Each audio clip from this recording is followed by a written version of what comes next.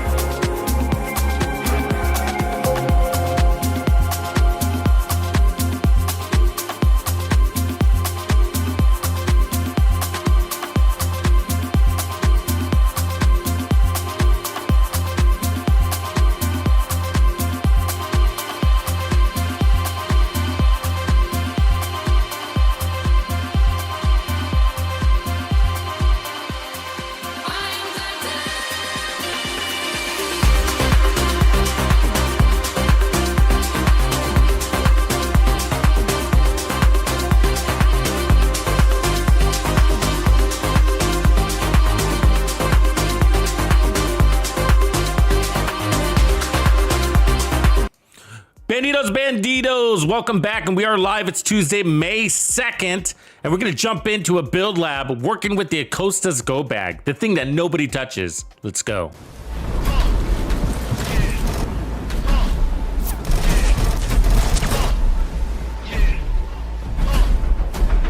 It was all a dream.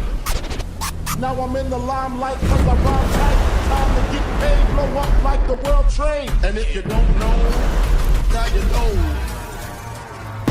Born sinner, the opposite of a winner. Remember when I used to eat sardines for dinner? Used to raw G's, Lucy beef, Mr. Free.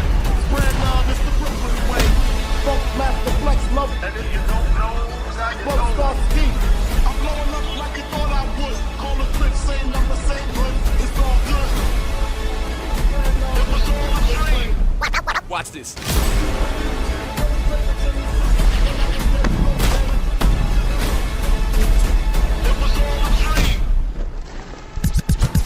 And if you don't know, now you know.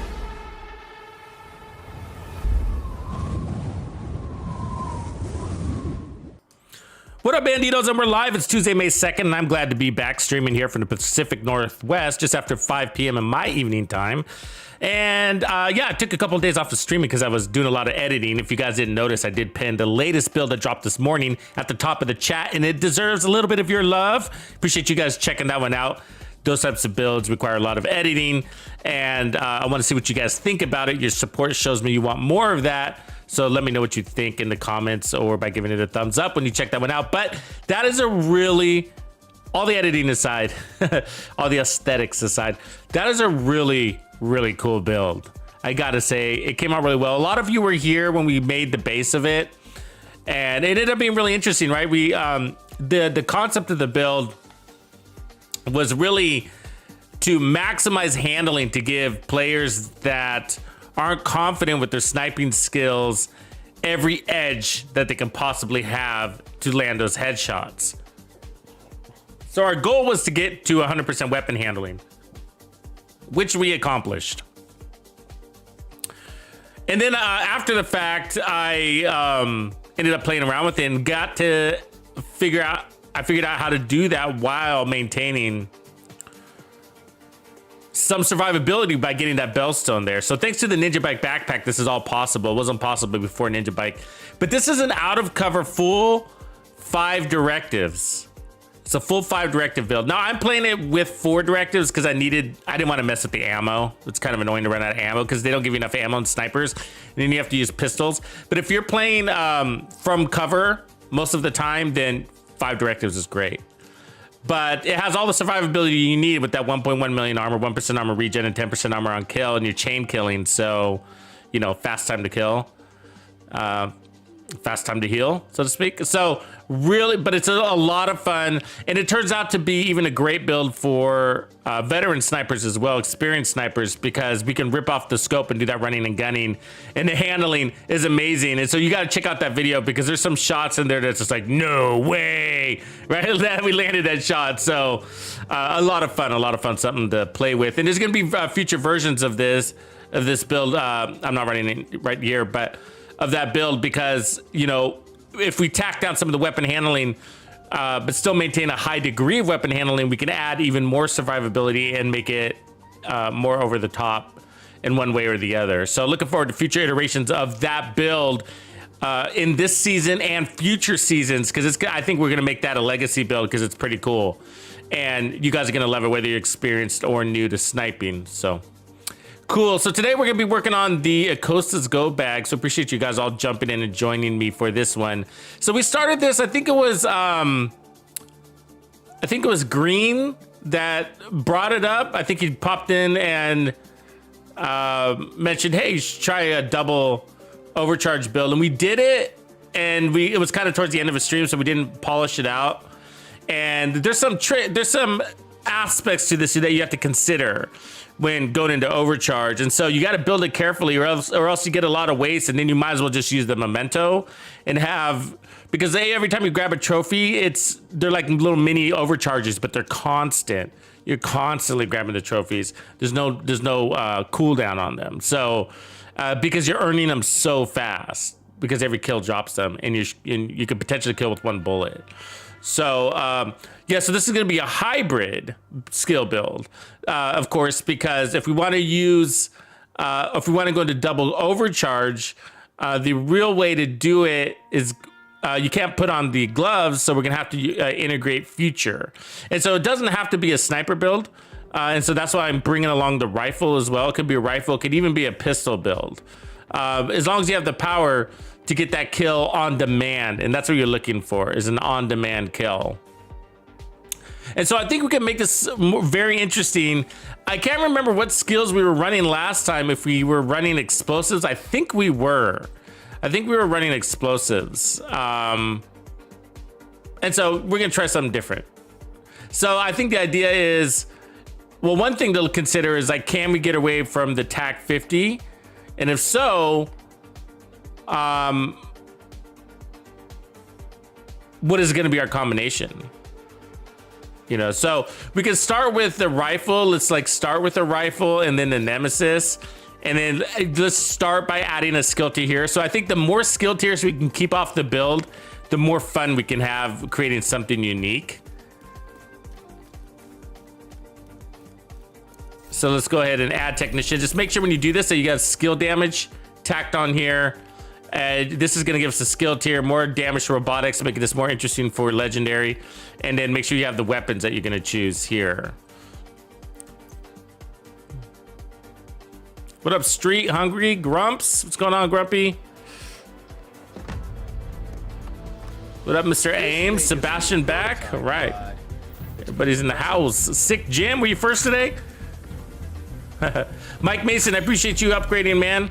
I see you've been a member for a few months now. Right on, like that black skull.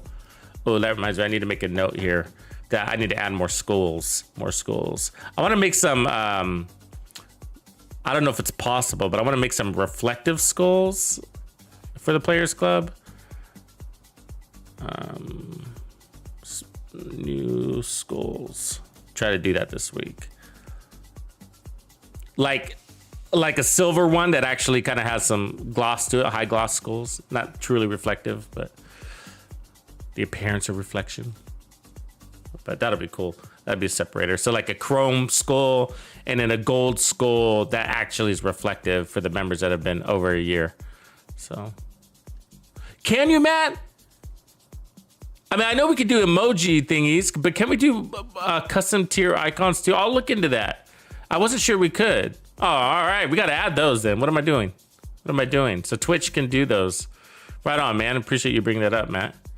What up? Is that it? What up, sir? Okay, so rifle, yeah? So if we're going to go rifle, then we're probably going to want Fox's Prayers as at least one of these pieces. See if we got those.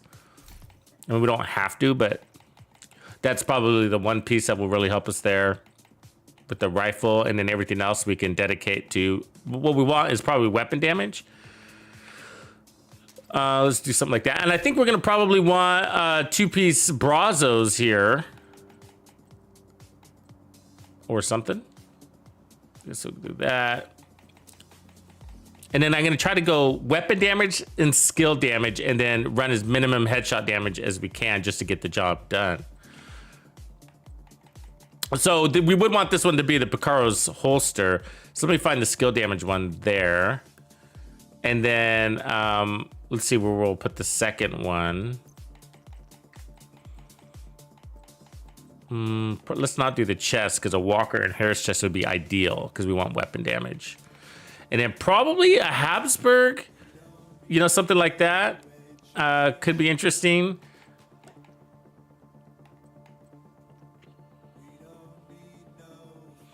But, you know, if I can not use Habsburg, then we'd be better off with something else because we need maybe even the 511s over here.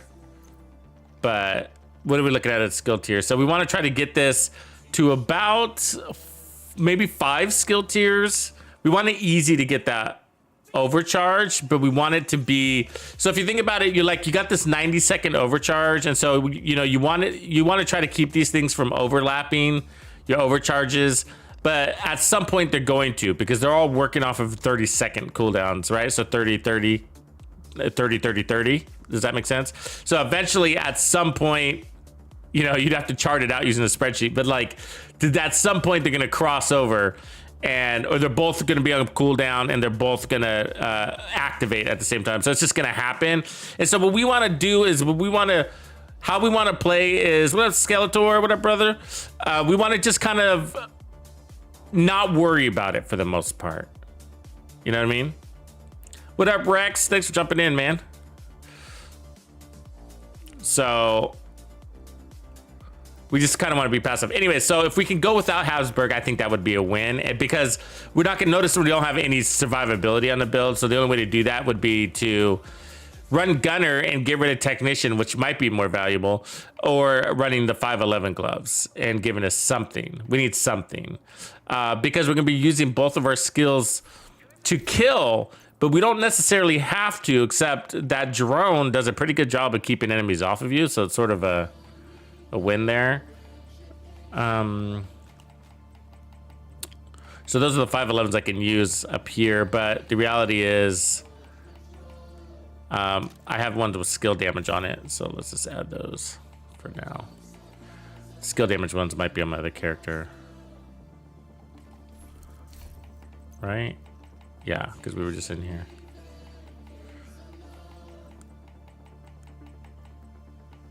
All right. No, John, the 1886 is just right. It's just right. It's actually faster. You could play faster with it because it doesn't have the bolt action. That's one. And the crosshairs, that's a really good question. And the crosshairs close really fast compared to snipers. They close really fast. It's actually better in many, many, many, many ways. The only thing that's better with the snipers really is the mod. They have more mods and you have an option for a scope. But it's basically a sniper rifle, you know, scopeless sniper rifle. It's actually easier. I tell people that, hey, if you have a hard time sniping, go to the 1886 rifle. First of all, you get more ammo, so you don't have to worry about ammo. So running a pistolero is a lot easier with the 1886. A lot easier to run all directives. Your crosshairs close, and you got all the power you need. And so you can shoot and reload the same time a sniper can shoot and rebolt.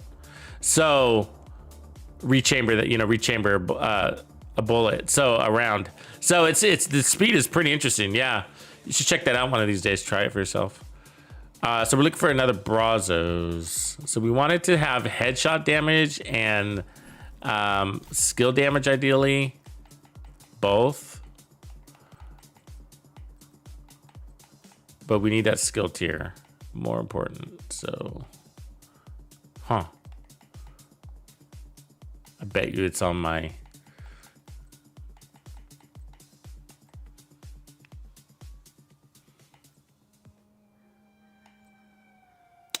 That's the one we need there, actually. It's perfect. It's got armor, but we could do a little bit of armor. There's an all red one. We could do that one too. Okay, so I mean, I'd rather have the walker chest, but if I don't have the choice right now, I don't want to scroll to another character right away. We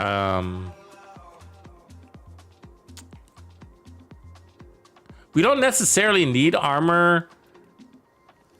I mean, a little bit helpful, but with these types of builds, your time to kill is so fast. That's really your agent for protection, but and then the skills kind of give you that cloaking. And if you want to, you know, not run and gun, then you definitely don't need the armor. But I'm probably going to find myself running around like a maniac, so.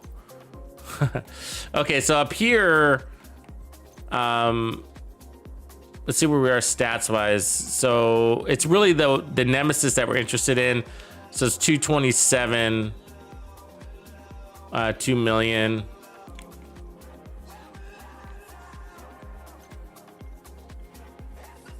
This 511 is gonna weaken us a little bit. Where two-piece, if we're rolling into this, a two-piece hot shot has a lot of value. Actually, maybe even more value than that Fox's. Let's try it. Because two-piece hot shot's gonna give the rifle 30% headshot damage. So what's more valuable, the 30% headshot damage or the 10% rifle plus 8% damage to targets out of cover? Probably the 30% headshot damage. That's quite a gap for that multiplicative 8% damage to targets out of cover to try to make up.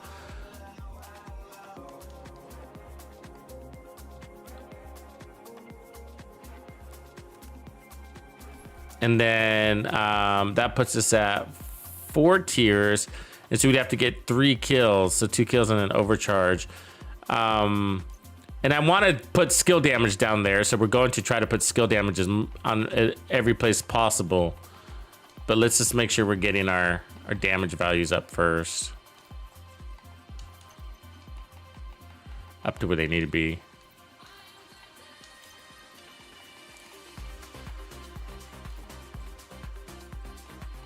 All right, so that's 4 skill tiers. I would like to push this up 1 more skill tier, which we can do right there on the glove, but let's go test it real quick. The scalpel could be interesting. I'm just not a big fan of that variant. That's the only reason why I stay away from it, but yeah, the extra time is always helpful. It's gonna be a headshot build, but not necessarily a sniper build. We might go sniper, but right now I'm looking at a rifle, so I'm only using the Nemesis to proc. And so we're 9.1, so we need a little bit more damage because that was a crit.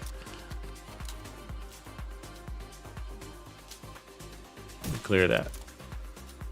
So it's the problem is it's probably, yeah, stop critting, buddy. I need your true damage. There it is. So 8 million. So 1.8 million doesn't sound like a lot to make up for, but it is. It's a ton. It's a ton.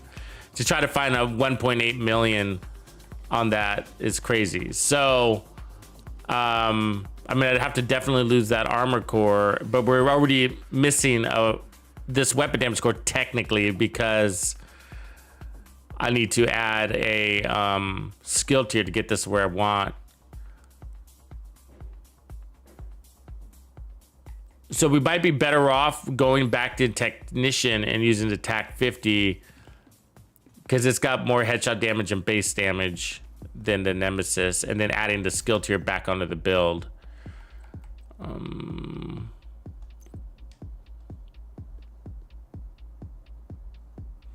the 1886 will be my main. The 1886 will be the main weapon.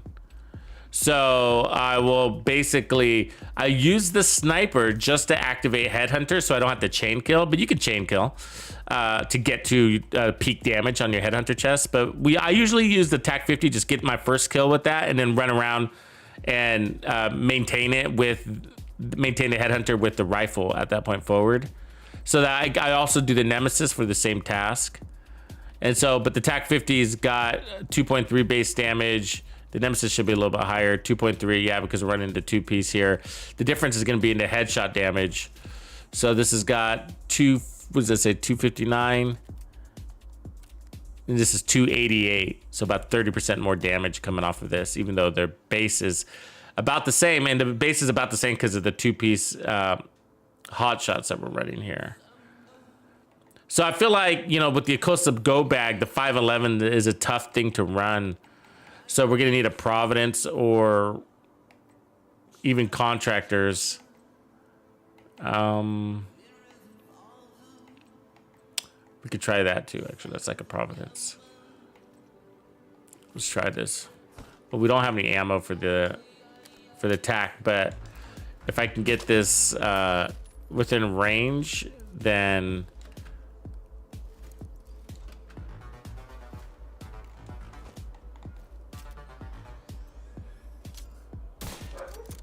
8.6, it's closer. What to do? Probably gonna need to take off the Brazos.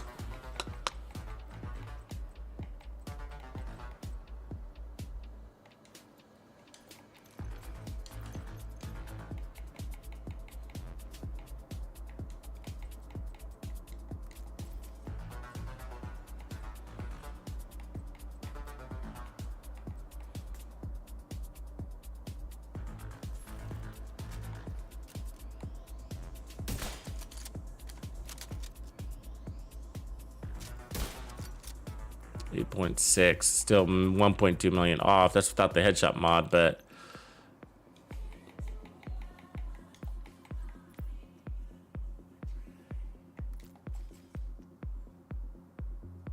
how did we do this the other day?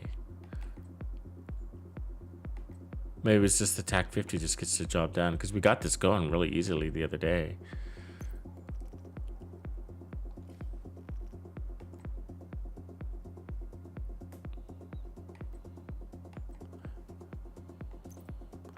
Maybe I didn't have...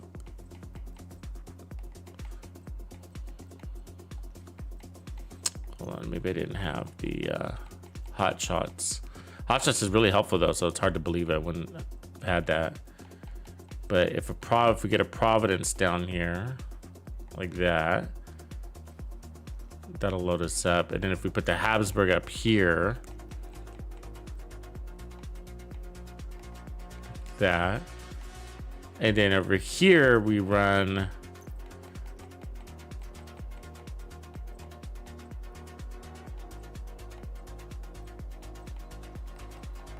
the contractors.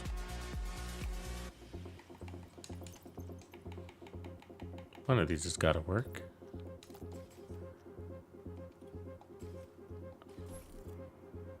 Noah, appreciate the upgrade.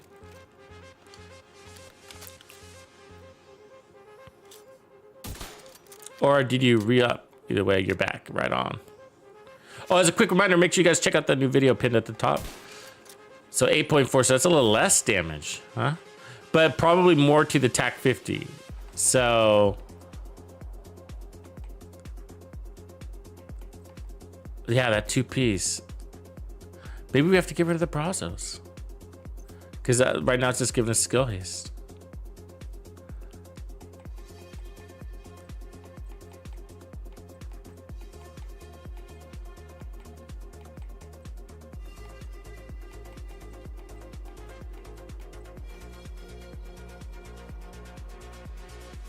Where would I put it? No, I think maybe this is where how we get the hotshots back on. Should we go something like that?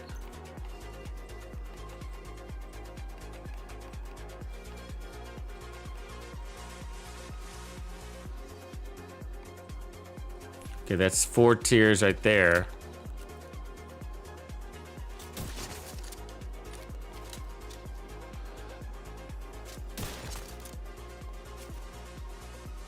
Go and clear it.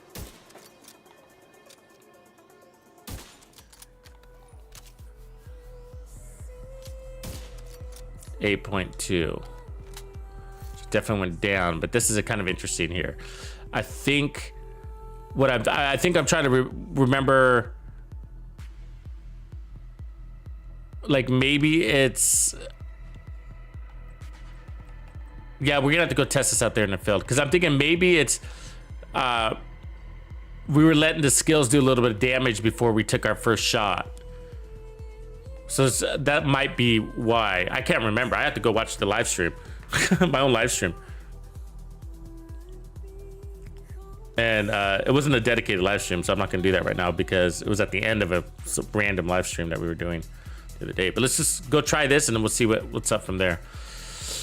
Yeah, what's up, Noah? What's good?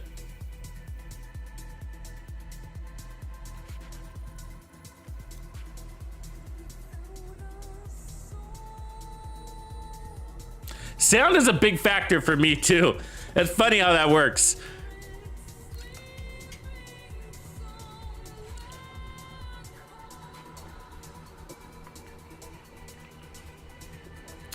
Whoa, it's raining. Here come the gifts. Noah, you rock. Appreciate that, man. You can't be any geek off the street. So I'm going to turn off the alerts here in a second, but appreciate you. Say thanks to Noah if you get one.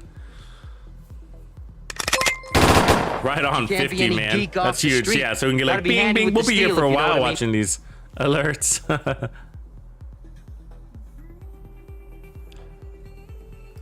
Yeah, you're right. Is that it should overcharge, refund the grenade. That's how this works. So throwing a grenade refunds it and grants +1.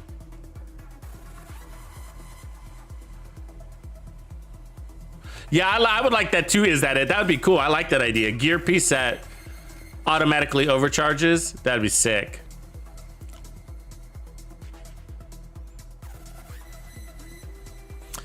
Yeah, so if you just got a gift from Noah, be sure you go to my homepage. At the top, there's a members playlist and take advantage of your perks. Take advantage of your perks. And you can also, if you find it valuable to you to be part of the Players Club, which I hope you do, because it supports me and the whole community, then consider upgrading to Hard Core or Bandido to the Bone to get access to the gamer music playlist if you like the music that you hear. We have 10 volumes out right now, and I need to work on an 11th here soon before I drive myself crazy. What up, Roro?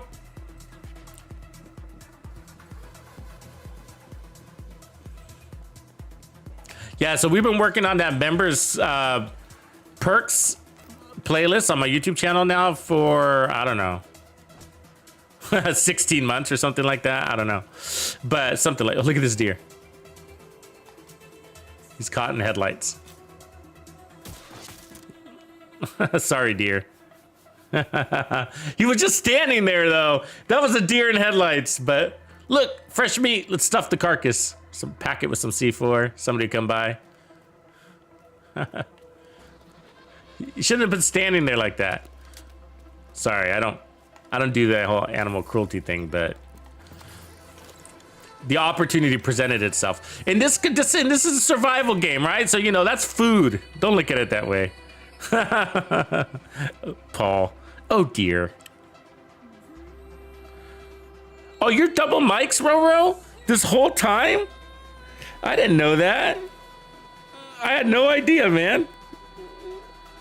I definitely recognize the Roro name.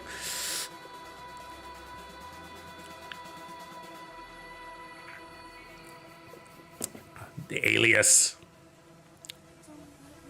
What do you think of that new build, Mike? The one pinned to the chat. Have you seen it yet? It's crazy. Okay, so what we've always noticed in the past is that you know, one of your skills might be down for the overcharge or whatever, but I think with the way we want to play this is not have to worry about it and just build it into a routine. And so we got to find that routine and kind of figure out what's our favorite weapons, what's going to work with, what doesn't work, and that kind of thing. But mostly it's about the cadence of it all, right? And so I think what we want to do here is basically get our skills out first, right? And then what we want to do is throw out the grenade, and that's going to set off the overcharge right away. Well, technically not, right? Because I gotta look at that description again. And now we got the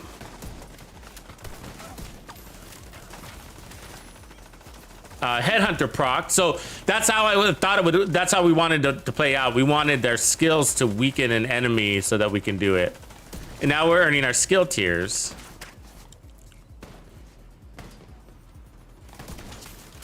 And there's the next kill should be an overcharge.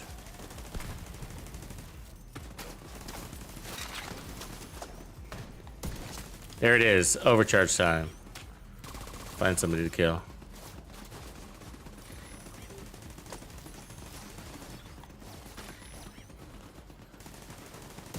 And so if I'm gonna play this far back, I would want a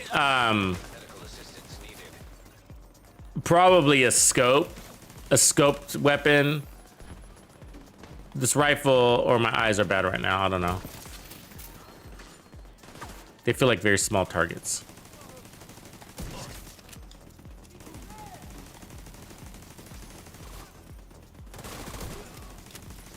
So I just lost my headhunter there. But if we play this right, we might never have to use our nemesis because we're just gonna, play into the skills that are weakening our enemies, and that allows us to keep our skill tiers, right? And then we throw out this an overcharge again.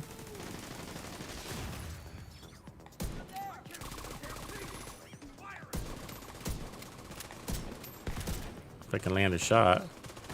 See, one of my skills went down. That's what I'm talking about. But don't let it sweat. Don't sweat it too much because the idea is gonna. Well, now both our skills are down. Never mind. Sweat it. Sweat it. Sweat it a lot.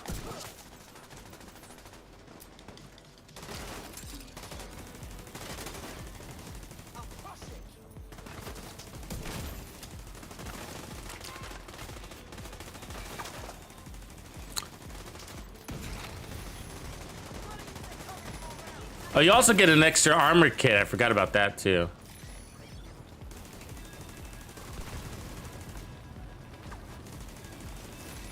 Let's work that boss.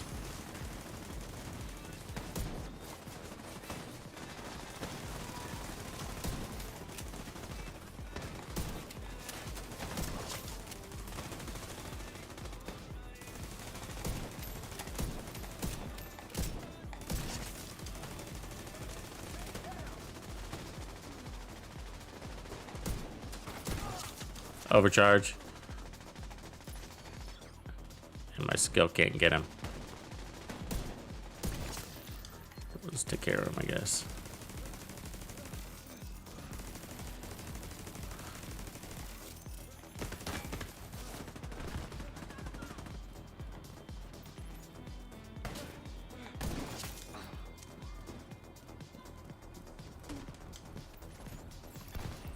Detecting additional hostile contacts.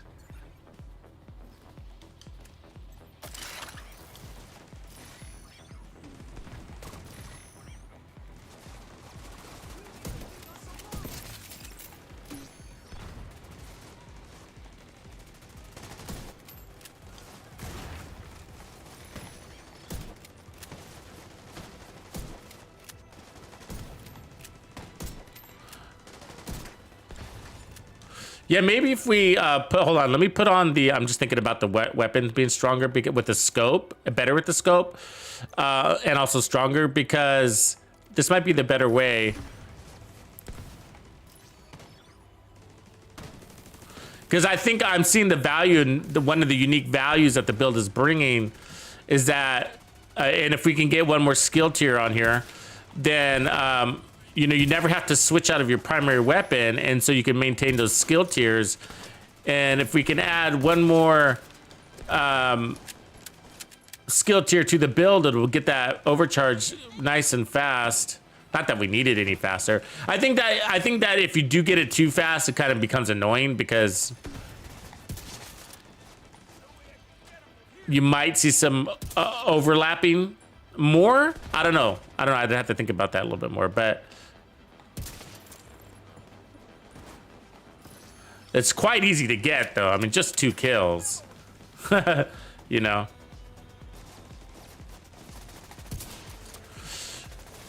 It's kind of, the Acosta'S go bag I do like better. I mean, we got I mean, this is a unique build, which is why we're working on it. But the Acosta'S go bag, if you think about it, is a lot better than Future, because you can select when you want to use it. You know what I mean? You throw out the grenade. If you don't want to use it, you don't throw a grenade. It's that easy, right?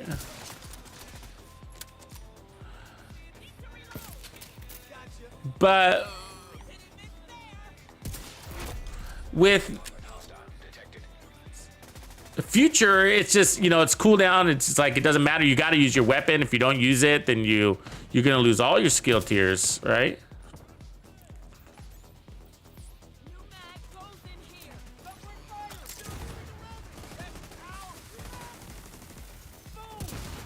So like right there, I decided to use it.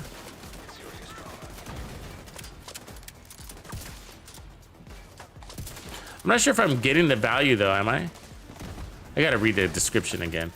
Because when I use it, do I have the 6 skill tiers or not? You know, is the question. Let me take a look. Look at my drone is out there and nowhere it land. You see stupid drone? Kill it. Okay, let's take a closer look. So, throwing a grenade grants skill tiers. Grants a skill tier. So all it's doing is giving me a skill tier. Grants overcharge if already at 6. So yeah, that's why I think.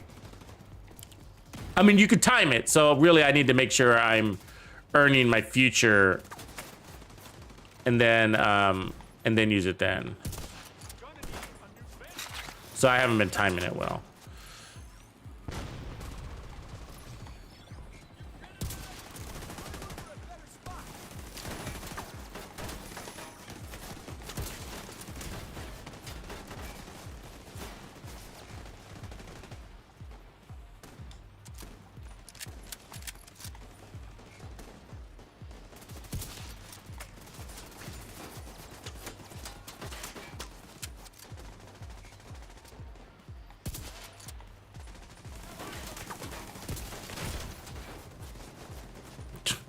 That one turret back there is just like annihilating me. There, it's gone.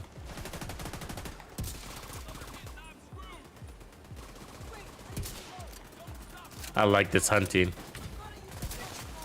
One of my favorite parts about Season 11 is that I've been able to use different snipers than my usuals. There's our overcharge. Yes! The very end.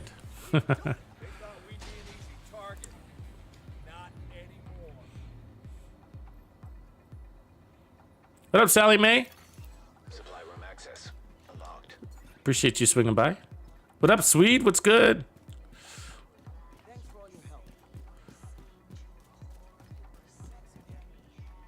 Okay, so we see that there's a few kinks in here, and so I do think the sniper is better than the rifle.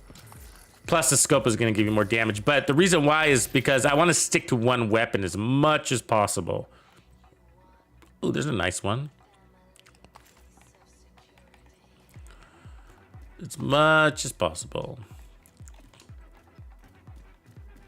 The contractors with headshot damage already on it, it will be handy if you happen to see that, and it does have, it is Petrov here, and the reason why is because then you can put a skill tier or an armor core, and remember we're always building into the strongest weapon on our set, right, on the loadout. So today the strongest weapon would be at the moment the TAC-50, and so the goal is to chain kill elites, and if we can get the bosses in there, great. If not, then not a big deal. One-shotting bosses. It's not a big deal. If it takes 2 bullets, oh well, right? But usually what I like to do is whittle down the control point so that the last man standing is the boss, and then he's just not an issue, right? He's just another NPC that's gonna take an extra bullet. That's all it is. And so if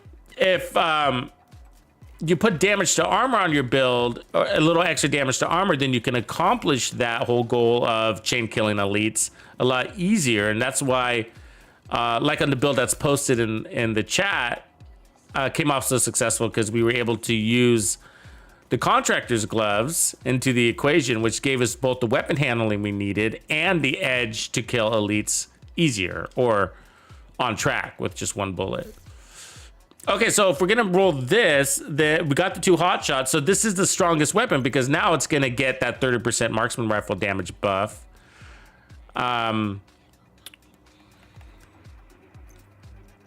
Let's see, do we got everything loaded out on it correctly? So headshot damage, yeah.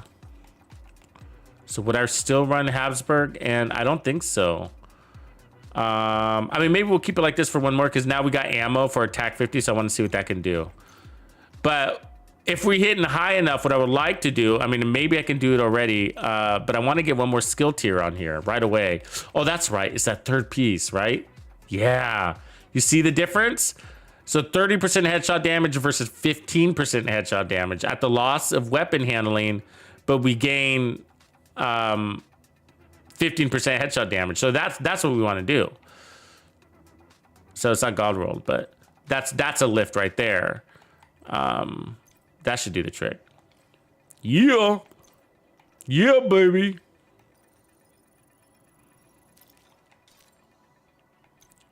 Hey, appreciate you again, Noah, man. Thanks for that.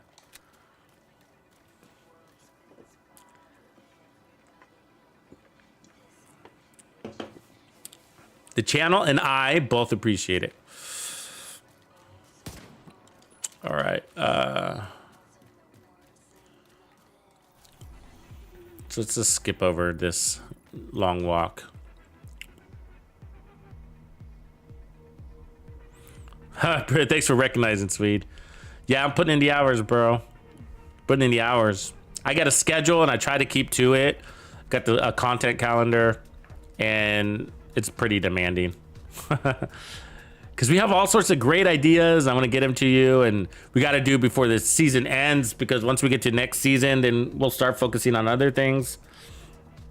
But this is what I have in the queue, in case you guys are interested.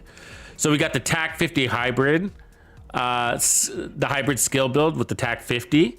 So that's a good one, the tips one.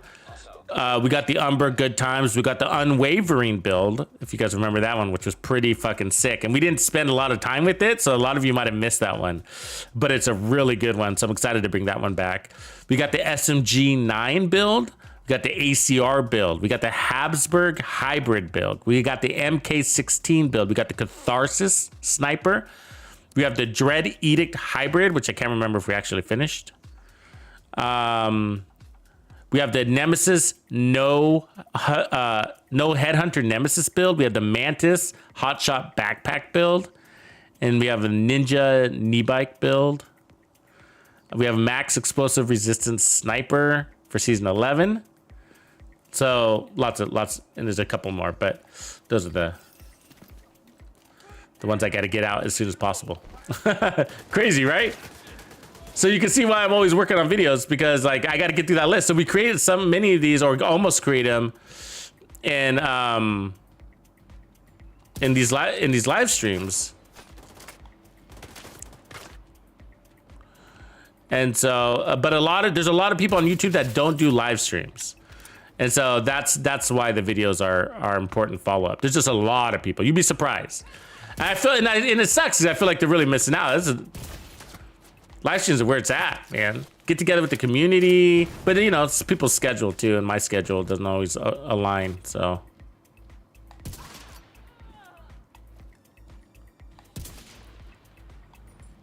Come on, dude. Get out of the bushes. Bush, man.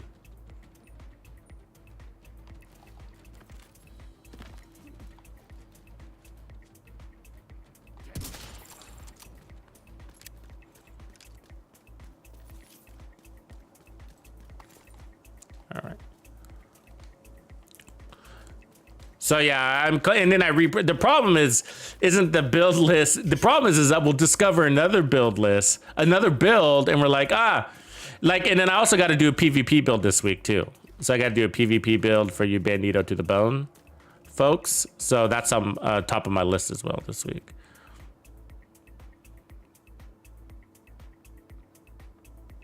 Oh, right on, Anna.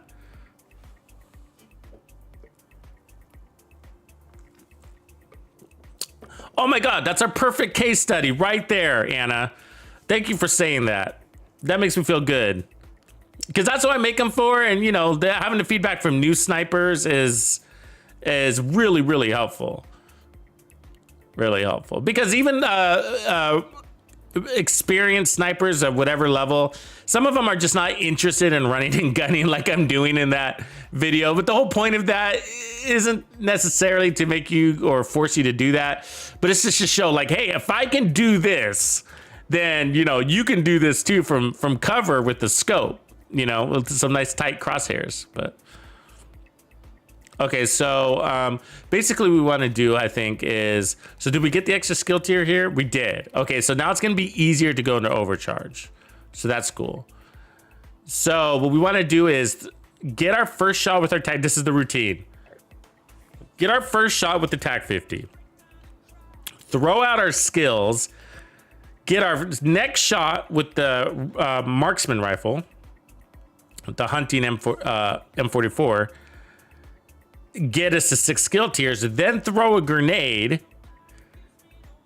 No, actually, I think we want to wait on the grenade. Because we're going to get another kill. We have to get another kill before our headhunter time's out. And then once we go on cooldown, with future, then we toss the grenade. I think that's the sequence. You guys ready? You ready? I'm nervous. All right. Can we one-shot elites? I'm not sure if we can. I don't think we can. Yeah, we can. Okay, so good to know that. So actually, maybe the sequence is to throw the skill out first.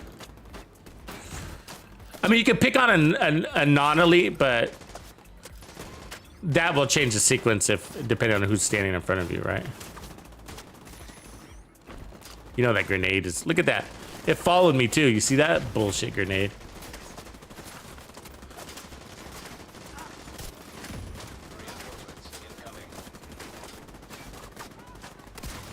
There we go. Okay, then I'm switching over to my hunting. Now we got our skill tier. Then we'll get another kill and go into overcharge. There it is.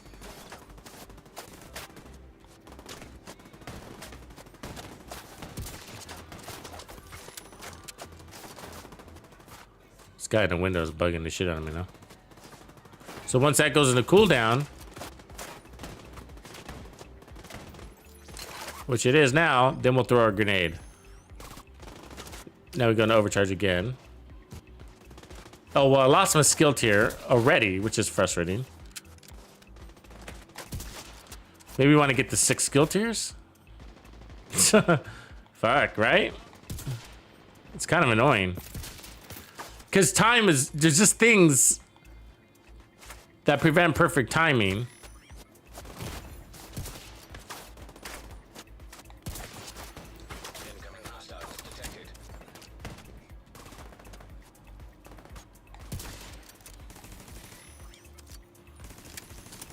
Now everything's on cooldown. I mean, you still get value out of the grenade. It's not that you don't. You get the skill tier that you didn't have. Oh, I'm looking at him. Reinforcements in place. But these are all the nuances that make this build not easy to make.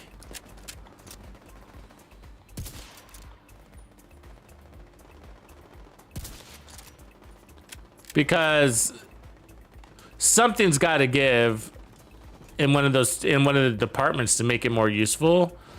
For one is the Acosta'S go bag not giving us any real added survivability, like regen or something that would be nice to have, right? And then where we could otherwise put it on our weapon through preservation, but because we're running future, we don't get it there either. So the two best slots outside of the chest piece. So the chest piece is required, right? We gotta have Headhunter. And so the weapon has to be future and the backpack has to be Acosta. So, you know, and then we need to make sure we have enough damage. So that's all the slots get spoken for pretty easy with this build. I don't mind using armor kits. Well, I do. I feel like it's my God-given purpose in life to not use an armor kit. But if I'm playing from cover like this, it's not the worst thing. But the thing that bugs me the most is that even though you can, it's a matter of should, because I just see its weakness against something like the Memento or even preservation. And so I wouldn't mind the backpack at all. I like backpack better than future, as a matter of fact, because it's on demand. You choose your overcharge time and future doesn't. And if we drop the double overcharge condition, then we can put preservation on our build. And that could be very helpful.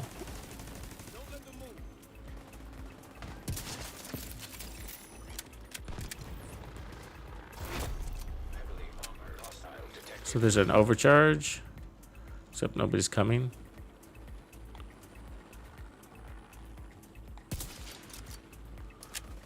Of course nobody's coming, right? And so see how we time out? Ooh, nice kill. So see how we timed out on our, I mean, we were chain killing like a beast. I only need one fucking kill to get the 6 skill tiers, and then we time out, you know? And there's nothing really in our control. I mean, I could move, but that was a long way to run. I'd probably timed out anyways. And so that's the difference between future is that, I mean, you really don't want to pay attention to it. Because it's coming and it's going. If you have to switch weapons and all that other stuff, it's disengages its purpose. And a lot of talents do. So it's not the only one that does that. Like, preservation disengages too.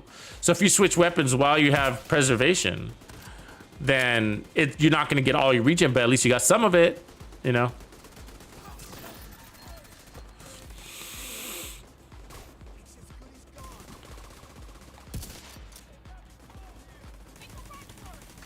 But playing around with this build was actually pretty interesting because it actually helped us develop some really interesting ideas. I think the explosive builds kind of came off the backbone of this. The 2 explosive builds, which were really effective. Those are really effective. And I think those are using future in the end. And I really enjoyed it.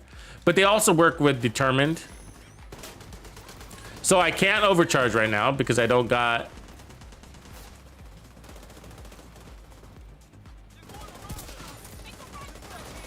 an overcharge. I'm in that 6 skill tier, but see how the skills weaken the enemy really fast? So that's good. And it allowed me to not use my TAC 50. And then I can use my overcharge here.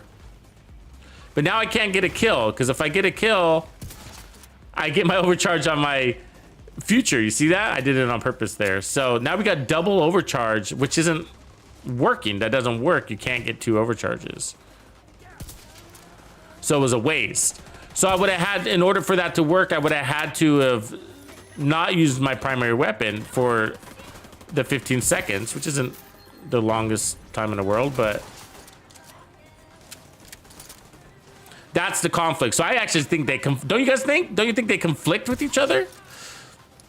Acosta'S and Future conflicts with each other. You either don't have the skill tier when you're ready to use your Acosta because it times out really fast, right? Skill tiers time out quickly. What does that skill tier last for? 15 seconds. So that's not a lot of time at all. So by the time you're like, okay, a new wave is coming, I got my skill tier, let's wait for that wave and then throw out a grenade, you've timed out. And then you have your double overcharge situation and, you know.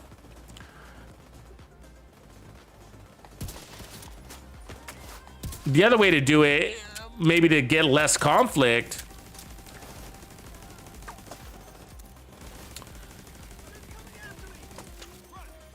maybe the other way to get less conflict is to go less skill tiers and make it more rare to use your overcharge. So your Future is working.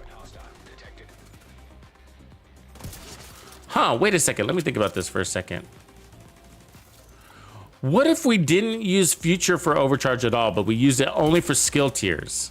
That would give us a very powerful sniper. Yeah. Yeah, I got an idea. What if we made ourselves a very powerful, so this would be unique. A very powerful sniper. Okay, by going like 2 or 3 skill tiers only, right? Minimizing our skill tiers on the build. And then we use Future only to get us to 6 skill tiers, but not to throw us into overcharge. So I think that puts us at 2 skill tiers on the build, right? 1 being the backpack. And then once we got all 6 of our skill tiers, then we have the Acosta do its thing. I think that might be more efficient.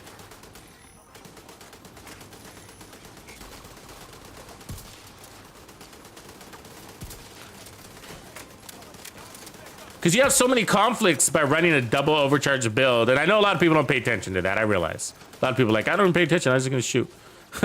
That's cool. It is. It really is. Don't, you know. It can be blissful to play that way. Trust me. Because I noticed the conflicts and I was like, I can't run this build. You know. I can't run the nuances bug me. Come here, buddy. But I think that's the smarter way to play. Even though double overcharge sounds really exciting, the reality is there's more conflicts with it than there is benefits. One of them, they're either both on cooldown or you accidentally, it's too easy to trigger both at the same time, or you can't use your weapon. I mean, what's the point of having a hybrid if you can't use your weapon for 15 seconds? You know what I mean? Or the skill tier times out, and that can still happen. But if we make the overcharge more of a situational usage, if we save it and we just sit there and work on maintaining our 6 skill tiers the whole time, because we're such a lethal sniper, then maybe we'll have better luck with it. Let's try that. And then what that'll do is make stronger skills. I think we'll end up putting out more damage. Oh, Dark, I'm sorry you missed the last stream. I haven't streamed since Saturday, bro. So, but I hope you're feeling better. So I didn't stream yesterday because I was working on that video. And then same with Sunday. I had a birthday party also. Kept me away.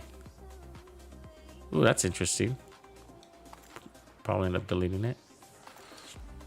You know that 100% weapon handling build? What if we applied it to an SVD? Like the Dread Edict. Like, what if we got 100% weapon handling on the Dread Edict? Oh my God, we should put that on the fucking list. Because the Dread Edict reloads itself, right? I don't have it here, but the Dread Edict reloads itself. We got to put that one on the list. So, hold on. Dread Edict. So I don't know if it's going to be 100% possible, but we got to try it, or at least get it as close. So the weapon was a big contributor to getting the handling where it needed to be. Well, actually, it wasn't that big of a contributor. It was a big contributor in the stability department, but it only added 5% weapon handling, which is actually not really much of a contribution at all. I'll think about it. But tons of stability, and stability is what we're really after anyway, so still a contributor. But the Dread Edict is nice and strong, and it doesn't have to chain kill. I don't mind putting out, doing a 2-shot banger, just wham, wham, wham, wham, wham, wham kind of thing. So that doesn't bother me at all, especially if you got godly weapon handling. We got to do that one.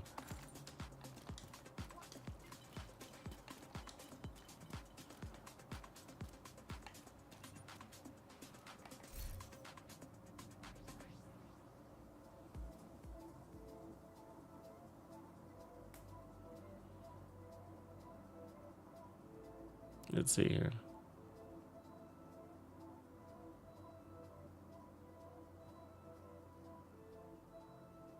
Magnum, Petrov. We can keep that Petrov for the time being, you know, just because I like to fill my stash. Yeah, sniper builds weren't really a thing before season 11. I think that, but that's the season 11 kick. So if you want your builds to be relevant for the season, then you should be and hopefully seeing a lot of things like Ninja Bike Backpack builds, and hopefully seeing Habsburg builds, hopefully seeing Determined builds and Hotshot builds, and any combination thereof. Or at the very least, focus on headshots. But even pistol builds, so it doesn't have to be a sniper marksman rifle build, but pistol builds all would be classified into that season 11 umbrella. But that's what makes season 11, and that's what keeps the build relevant to the current season. I mean, I could do a season 6 build. You know what I mean? I could do that, but But I'm trying to help people use the latest gear that we've been provided and show them like, hey, open your minds, because you might have a little bit of fun in this department or not, but it's worth the shot. But everybody plays, there's a lot of people that, are still using season 1 builds, and that makes them happy. You know what I mean? They're like, it's because they just want to log in and they want to enjoy the experience of the Division 2. And so to them, the best part of the experience is playing with friends and grouping up and chatting and just kind of pointing and shooting as they go. And they become good players, and they don't overthink it. But the reality is that what starts to happen is the build doesn't really matter what they're wearing once you're a good player in this game. Don't you guys agree? Once you're a good player, it doesn't matter what build you're running. Your skill is going to override the build, So you can put on a skill build. You can run the old meta from 1982. It doesn't matter. You know what I mean? It doesn't matter. They're all good. They all work. All the builds work. Even the trashiest trash build in this game works. If you got just average skill,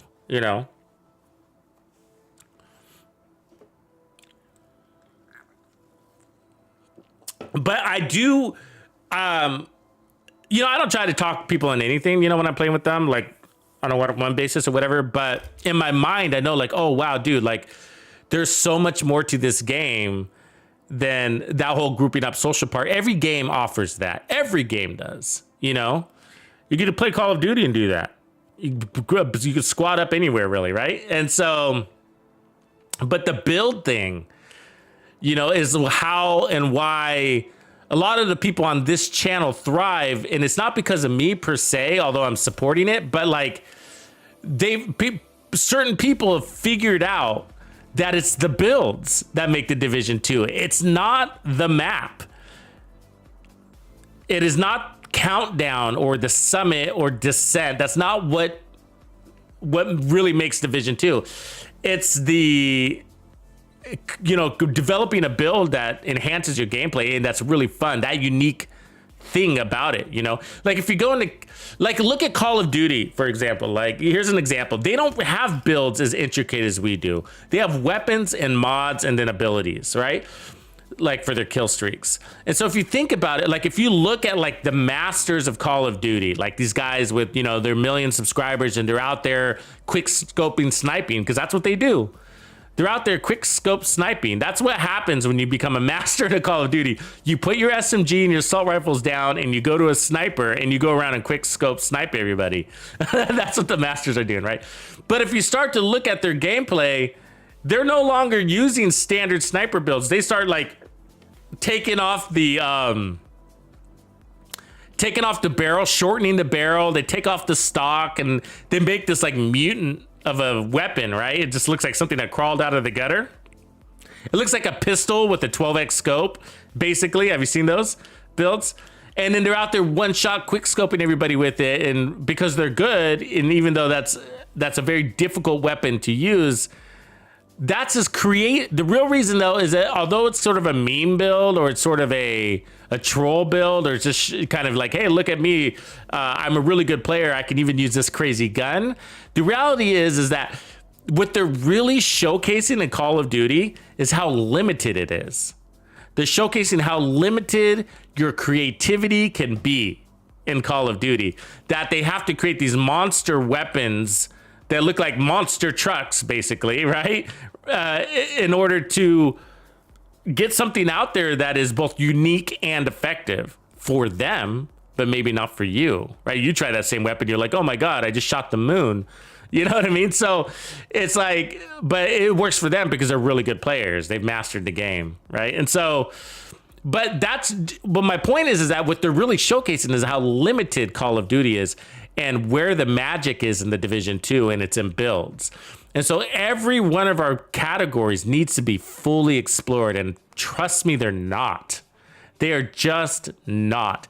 Everybody, there's this percentage of players in the game that come out here, they always drop a comment from time to time saying that every build has already been done. There's no new builds in the Division 2. It's just like, and they've been saying that since the beginning of the Division 2. They've been saying that since the beginning, right?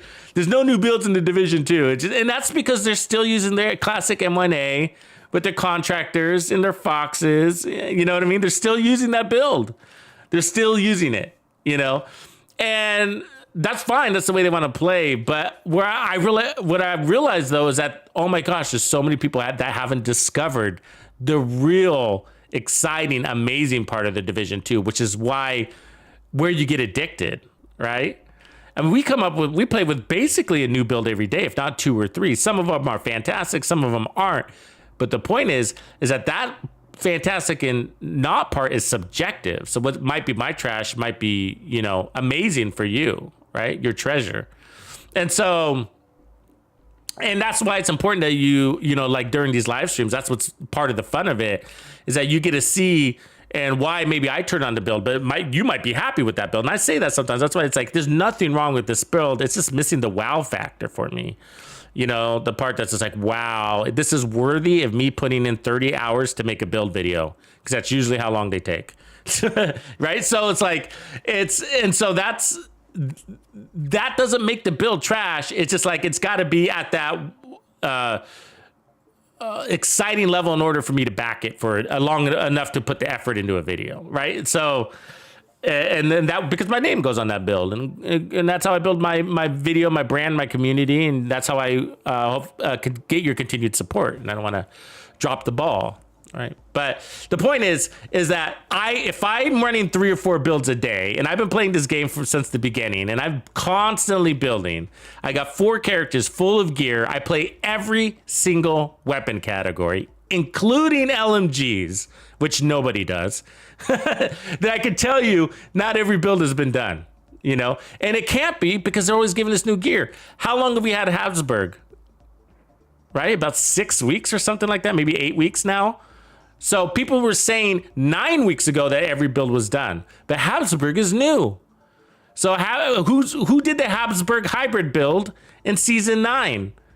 Who did the Habsburg hybrid build in season 10 or season 8 and season 7? I never saw that build. What about Hot Shots? Isn't that new? Who did a hotshot build in season 8 and season 7? That's new to me. What about the Prophet? What about determined builds, right? I mean, determined is new to me. I don't know. So I don't get that logic. I just don't. I think it's very short-minded to say that every build is done and has been done in the Division 2. But either way, what's important though, at the bottom line, whether you explore every build in this game or not, okay, the most important thing is in this game, besides having fun, is discovering your play style. That is what's most important. What is your play style? And this is what's crazy. Like, well, what's my play style? Like, if you guys see me, you guys come in here all the time and you probably say, oh, you're a sniper, maybe, but I love running and gunning, right? Which puts me in SMGs, it puts me in pistols, it puts me in shotguns and, even assault rifles, all of them. I love running and gunning, right? So I really love the thrill of running and gunning, and I love fast time to kill, especially. And then I love to support that by throwing on things like bonus armor and armor on kill. So if that's the case, well, I guess I invented my own class that didn't exist. Exactly, Ashes of Azir. Exactly. Running and gunning sniper rifles. You got it. I ended up inventing a subclass of my own, a crossover class. And I got to say, it's getting even deeper. I myself, what up, War Chief, am evolving still. I'm 10,500, and my watch should be higher if I didn't spend so much time on fucking builds. But like, I am still evolving as a player and developing play styles for myself, growing into a new play style. And one of the ones, and the game is allowing me to do that. Okay, the game is allowing me to do that. The devs are allowing me to do that. Season 11 has evolved me into one more subcategory of build. So you got run and gun builds, you got sniper builds, and I've been meshing those up for a year or so, 2 years, a year and a half or whatever, right? And you guys all saw with the sucker punch builds, right? Where I was running the no scope white death with the memento, running and gunning, shooting people in the back of the skull. Okay, so I've been doing that for a while. Season 11 made that easier with determined, and that opened up a whole new world of builds. Because then I could like tank it up, I could do whatever I wanted with it, because determined improved your time to kill enough to add other utility. Now, here's where I've evolved even further. So I love hybrids. I have a whole dedicated playlist on my channel to hybrids. You should go check it out. If you're missing out on that playlist, everybody has access to it. You should be on my YouTube page. Click best hybrids in the Division 2. They're all there for you. If it's a hybrid, I put it there. Okay. And I generalize the word hybrid with skills. Okay, so skills and something else. So skills tank or skills damage. Those are my hybrids. Or so check those out. But my point is that I'm now bringing that into my running and gunning, sniping hybrid builds. So now it's got that third element that I'm starting to really enjoy as of lately. So because I feel like we've done a lot with the armor ones. You know what I mean? It's pretty easy to run like 1.9 million armor and run and gun with a sniper in this game. We've done that, and it's really easy. Like, it's like, oh my God, that's amazing. And so the skills bring another interesting, what do I want to say? Like, I guess I'll just use the word utility again, by allowing you to like weaken targets, or that you don't want to get rid of your headhunter with, but the whole mechanic of making you invisible is extremely powerful, right? Extremely powerful. So I'm on a kick, and I got quite a few of them right now. So I got the Habsburg hybrid, we got the tip of spear hybrid, we got an Umbra one, we've made a bunch technically. Some we've already put out, but and running and getting out of cover with them, which you don't have to do yourself. You can still run the same build, just not get out of cover. But getting out of cover with them to play fast is then bringing that running and gunning attribute to these sniper hybrids that I really, really enjoy. But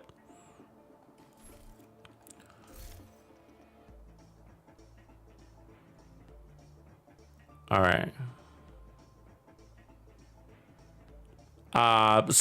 Okay, so this is, sorry about the tangent, but it was a good conversation there. So what I wanted to do is, okay, so basically the idea of double overcharge is nice, but in order to, let me just explain the issue in case you want to go down this road. And it's not wrong to go down this road. It just bothers me personally. But the Acosta'S go bag, it's the best part about it is that you could do it on demand. So by throwing a grenade, it's going to refund the grenade.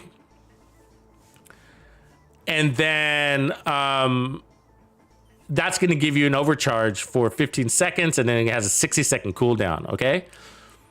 Now, 60 seconds, where this has got a 90-second cooldown. So technically, the cooldown on this is way better, and it's on demand. So you choose. But the catch is you have to be at 6 skill tiers, right? Okay.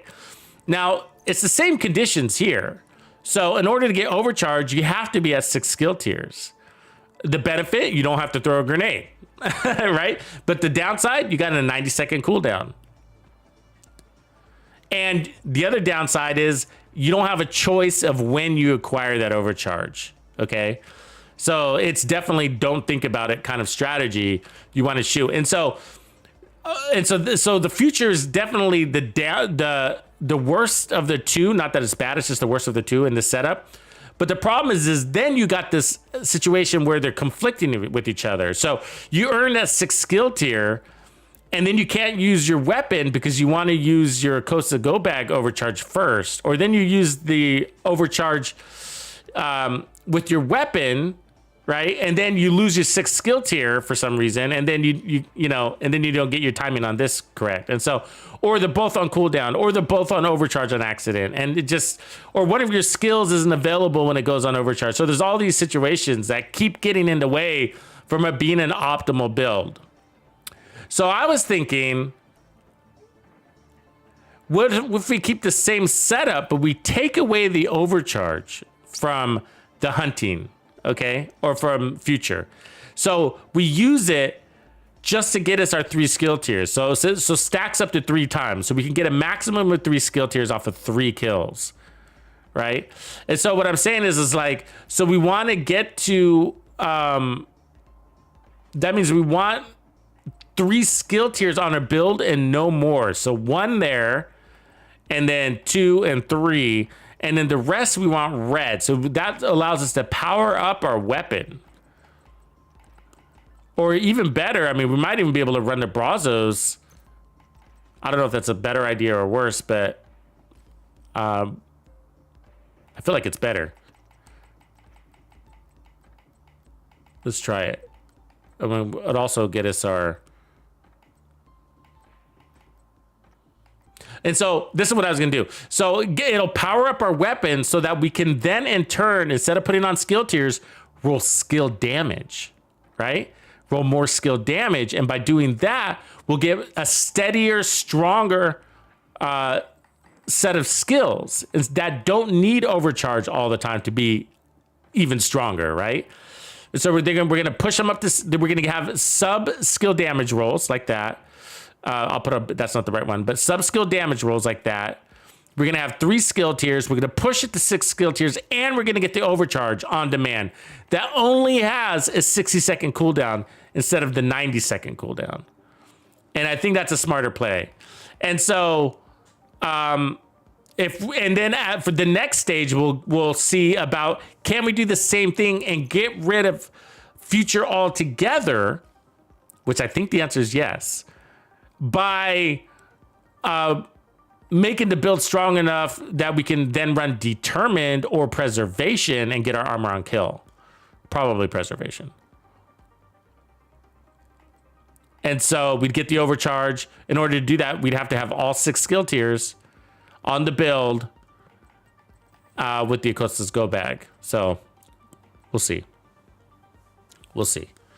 Okay, let's try this. So we want the Picaros down here. Brazos. That one. And then I'm going to go for the second Picaros here. Brazos, sorry. It's all Bacaros. I mean, that one's ideal because it's got both the same stats. But fine, we'll take that one. Talk me into it. That's a good one too there, actually. Because I could put the skill tier there, but that's fine.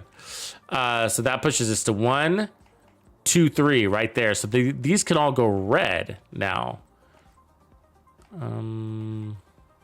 Like that. That's going to power up our build a lot.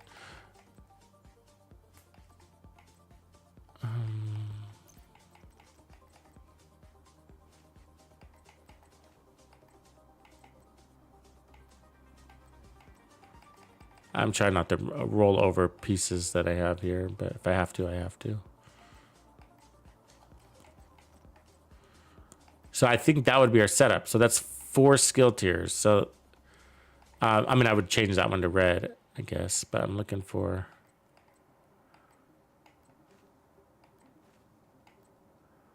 Let me see if I got another one I don't have to roll over. Yeah.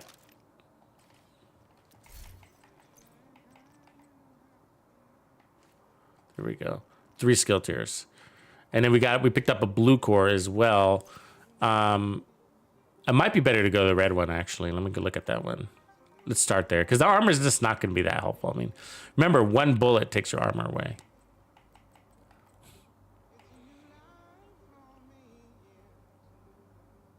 So that one looks more appealing to me. More power.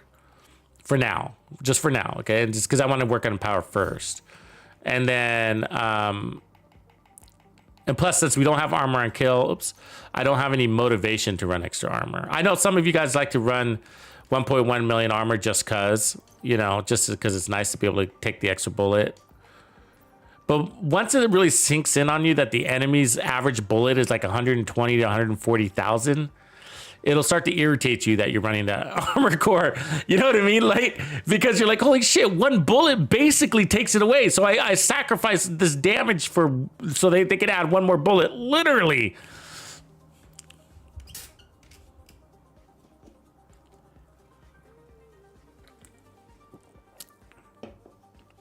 I think X Defiant is the most exciting PvP for me right now. That's what I think that's going to be a lot of fun. But, you know, it's first person. I don't mind first person at all. It plays a little bit faster. I feel like you get a better view of things.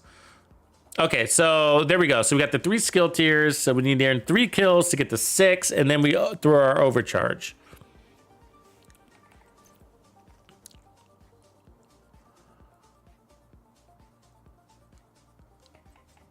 And then that puts the power in our hands. And then what we want to see is what our power is actually, and we're gonna try to start with this weapon, the TAC-50, and then that'll tell us how much room we have to start taking away the headshot damage on this build and replacing it with more skill damage. So that's my goal here.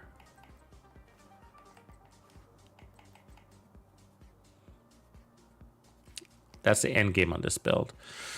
And then otherwise, so we'll see if we like that one. Otherwise, the idea would be to put all 6 skill tiers on the build itself and then be able to get rid of future, which might be and so that's probably the smartest way to go if we can get it to work. And the reason why is because we don't have any survivability besides our armor kit here and our time to kill. So that's the only thing that's working for us. I mean, obviously our skills are survivability. And so it would be nice to get preservation or at least run determine, one of the two. But the Acosta'S go back does give you an extra armor kit, so it's not the worst thing. But I like adding that. I think a lot of people enjoy not having to armor kit it up all the time, you know. Makes you feel better about yourself personally.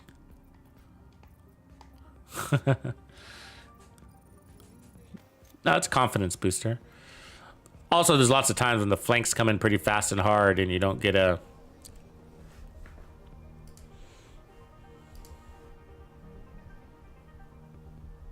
You don't get to have the time to do it. As a reminder, if you haven't checked out the build and you're just not joining us, there is one pinned at the top. Hostiles guarding location nearby.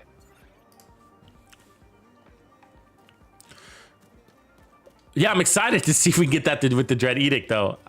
I think that'll be fun because that weapon can really takes advantage of its weapon handling because it gives you 100% headshot damage and it gives you, 40% weapon damage and any bonus armor if you have to reload, but it auto reloads on headshot kill and you have 12 rounds to get that kill. Ooh. Ooh, I missed that.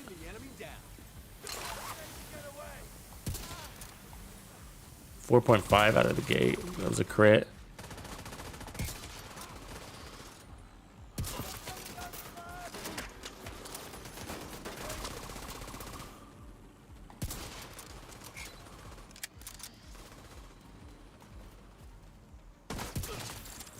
$9.1. All right, it looks like we're pretty strong.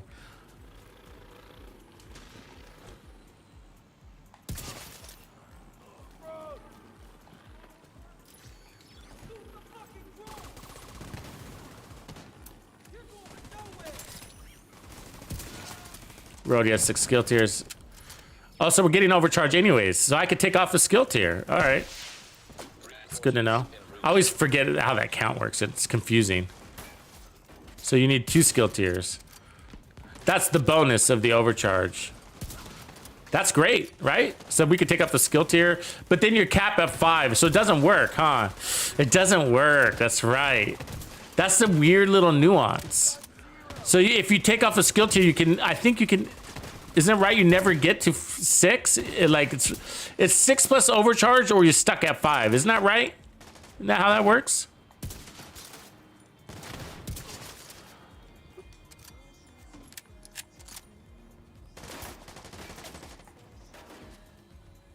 Let me try. I'm gonna take off this skill tier at the Brazos. Okay, and I'm just gonna put another Brazos on with armor.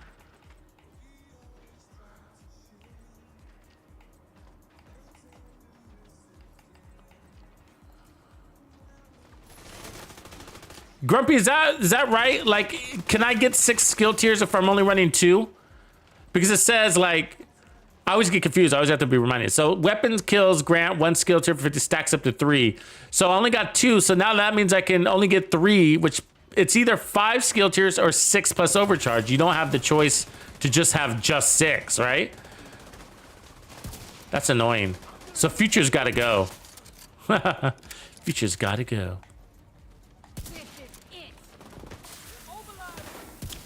Or what that might have meant is I was over-spec'd on skill tiers on the last build too. It's possible.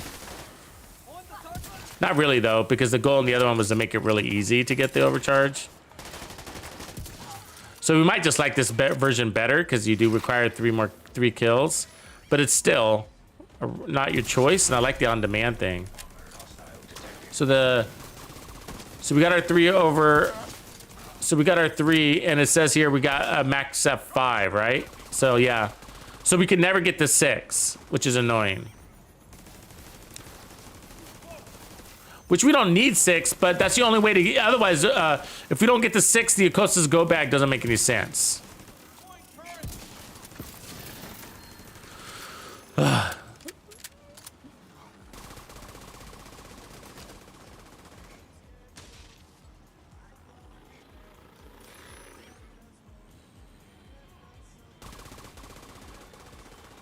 Yeah, so a tier 6. There's no way to do tier 6, right, without the overcharge, right? That's my question because I'm pretty sure that's right. It says, but I always forget when I start with this build. So there's no way to have tier 6 and not have the overcharge, which is what I'm trying to do. Because you need to put 3 skill tiers. The overcharge is free. Basically, that's another way to look at it. Overcharge is free as long as you have skill tiers 6. And so there's no way to avoid the over. You can't just, yeah. It's a bonus kill, dealio. It's a bonus for having 6 skill tiers.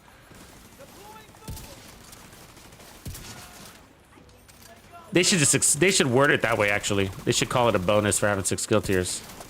Because that's the confusing... A lot of people have confusion with that. I get that question myself a lot.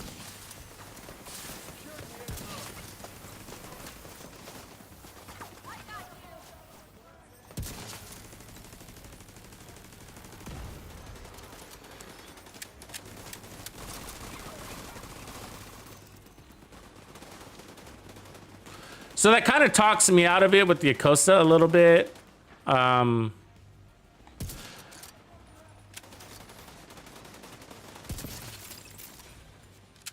at least makes me want to try the full 6 skill tier version. And then just choosing your overcharge on demand. Even though this does work, I mean, I could put on the extra skill tier and just go back to that. And it works, but then again, you know, you might find yourself never using your Acosta'S go bag, but I guess you could save it for emergencies.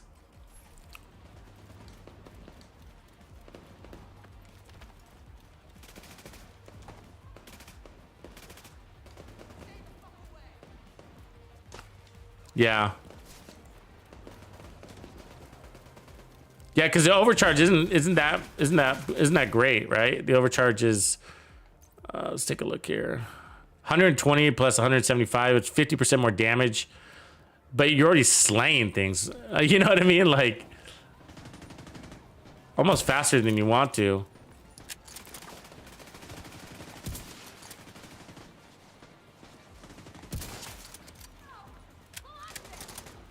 Either way, I would like to find... it's more about the Acosta'S for me than Future, so I think Future is the thing to go. Because I want to give people more Acosta backpack options. We don't have very many builds for those. Future comes in handy just about everywhere. You could always put on Future. Future's up there for any sniper build because your talent is so flexible on the weapon.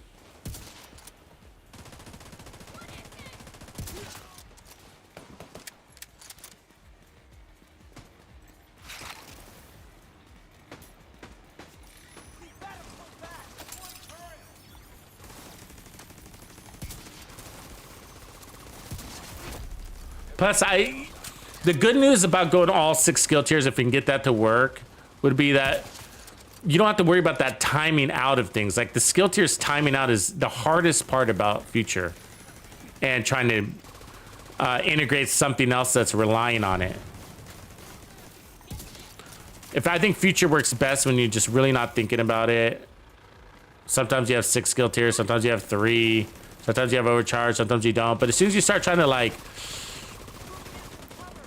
time things out with it, like the Acosta'S or maybe some other skill,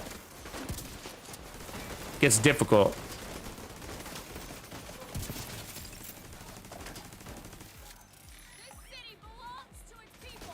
But the overcharge will be handy for those real tanky guys. Like even if you just saved it for them, because you're always getting them, bosses, helmet dudes, turret guys.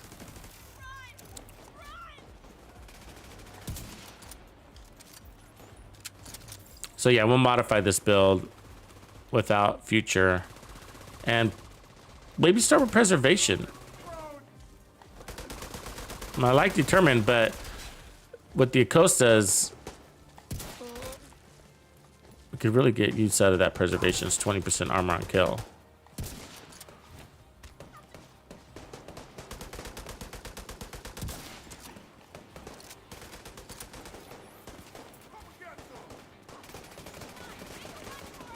If you use the White Death a lot, you really got to try this hunting. You'll be surprised how much you like it. It's got 20% more stability than the White Death because of its extra mod slot, allowing for the Omega Suppressor.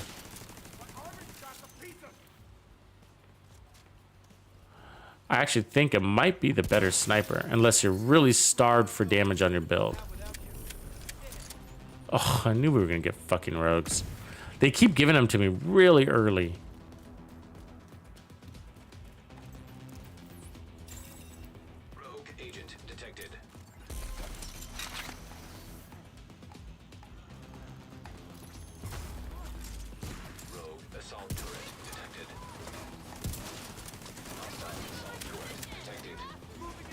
Smoke sucks. Sniper turret detected. Hostile sniper turret detected. Sniper turret. Look at that thing. Jesus. It's everywhere.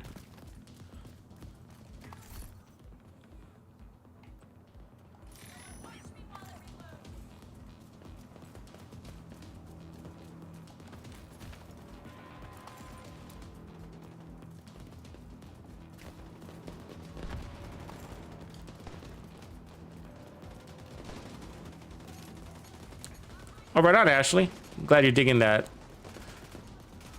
deflector. Sure, you're talking about the new one. Yeah, I try to pull out the deflector once, at least every season, not every other season.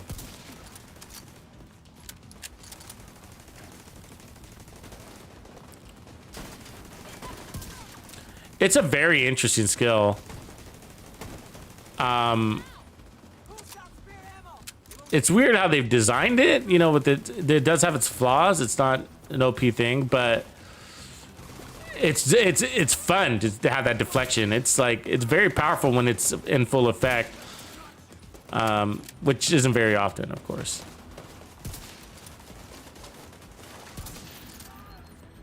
If you like pistol builds, definitely worth a shot. Good alternative to the bulwark, the boring bulwark, you know. Bulwark is very strong, no doubt, but just take the same, if you already run a bulwark shield pistol build, then just take that same build and add the deflector on it without changing anything else, you know, because I'm sure on your bulwark, well, I guess that depends on how many skill tiers you have. You got to have some skill tiers. The deflector can break pretty easy. And well, I guess I shouldn't say that because the bulwark, it protects your face. Where you need the what should we call it? The deflector attracts bullets to your face in a funny way. Now, doesn't it? Yeah, I don't catch them aiming for my legs too much, but yeah, I guess they do. I guess I could see them in my head pointing down at my toes as they're walking backwards. But I'm usually worried about the riot foam guy that's shoving his thing up my bunghole. Trying to fill me with this foam. That stuff is nasty. It's like your worst thing.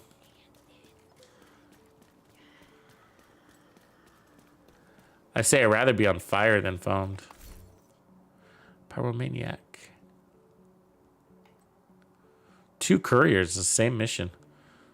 Hey, reminder, if you didn't see, there's a really good, it's kind of nice, kind of not, backpack for sale right now. It's the named Liquid Engineer, named Bellstone Liquid Engineer, that already has headshot damage and almost max armor on it. So this is in the Countdown vendor, which is amazing. This is a really good backpack, and I've been myself farming it. It's like the one thing that I don't have that I really need. But so yeah, you could put crit chance there or weapon handling, but headshot damage makes it really nice for snipers, and the talent is really good for snipers too, or pistol builds or rifle builds or anything build. So definitely pick this one up. It's really easy to get. All you need is like 75 countdown credits. Okay, let's go find or get this thing in a different balance. Hey, thanks for your Prime, Dark. Appreciate that.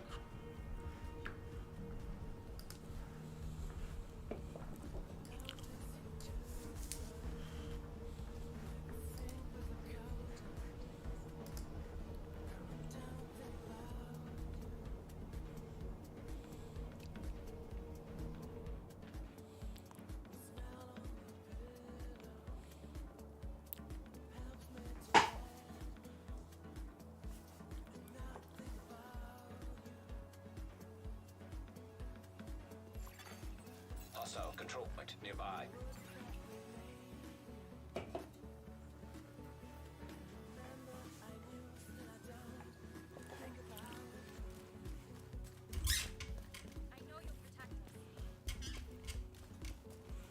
Okay, so we're gonna try putting all the skill tiers on our build.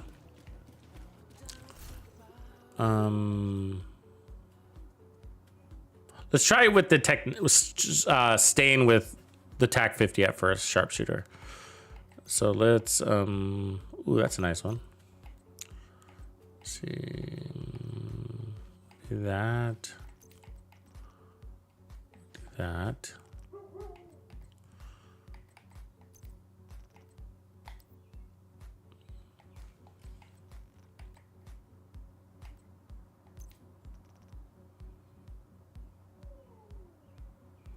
I mean, it might be worth it to keep it like that. That gives us 6.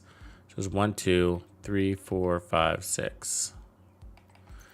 We're at 2 million on that, which isn't great. But if we let our skills do a little damage before we take that first shot, we're fine. And that's why we have the skills at this level. The weapon, we're going to change to Prezi.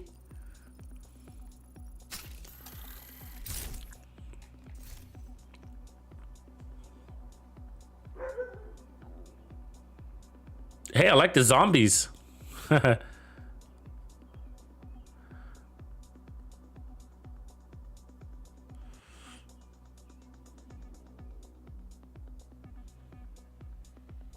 Oh, Pyro. One thing you could try to do too is just matchmaking there and get some. A lot of people will matchmake at that top level a lot too.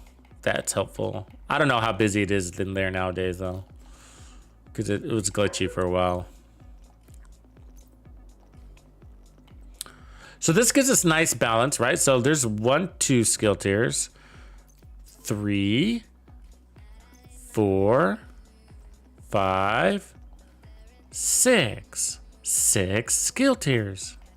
Okay, then let's take off the skill damage down here and move that to headshot damage, like that. All right, and then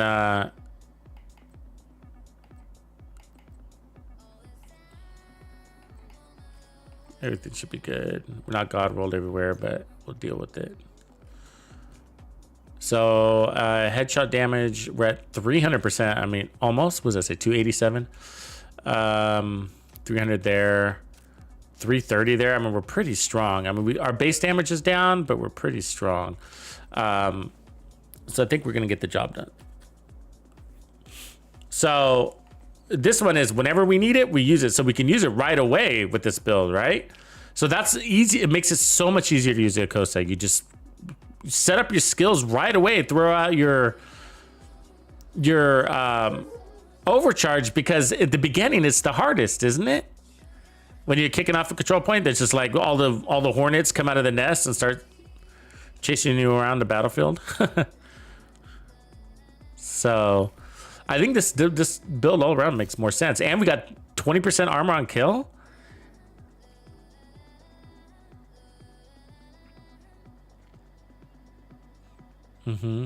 With the option to run and gun. The option to run and gun. Yeah, that's interesting. So you could run a backup weapon with determined, another sniper with determined. This becomes much more of a 5 skill tier, a 5 directive build. With the option to run armor. Let's go see. I'll go back here because I'm farming Habsburg, so.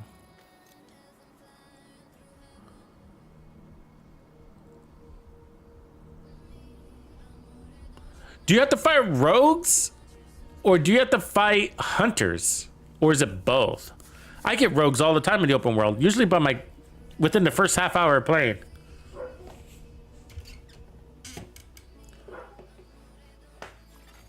Detected. Nearby location. Guarded by hostiles.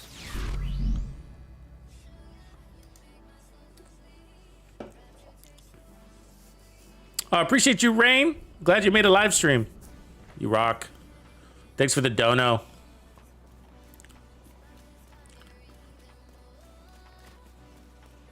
Glad you caught me live, man. Where you at? Are you in the US? West Coast? East Coast?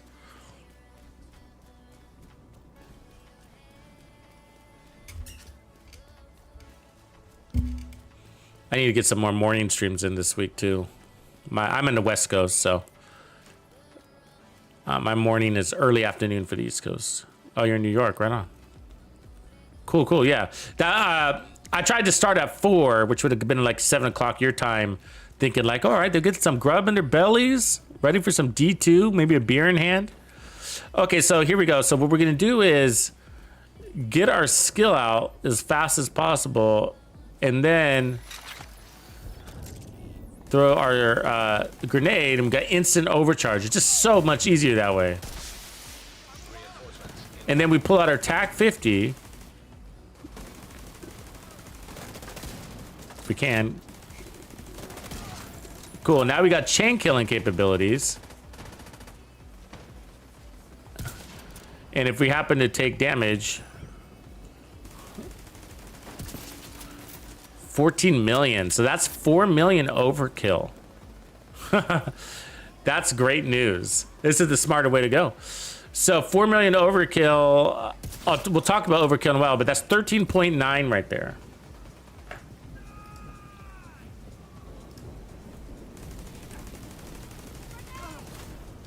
That means that we can put on pieces like, hopefully,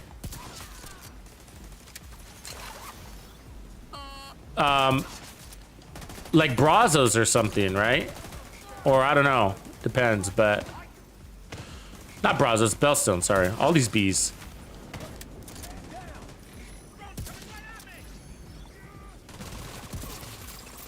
This is so much easier. Is my cooldown done? Yeah.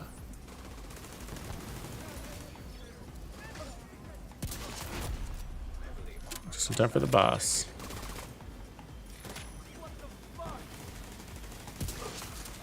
And see, I threw out my overcharge just in time there too.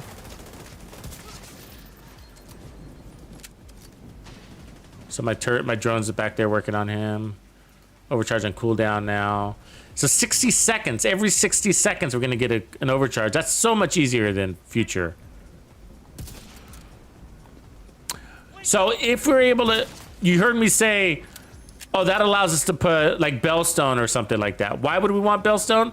Well, because that would allow me to run determined or spike on my weapon instead.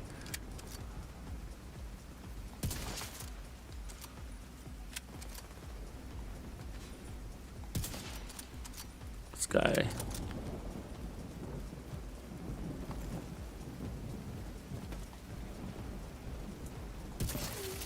There's a boss.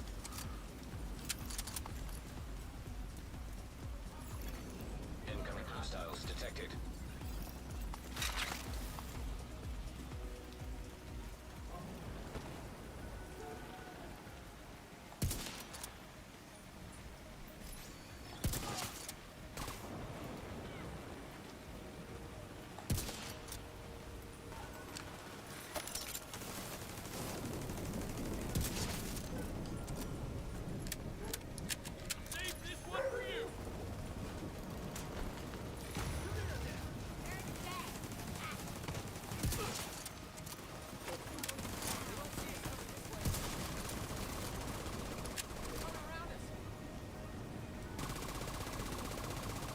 Upsy daisy.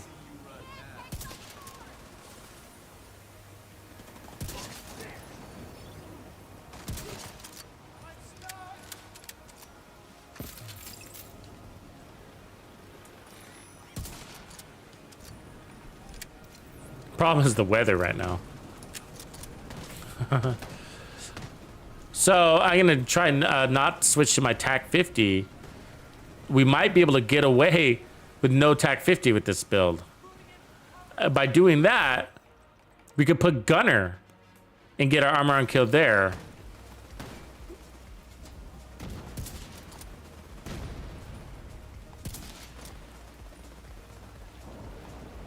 As a possibility.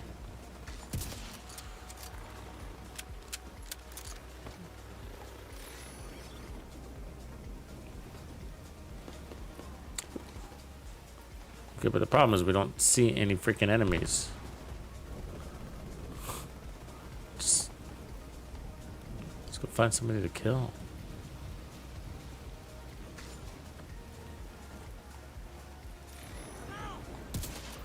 So hitting at 3.5. So it basically means 3 shots to kill an elite.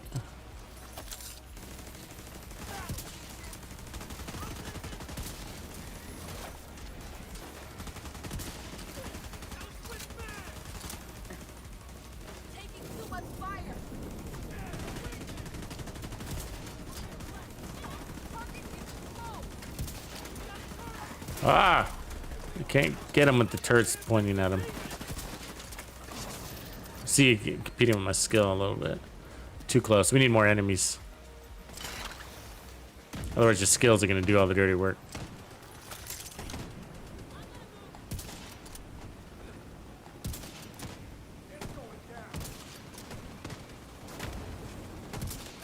Like right there, I couldn't get that kill either. You see that?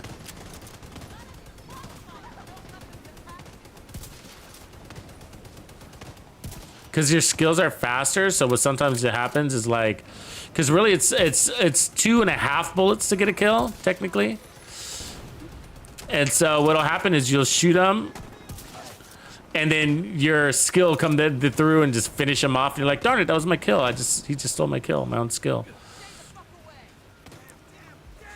But you want to do the opposite. You want to steal from your skill, because your skills weaken them enough for you to one-shot them. And that's the value, really. That's the true value. There's 2 main values, really. One is 3. Okay. One is they get to work on a boss like this here that you don't have the power or willingness to shoot and get rid of your headhunter talent. Another is they make you invisible. And then in others, they weaken whatever enemy to the point where you can one-shot kill them and earn your buff. And then from there, you carry your chain killer. So that's making me kind of want to get rid of sharpshooter. Now, we'll lose stability by doing that. I've got to... It keeps giving us named items.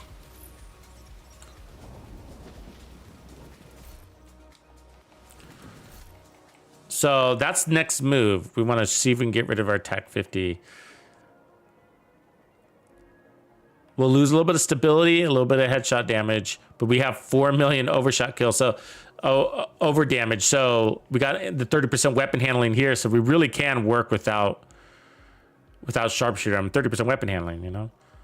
So the tough part is, you know, I got to do a better job of not competing with my skills, and a little visibility to help there for sure.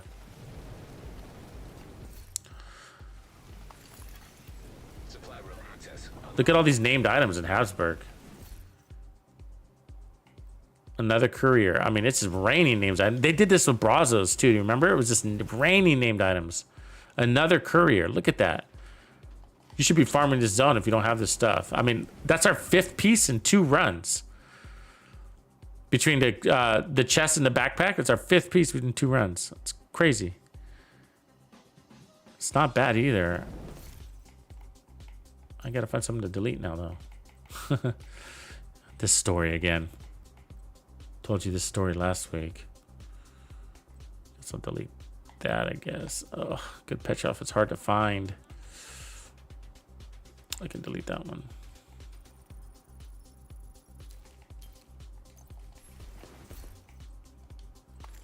I don't have any of these good named pieces yet. Still farming Habsburg. It's nice to see it on the map today. Ooh, that's another nice one. With efficient. Kind of cool. All right. All right, let's go change.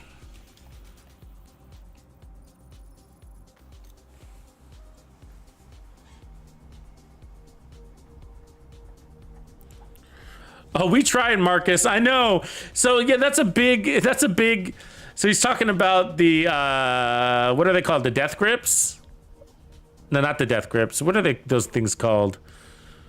Bloody knuckles. Yeah, the bloody knuckles. We tried. I mean, right when we got them.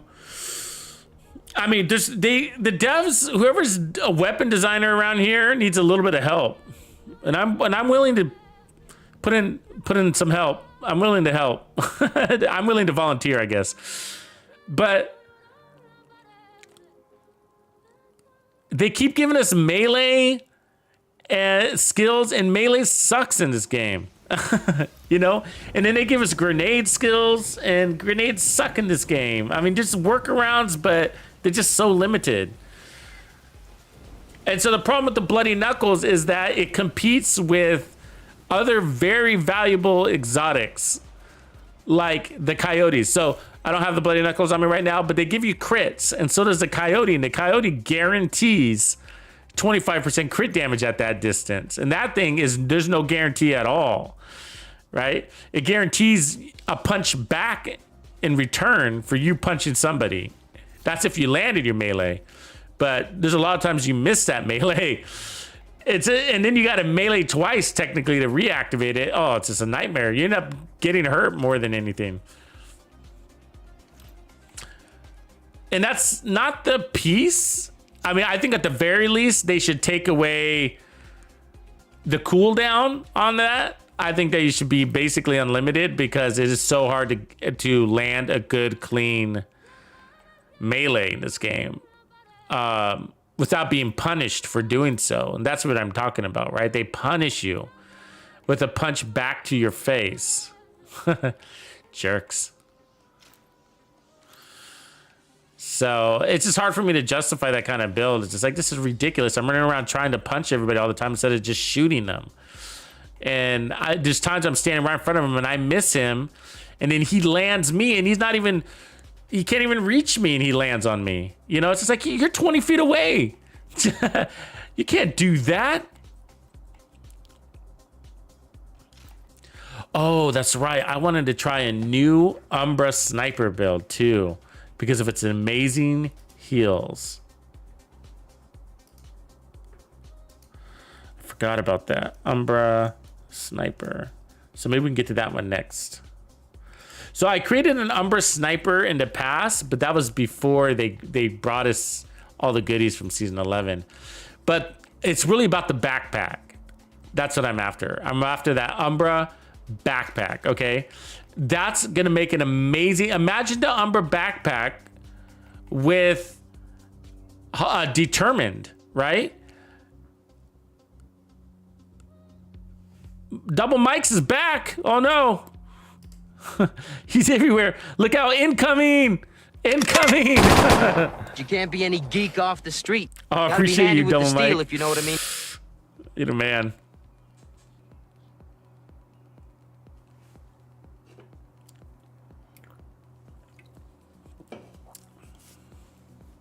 So imagine that Umbra backpack, right? Whoa. And so that's going to give you, what is it, 16% regen per second?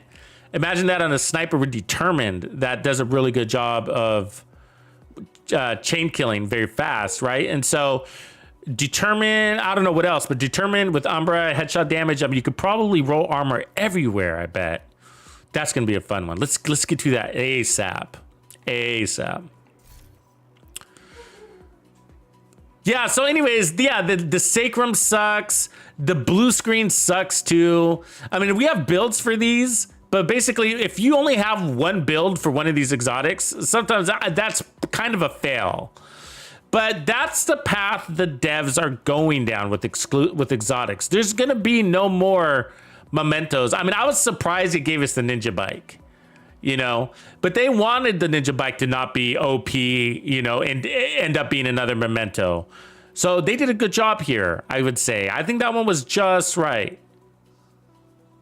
You know, it's because there's a lot of builds it doesn't make sense with, and that's good.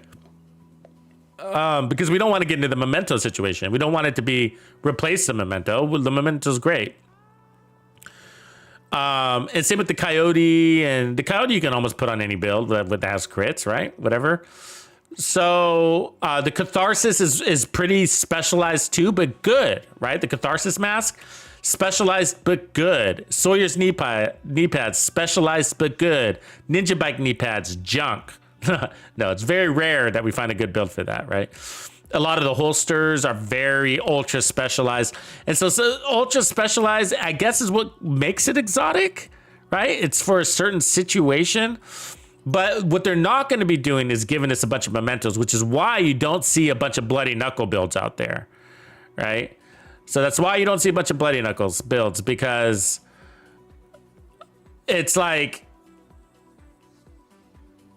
they're just refusing to do that. They don't want it to be best in slot and be another memento for the gloves. I guess that's the easiest way to put it, right? Because the problem with the memento isn't the memento. The memento is amazing. It works on every build, including snipers. It's my favorite for snipers. So the problem with the memento is it outdates all. It overrides the benefit from any of these other ones. I mean, it's better than calculated in many situations, because it doesn't require a kill. Once you get your trophies, the 30% skill efficiency is way better than this. You know, you're getting damage, you're getting duration, you're getting status effects, you're getting health, and you're getting cooldowns, which is haste. So like, you get bonus armor, you get weapon damage, and so so that's why we're getting these, but they're a little bit too hard. It's not that they're just missing major details, okay? So the Bloody Knuckles has missed a major detail, and that is, it's fucked up to go out and get a melee in this game. The Sacrum is missing major details. The weapon is so underpowered that I can't remember all the details of the Sacrum, because I just did a whole breakdown on that video. I don't remember all the reasons why it sucks, but it does. Mostly the biggest problem is that it's the G28. It's the biggest problem with that thing. It can't chain kill. And if you can't chain kill, it's like, why am I running this weapon all you know what I mean? I might as well put something else on. Anyways, okay. So that's why we don't see Bloody Knuckle builds, though. It's the devs aren't wanting to make more mementos, and by doing that, they're going too far in the other direction to give us basically exotics that we don't use. And just because you can make one build with it doesn't mean it's good. Okay, so I'm going to take off the specialization. Let's run Gunner. I don't even know if I want to run Gunner. Determined. We're going to run Determined.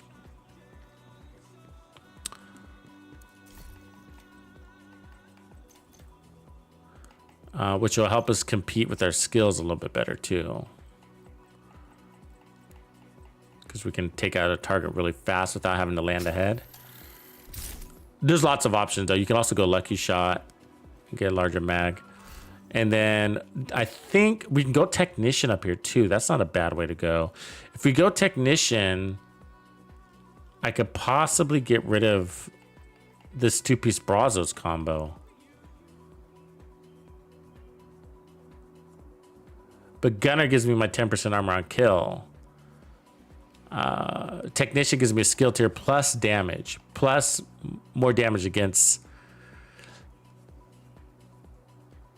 tough plays. There's no wrong answer. I'm just trying to figure out like which is better here. I guess Technician, let's just start there and then just try to put armor on kill on our build. I think it's easier to do it the other way around, but let's try this first. Technician, Gunner also gives you some weapon handling and the ammo, which is helpful for these types of builds.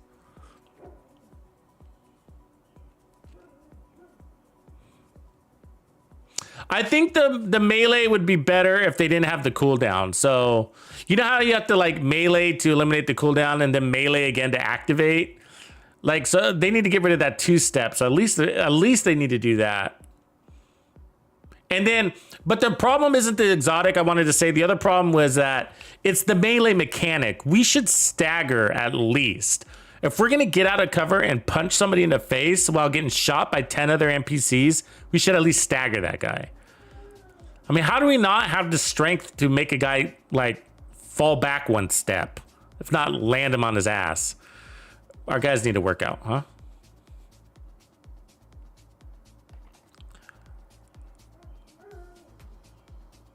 So from here, we can get rid of damage, technically. So what I'm thinking is...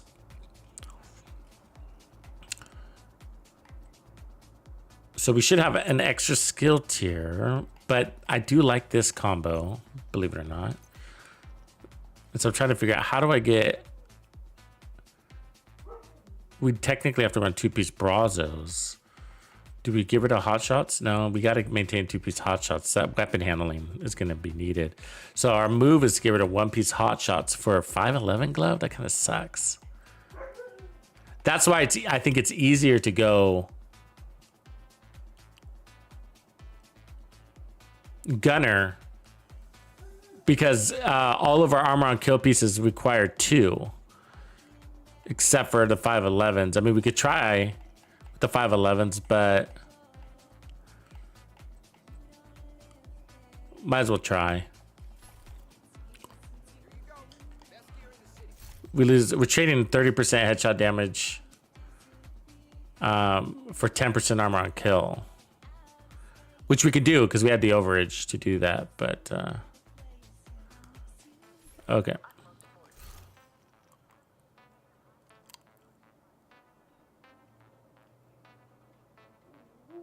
So let's see, 1, 2, 3, 4, 5, 6. 2 reds. One of these could go to a blue technically. Let's keep it red for now to figure out where our damage is at, because we were all red before.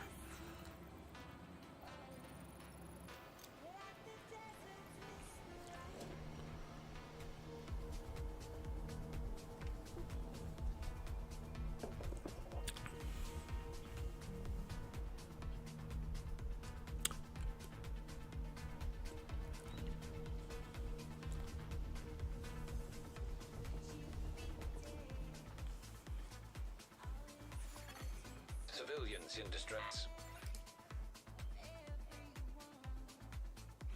So that last build was good. Okay, so we need to mark that last build. So it was basically this a similar setup. We had the third piece of hot shots, and then we were running sharpshooter with preservation. It was perfect, actually. It's a very good build. And so, but because, so what I'm looking at now, okay, is probably something that's pretty unique to my channel, but I look at the over damage and I'm like, so I don't like overkill. I don't like having damage beyond the effectiveness of the build. And I see that as waste. And so that's what I'm looking at. So we had almost 4 million of wasted damage. And by wasted damage, meaning an elite that is able to die with 10 million, I was killing him with 14 million. And so that's the overkill. The 4 million is the overkill, and that bugs me to have that. So we got overcharge, and there's our chain killer chest. I think I got that. Didn't show up. So why is it not showing up? Got it there. Are my skills stealing from me again? They're fast. I don't blame them. You see that? they're too strong, huh? I mean, it's a good problem to have.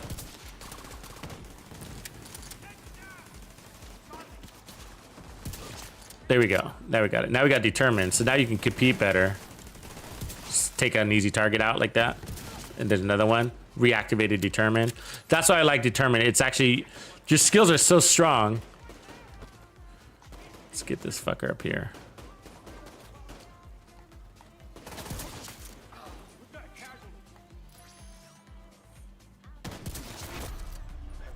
Yeah, determined seems like a nice little ad.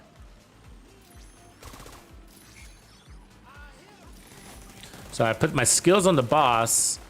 I could throw an overcharge, and then I got determined, so I can try to take this guy if I can fucking find him.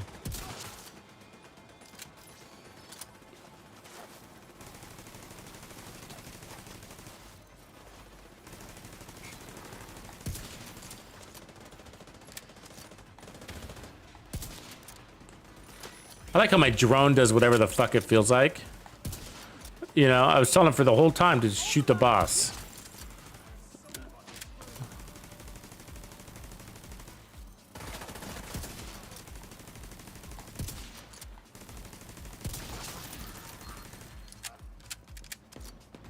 Yep, I think this is it, right? I mean, we can still look at like the armor on kill. I still want to look at that, but it's working. Geek off the street. It's working. Gotta be handy with the steel, if you know what I mean. So I'm still gonna look at the other version is with Gunner as a specialization.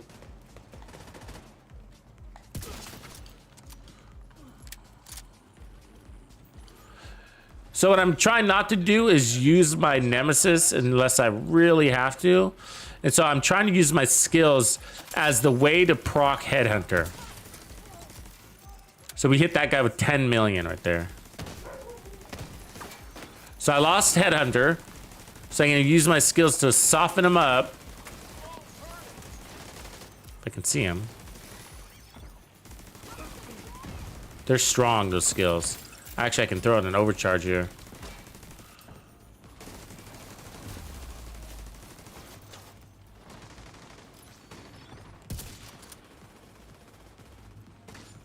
I mean, they're doing a lot of work. They're doing a lot of heavy lifting. This could be good for all those part-time snipers.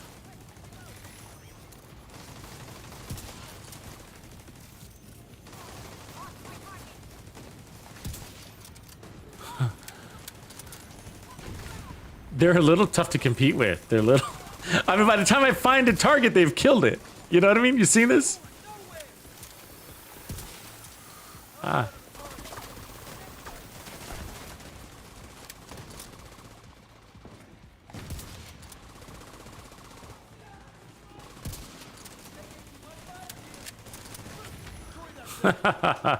It keeps happening. It sucks. It's not a good thing. You know, you don't really want that. There we go.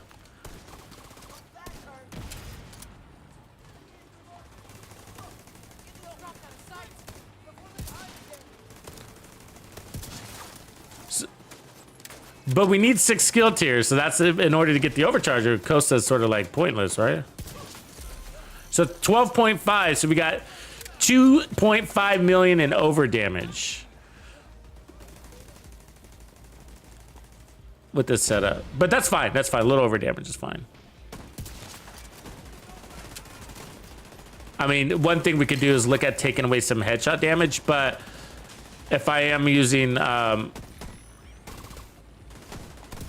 the only way to know if I can do that is... there's 2 things, right? Like, without the skills, as an example, how many shots does it take to get an elite down? Is it 2? Is it 3? And so when you're taking off headshot damage, there's no point in making it 2.5, you know? So you want your drop to go from 2 shots, I mean, for 3 shots to 2 shots, but anything in between doesn't really make a difference, you know? So we'll have to test that in the range, but whatever, if we can work that out, then I can make my skills even more powerful. Not that I really want to do that. But I can also add armor regen to the build instead of...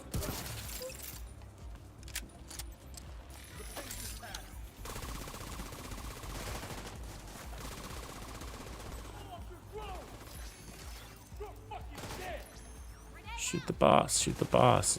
There we go.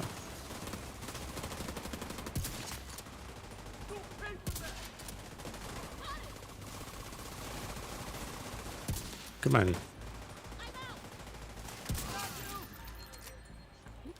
Yeah, I mean, that works too. That works too. What's up, Dodd? Kualema? Supply room access unlocked.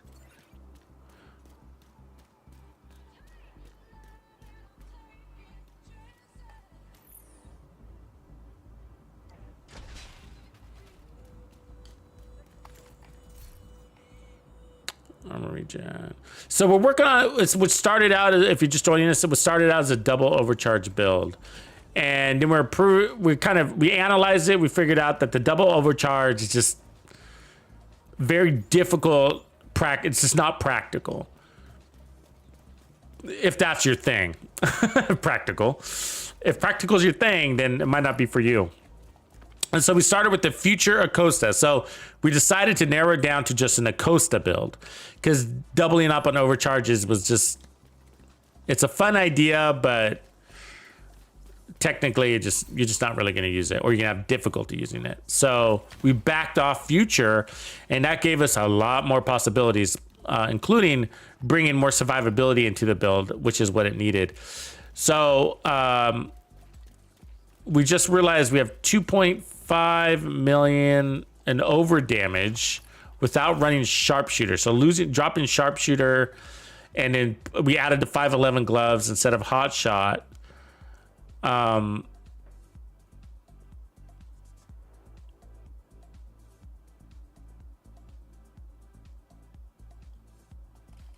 Basically lost 1 million in damage because we had to put the armor on kill somewhere, where before we had preservation. Preservation is the easiest way to get heals on your sniper build outside of the memento. Okay, so the memento and preservation are the easiest way.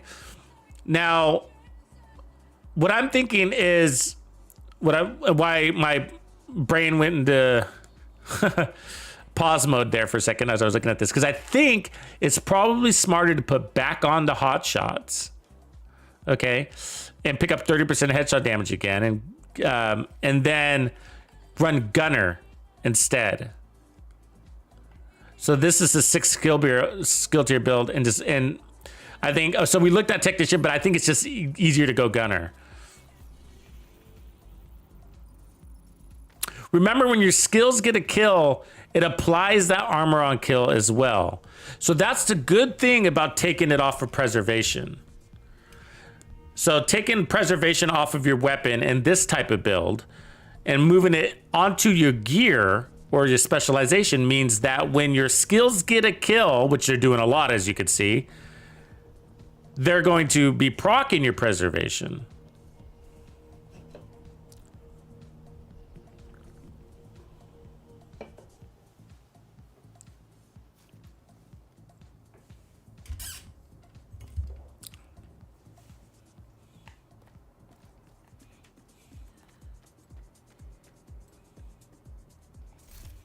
Okay, so let's see.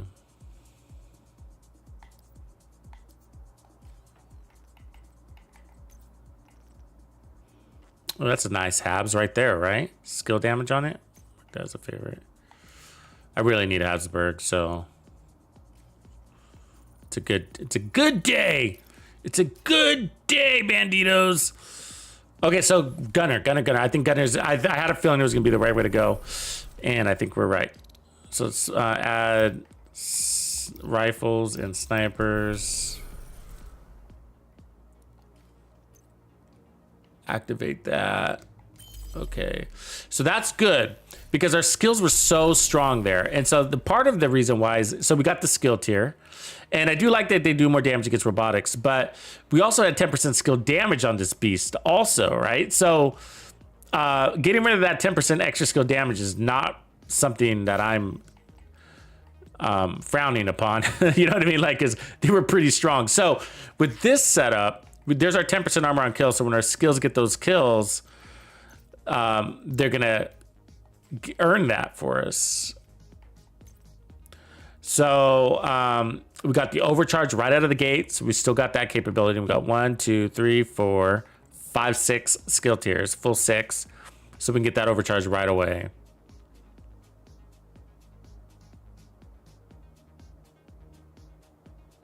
Let's see here. If we can...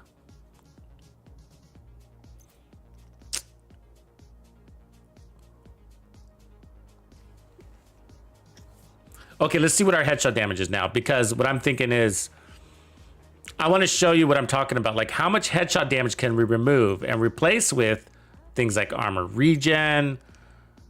If we can get rid of a full 30% headshot damage and be okay with it, then we could run maybe a Murakami, right? And get duration and regen on our build, which I would love to do. That would be a great move. So our skills last longer, and then we get the regen, which both are two things we really need. Because, you know, we also, unless we want to go back to the 511s and get 20% armor on kill, which is okay too, which I don't mind since we're killing all the time.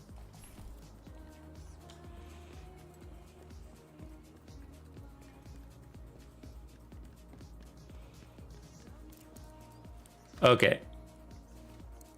So let's look at an elite. So here's the goal. How many bullets does it take to take down an elite? 1 at 3.2. So it should take 2.5 basically, right? Because it's 9.8. Oh, actually 3. A little over 3. 2, 3. Yeah, so let's call that 3 shots, okay? So basically he's dead. So 3 shots. So how much damage do we have to add to bring him down to 2 shots? Probably a lot. Oh, I got the wrong scope. Oh, that's right, we lost that digital scope. That does kind of suck. It does kind of suck. I like my digital scope. It's cool though. But I mean, if you think about all the headshot damage we just lost, 10% from the digital scope, and then 15 from the build, we lost 25% of headshot damage by taking off sharpshooter. But that's okay. So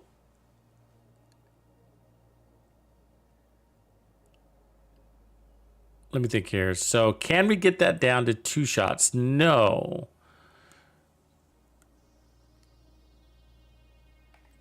So let me try the Nemesis real quick. It's probably close to the same. 2 shots. Okay, it's 2 shots. So, okay. So, how far do we have to go to get to 4 shots? We don't have any pieces to move here. I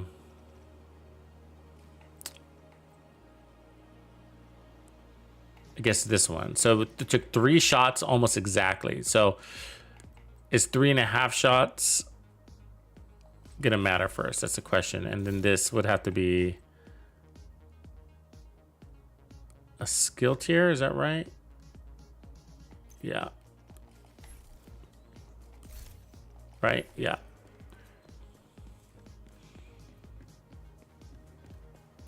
I mean, the reality is I don't like adding armor regen on a build that doesn't have a lot of armor. Now that I think about it, let me put this back on. So I think it would be smarter to go with the 511s.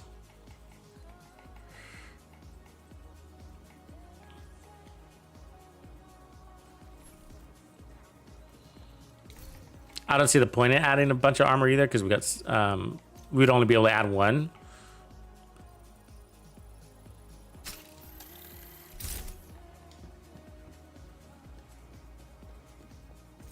Is that right? 1, 2, 3, 4, 5, 6. Yeah. I mean, the other way to do it is to get rid of the Brazos, actually. Because if we're not getting any value out of that 1 red core, which I don't think we are, that might even be the better way to go. Because remember, we got that 2 million overcharge. So 3. I mean, 1, 2. Yeah, 3 and just a tick. Okay. And remember, our skills are going to be weakening the enemy. So I think this is the better move. Hold on a second. So I think we put back on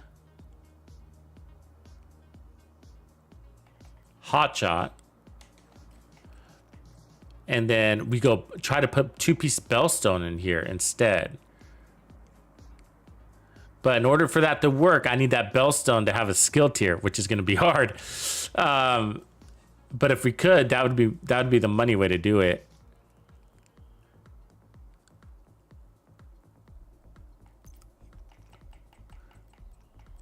I mean, we got the chain killer, but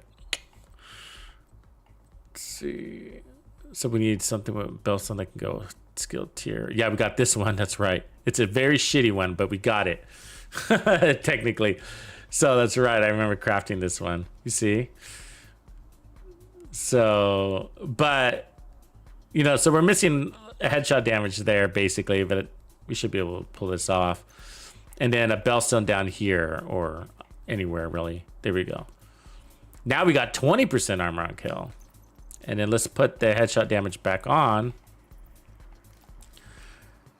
And so we lost 15% weapon damage, but remember we were in an overkill situation. So, which is hard to demonstrate right here, but I'll show you how many shots. 2, 3. Okay, good. So it's the same as going to 511s, but we pick up regen and armor on kill. And it would be a little bit better if I had a better chest piece, but let's give it some grace. So basically what I'm talking about is if we put our skills up and have them focusing on our thing here, have them focus on that, then they're making it so that we can chain kill, right? And so we only need one. We only need assistance on one, and that's the problem. You gotta they will outperform you. So you gotta choose that shot, right? Right there. You see that? Okay. And now we don't need their help anymore, right? Now we don't need their help anymore. I lost it, sorry. Should only shot for 6 million. I don't know why it said that. Maybe because I need to get another one in there.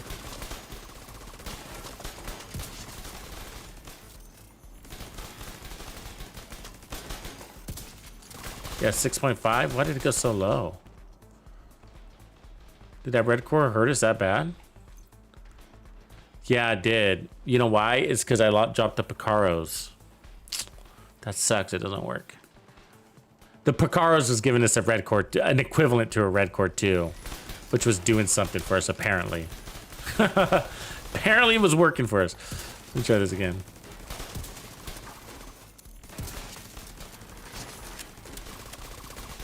And so if we do this, we can't chain kill that assistance on elite, so we can't do back-to-back elites. You see that? Unless I work my way up by picking on a weaker guy, which I don't like doing that. You can, but as you know, and see, now I'm chain killing. It's because I snuck in a weaker guy, right? If we went to the White Death, does that change it?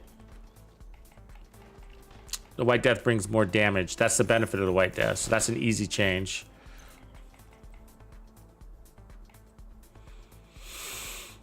Yeah, let's roll that one. So the White Death is not only a higher base damage, but it brings in more headshot damage is what we're ultimately going for there. So that's combined, it's a lot of damage. And then the loss for us is really 20% stability.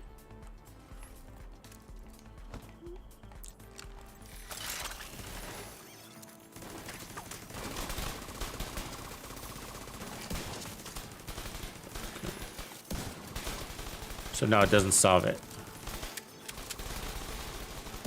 See that? It's better, but...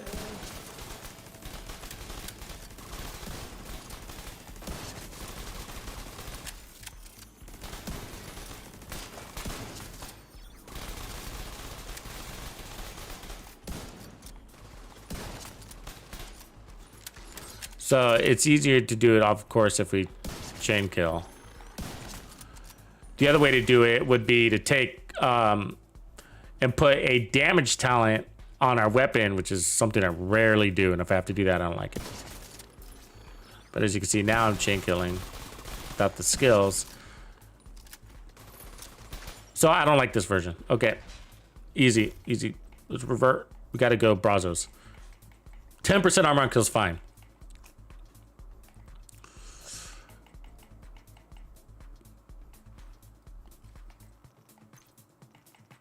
From here, what we can work on is adding like protection from elites and stuff like that. That's the way to defense it up, so to speak. Instead of adding armor on kill, we'll just add a little bit of defense. I guess we're running that one. We could try running this one too. Yeah, let's try running this one. See what happens. So we're losing 15% instead of 30%. So we dropped 30% weapon damage on that last one. I forgot about that. So let me put on the hunting first.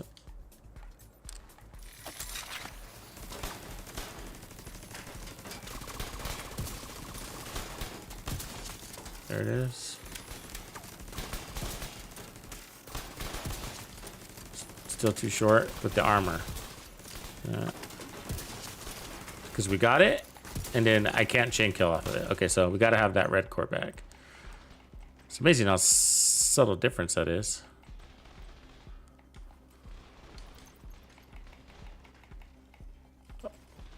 Oh wait, let me count my tiers real quick.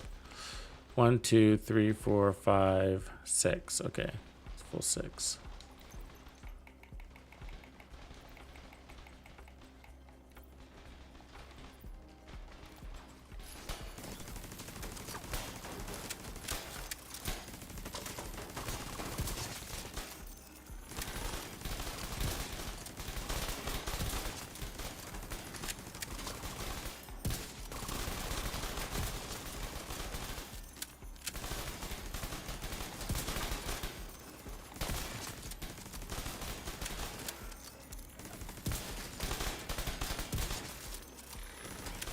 They're basically the same in here. Let me try it with this. Okay, so we're one-shotting with the Nemesis right out of the gate. So we can do that. Let me kill my skill.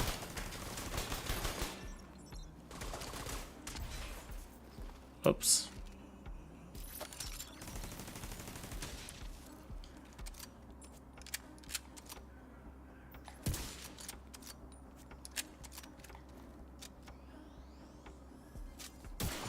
Yeah, that does it. Okay, let me go back to the White Death. So that's a good solution right there. I like that. That's fine. One shot the Nemesis.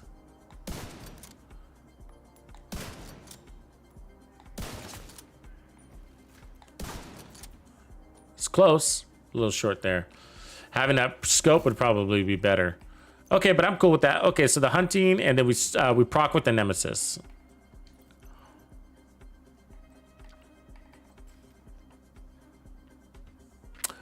Let's go test this one and then see if it beats out the preservation build. So that's the competition, is the preservation build,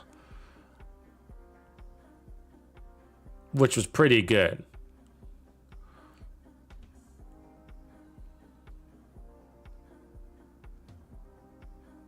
Yeah, I don't like buying games from stores anymore. You get errors when you like try to upgrade your system and stuff like that. It opens you up for having to buy the game again. That's what happened to me last time. So I bought the game from a store, and then when I upgraded my system, my game console, it didn't recognize that I owned it. It's like, I obviously own it. I've been playing with you forever.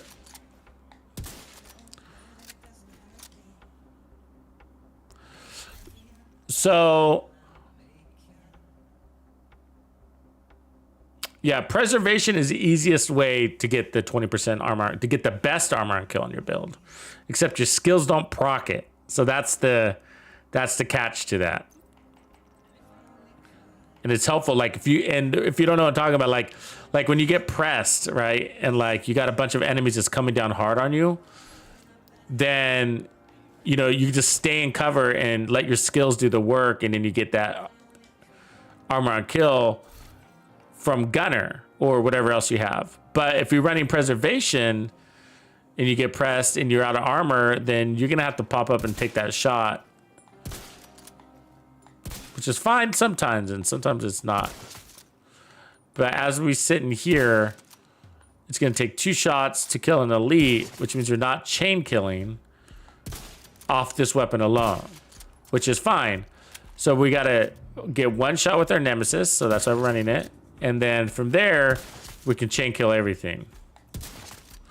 And then what that means is that if you duff your shot like that, then you'll have to pull out your Nemesis again to reacquire. Well, apparently you didn't do it that time.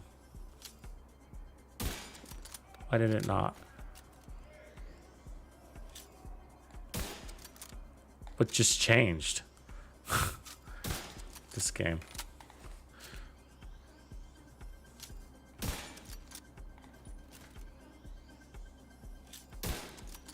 I swear we were just doing that. Well, if it's gonna make me 2 shot with the Nemesis, then I'm gonna be annoyed.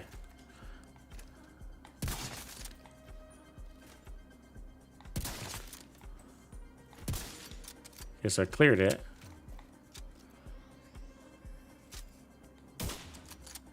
Yeah, it is making me. That's just weird. Maybe we were critting and I wasn't noticing. Okay, well, if that's going to be the case, then that's an easy call. Then I'd rather run preservation and go back to our original version. That was the easiest one to get all of the benefits. Sharpshooter.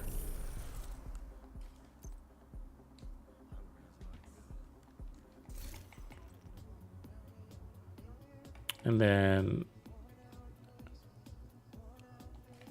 that gives us more power. So it's hard to believe it does, but look, we're gonna get 10% more here with a faster reload. This specialization gives us, what is it, 15%? I just forgot. 15% more headshot damage, or is it 25? 15%. So right there is 25% more headshot damage. And then we get to use the TAC 50 on top of that. So, and I think all this is still correct, if I remember right. So this is the one we were hitting at I think we were hitting at 1.4 million. I'm sorry, at 14 million. And so from here, I think we in the field we'll do the testing, is that we decide how many protection from elite mods we want to run. And so preservation is 20% armor on kill. It has to be acquired by the weapon. I'll confirm that.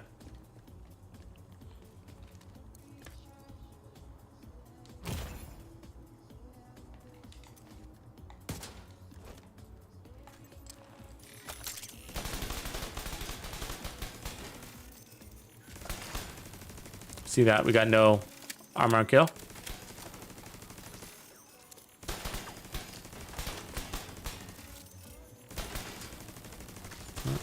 And then if I shoot, see the armor on kill coming in. We can refresh it. So you can always maintain it when you're chain killing. So the only catch to this build is you want to stay away from competing with your skills as much as possible. And that's easier than said, really depending on what you're running.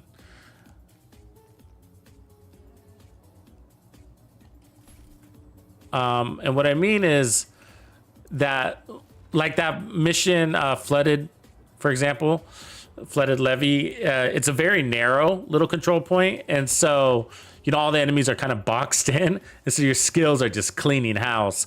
But when you go to the real wide ones, you know, the enemies tend to spread out. And so you can point your skills to the right and you shoot on the left, that kind of thing.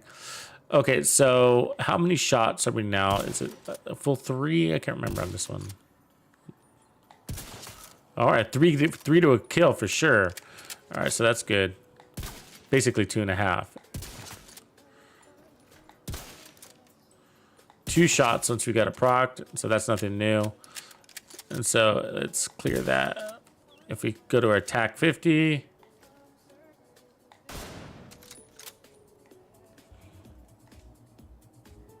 Then we could switch. Cool. Wait, what just happened? Why didn't that go? Oh my god.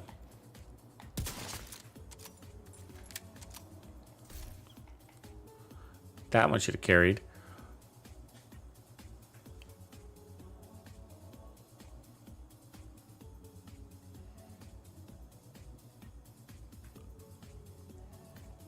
We got 330. Yes. 1, 2, 3, 4, 5, 6. Let's try that again. So I don't expect that to be a kill, because we know that we're going to use our skills to activate the first kill. It's not a problem. We don't even need to TAC 50 sometimes, but this one should be. It was. So why didn't it do it last time? What the hell? It didn't do it last time. Did I crit and I didn't realize it? Let's try that again. Get rid of this. Okay.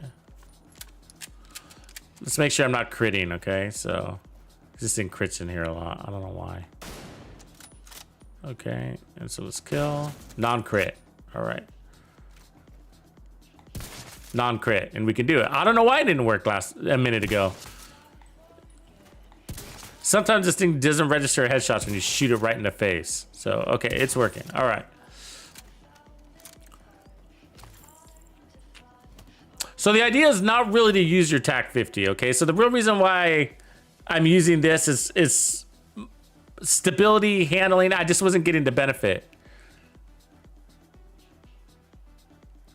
But I'm torn. I am torn, you know, because the technician one did work. And so, because, you know, it's a little bit more deceiving. I got to just make sure I'm thinking about it right, because the deceiving part is I got to stop thinking about it like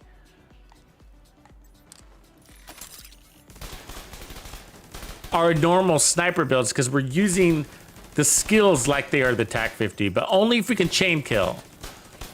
And so, which I don't think we can do. Let's try it here. Off our own weapon. We have to use the, yeah, you see that? So that was an 8.2 crit.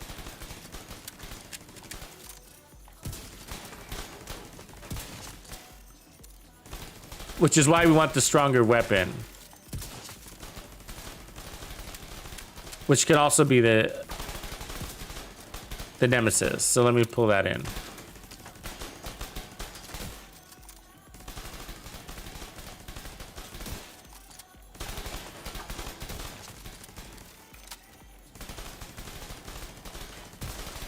Yeah, that wasn't a full shot because I'm competing against my skill here.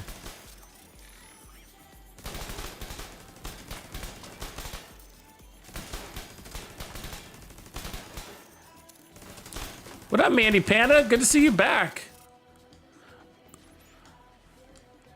What's up with Wayne? He's still around? I haven't seen Wayne in a little bit. You better not be playing another game.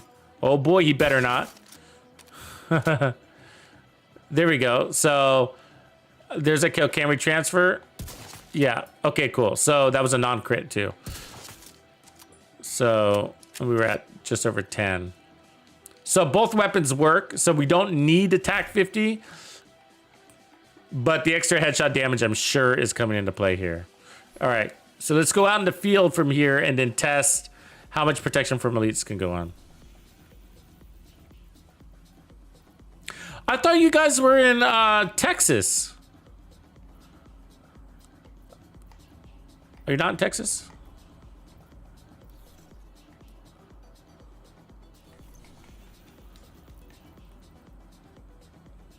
What were we talking about before?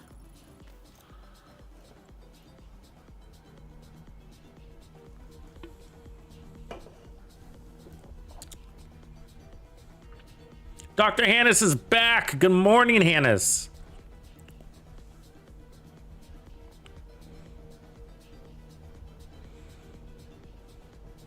Miguel, what's going on, Miguel?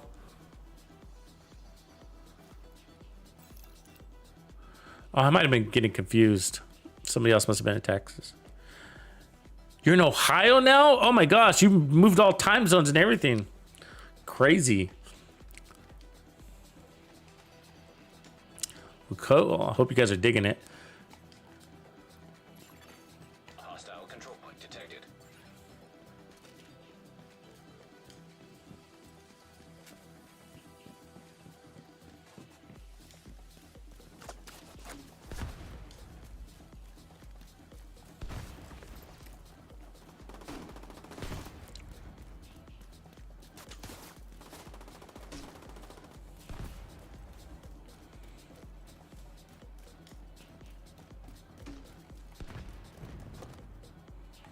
So with this one, we are throwing our skills out first.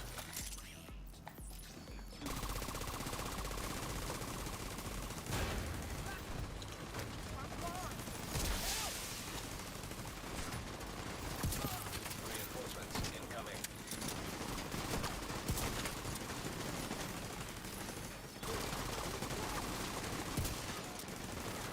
You can also just assist your skills, huh? They go crazy.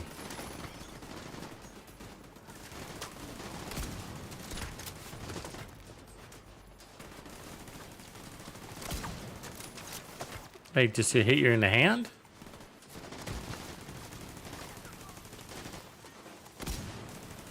Oh, I just ran out of ammo.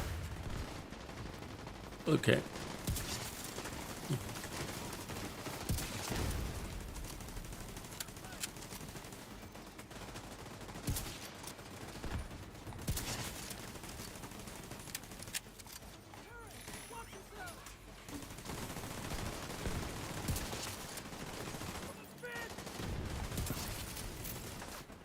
Yeah, we're at 13.6 right there.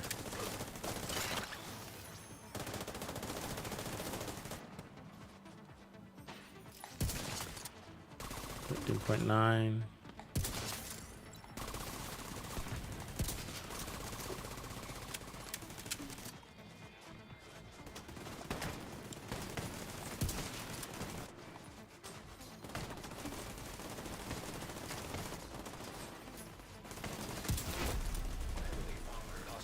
Got the hit marker, but not the kill. Got him.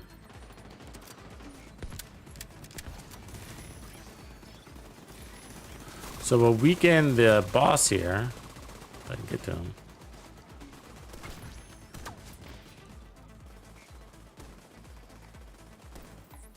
I'm going to overcharge that. It's probably going to waste. He's about to shoot it.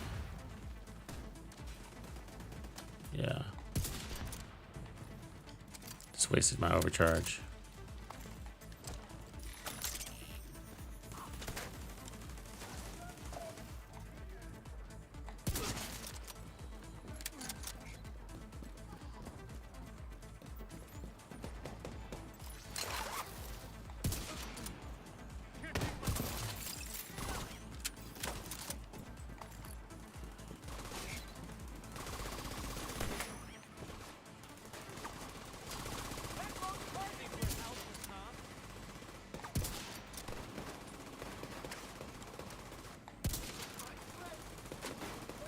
Oh my god, dude.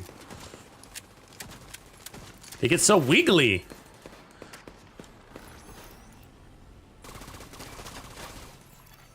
Incoming hostiles detected. There's Wayne. We were just talking about you. What's up, man? Congrats on the move. New chapter when you move every time, huh?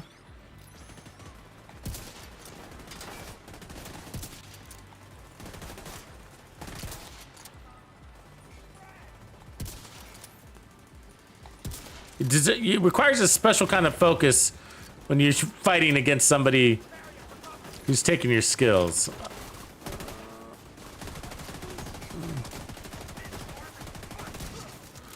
You know what I mean? So I'm trying to master it, so that's why I'm doing it on purpose right now. But they wiggle a lot, you know? They're just moving their heads a lot. That's why I like determine as a concept too with this, because then you just like, you don't have to worry about it. You just shoot him in the body, at least every other guy.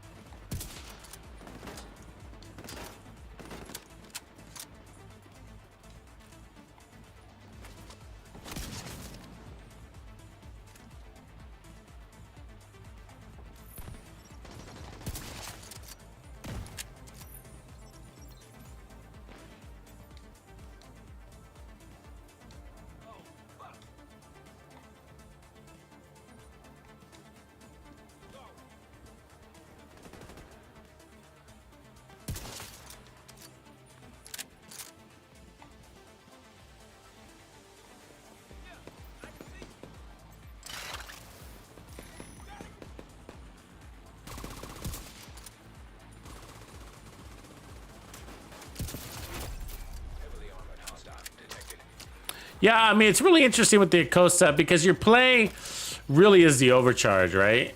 And so if you don't use the overcharge, there you go. Then it's definitely not worth running the backpack. So I'm gonna use the overcharge.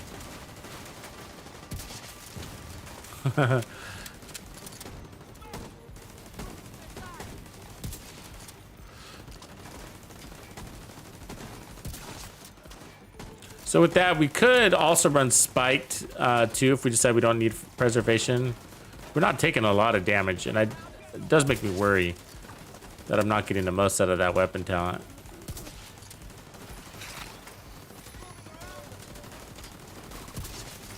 Because when you're playing in scope, it's just really very laid back. This is laid back, believe it or not.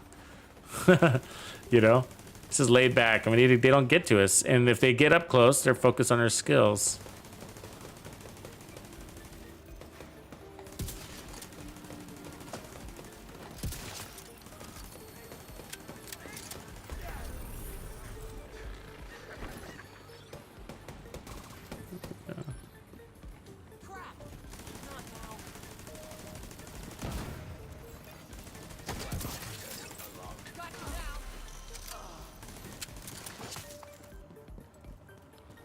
I mean, it's rare that I see my armor bar look like that, though. Those big, chunky white blocks. I'm used to running a lot of armor because of the bonus armor. Cool, but I say that's it. That's our Acosta build. Use your overcharge or don't use it at all. that's the lesson. Ooh, look at that AK. Ain't she a beaut? Oh, I probably don't need it, but I gotta grab it. Yeah, so that's, if you don't use your overcharge, then you're wasting your time. You're better off with anything else, really. Because to be honest with you, I would pull skill tiers away from my skills. I think they're too strong. But if I pull skill tiers, then we're not getting any benefit from the backpack whatsoever, because its only use to us is its grenades. I mean, the ammo capacity is kind of nice, but we're playing from cover. We're not using anything else but maybe the extra armor kit, which we rarely use. So, I mean, I guess if I were to really roll into the backpack, I would probably get rid of the armor on kill. Now that I think about it, and be like, hey, well, at least let's make use of that extra armor kit. Let's use our armor kits. You know? But anyways, if you find yourself forgetting about that, then there's a good reason why you're forgetting it, because you don't need it, I find. You know what I mean? Don't you guys think? Or is that crazy to think like that? I feel like that's just something to forgetting that you have it. It's one, it's inconvenient, and then you don't need it, you know? Of course you don't need it. You never need overcharge. Overcharge is a nice to have unless you're doing some sort of crazy play. But that's a cool build. I like it. Just my point is, it's like, I mean, it's a good way to bring in the Acosta'S into your sniper categories. It's just that if you're not using the overcharge, then the whole build is scrap for you. So the only thing I would probably change now that I think about it is I'd probably take away preservation, add in determined or spike. Determined or spike or lucky shot. I mean, preservation, of course, is an option, but I think determined, again, is really very powerful, and I still recommend it, and I could see a lot of value there from it. So let's work on the next one.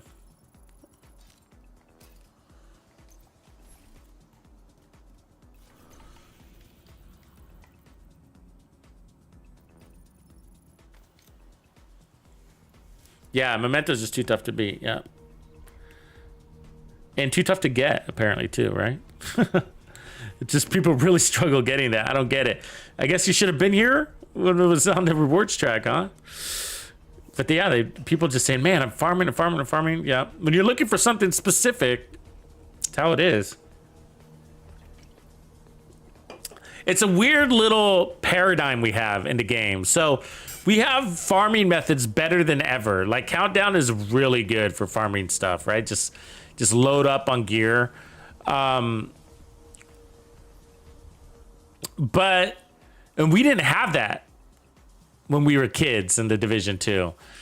We didn't have that capability. We all had to do it the hard way. But now the problem is that there's so much gear that if you're looking for something specific like the Memento, then, oh man, it can be tough. It can be really tough to get that specific exotic to drop.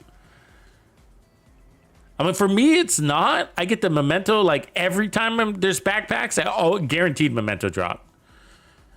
It's just a matter of time. Usually at least once every 4 hours. Once a session. In sync is really hard with snipers. But it is a good way to buff your weapon. That's true. I like that idea, actually, now I think about it. Because our weapon was the one that needed it the most. You know, we could try it real quick before we move on. That's not a bad idea.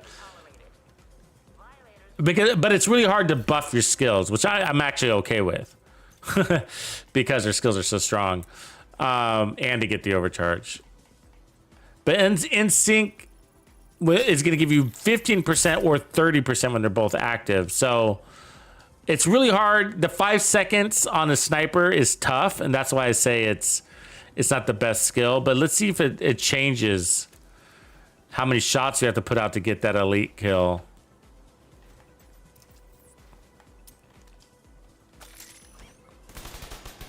They're in sync now, right? Yeah. So it's already powering up our weapon. So 1 shot, 2 shots, 3 shots. Now can we chain kill? No.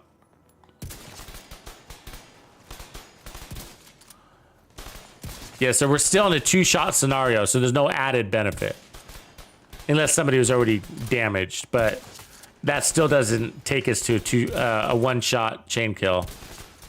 So. And then the problem is with the skills, your enemies aren't lining up for you like this. So, I mean, sometimes you can proc it, but the 5 seconds to your skills, it's hard to maintain. With assault rifles, it's really easy, of course, SMGs or any of the fast RPM weapons. But you had me thinking there for a second. Yeah, so it's not that the skill's bad, it's the 5 second time on snipers is hard to maintain.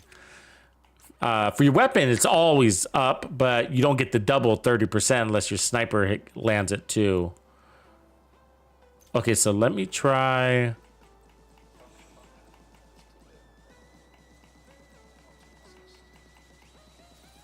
I'm a bit determined on this, but I'm probably not going to even use it. So let's go back to this one. Okay, so now next build is we're going to try the Umbra. Because the backpack, it's all about the backpack, okay? So this is going to increase your stacks from 50 to 100, which is basically doubling your regen. So you don't want to run the chest piece with this one. So you want to, you know, maybe get it on, I guess these 4 pieces are fine. So I've been saving these pieces, oops, not hot shot.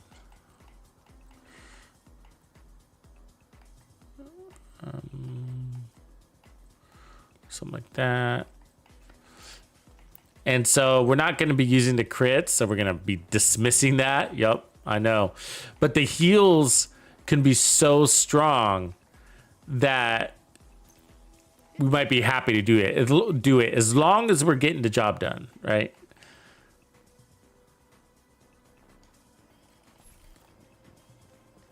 Let's see, where's my other one? So I might go Picaro so I can pick up the free, but we also have the free armor core. To load up on some armor on this would be nice. And then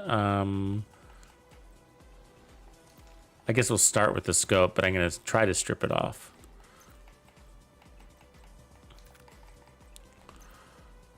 And I like the stability back here. I decided that's the best mod on this weapon over the 5 rounds, even if we're not running a weapon handling build. Okay, so then we're going to load up on headshot damage. So the question is, so if I get the Picaros here, then I could pick up the extra free armor core. And then for up here, we'll probably want like a Habsburg would be ideal, or even a 2-piece Habsburg. Setup would be a good build for this. Let's see if we got the. Even if we didn't run the Picaros, I'd put the Habsburg down there too. And if we can get this to work without sharpshooter, that could be open up some interesting things too. Perhaps getting some more armor on kill onto the build. So there's a Habsburg. Armor regen. I like the armor regen idea.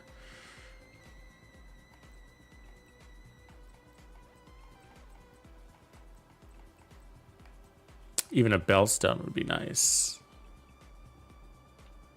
2-piece of Xena could also work. More armor.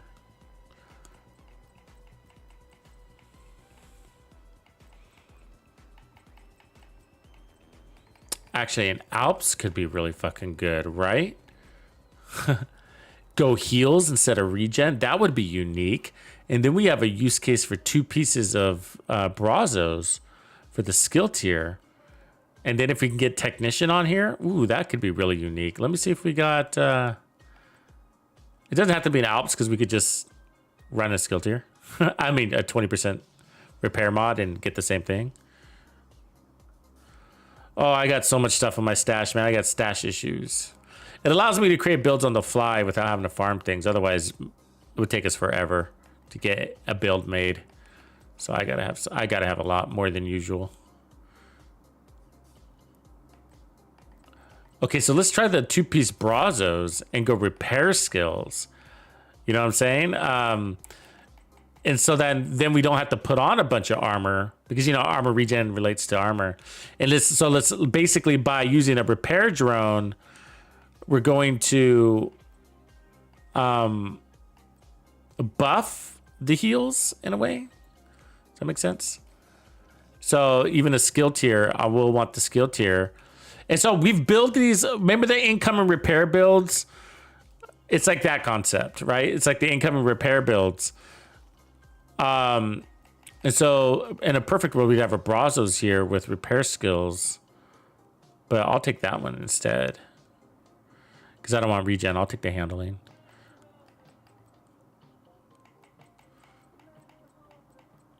So with repairs are just as strong as regen, but they don't require any armor to get the same amount of heals. So that's, the skills can be disrupted, armor regen cannot. So there's pros and cons of each. But on a build like this, where we're going to use the fixer anyways, then instead of loading up on a bunch of armor, which does what? Weakens the build, right? We could keep our build strong and strip down the armor and run skill tiers and repair skills instead. So let's get this in its right place. Let me see if I got a better mask that I don't have to re-roll. These pieces this would make it a very easy build to farm too, because wait, are these the same? Crit damage with weapon damage. Crit damage, yeah, they are. Because red Umbra is like natural, right? So what we'll be doing is looking to add more skill tiers to make this a very strong healer. And then by doing that, we're going to have like amazing heals in and out of cover, right? And maybe we can keep all red cores. Maybe we add a skill tier. Skill tiers aren't that big of a deal. Like if on a healer, like if you look, it just gives you 20% more armor repair. That's the same thing as a mod. And so that's one of the other benefits, a hidden benefit in repair skills. Okay, that's a hidden benefit, is that you don't have to go up in skill tier to get the same amount of heals. You could just put on a mod, a 20% repair skill mod, maybe some income repairs, and get all the same benefits. And then that way you can keep your build all red, very powerful, but heal like crazy, right? So this could be very interesting. So let me go ahead and take off my scope here. Let's put on the 20% stability one, 15% stability. Yeah, there we go. So small RDS, that's my default. And then that puts us at a really good place. We're at 2-second reload, which is pretty good. Remember, this set gives us 30% reload speed, so that's nice. And so what I'm going to do is go ahead and put a 20% repair skill mod here. Now, we're going to have crazy heals, okay? It doesn't look like it on the surface, but the set is giving us crazy regens. And so we're at 913 armor. We still might have room to put on more armor, so keep that in mind. And I don't have all these things God rolled yet. So I still might put on some armor. I might not. But what we're rolling into is the backpack, so that's the one piece. I might choose armor regen. Go 1.1, and let's see what we can get away with. So let's... And what's good is that with these builds is that you do spend some time in cover. Because you're not always running and gunning. So when we're in cover, it doesn't matter. Our rate of fire is going to be down. Our crit damage is going to be down. But when we do crit out of cover, we can get a little 50% boost. So that's nice. A little 50% boost on crits, but we just don't really care. And so, okay, so 5 million I think was our base damage on this. Let me just actually let me reset this. So I'm using a little less weapon with less damage so that it's got more stability. So we can one-shot kill. That was a crit. So we don't like that, but that was a crit too.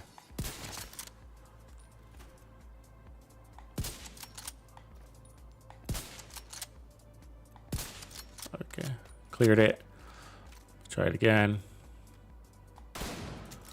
So non-crit, we need more damage, but it's really close. Okay, so we need to take one of these off.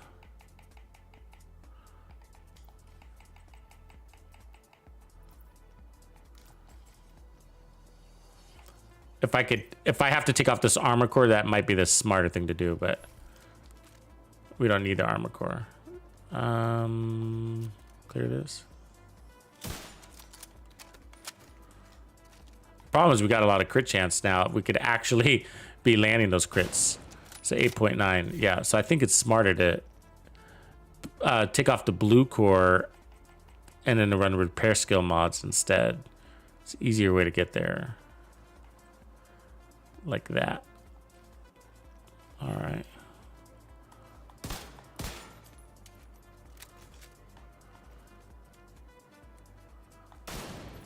$9.5, very close. We're probably gonna have to get rid of this mod too, it looks like.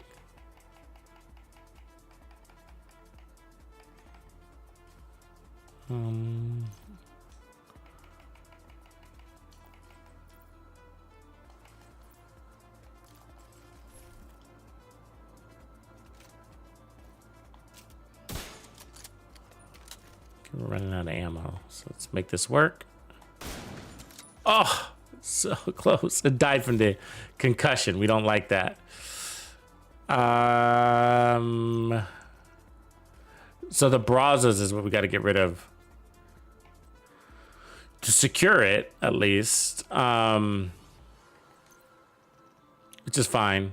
Well, we're not God rolled everywhere either. Actually, I mean, we're missing a lot here and there. Oh, and I don't have headshot damage there. Okay, I see. We're fine.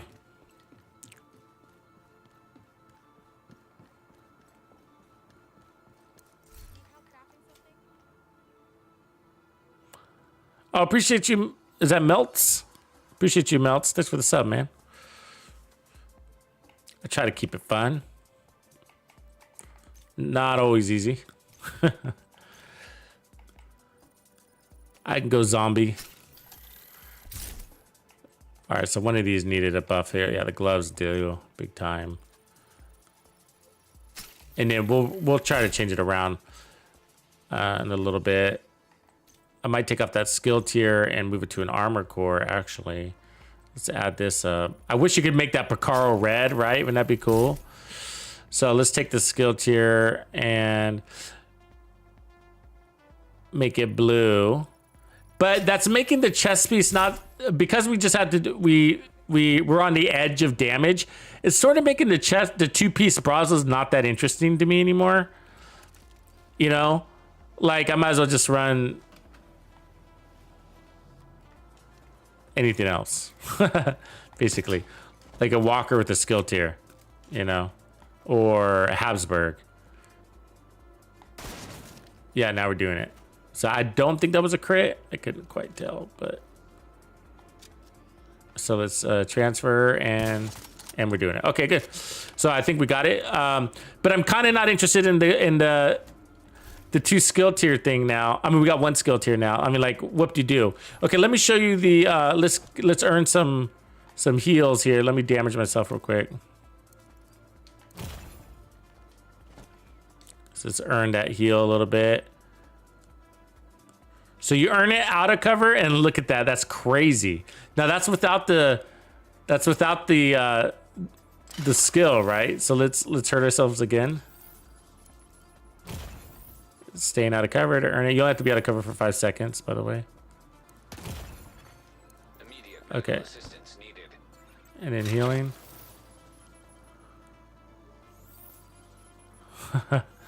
Yeah, that's really fast. So, I mean, basically, in the amount of time, you can find a target and hit them. So, it's 16% per second. So, in 5 seconds, you're almost full, right? A little under. And so, we're using the fixer to fill us in, but I don't think we need the extra skill tier because it's not going to be doing as much work as our repair. So, let's just go ahead and put on something else. Like, we can do this. And then add more armor, or we could go Bellstone and get more regen. I kind of like this idea, actually. So that gets us to our 1.1, which a lot of people like. And then by giving us more damage, it allows me to do something else. Let's go check.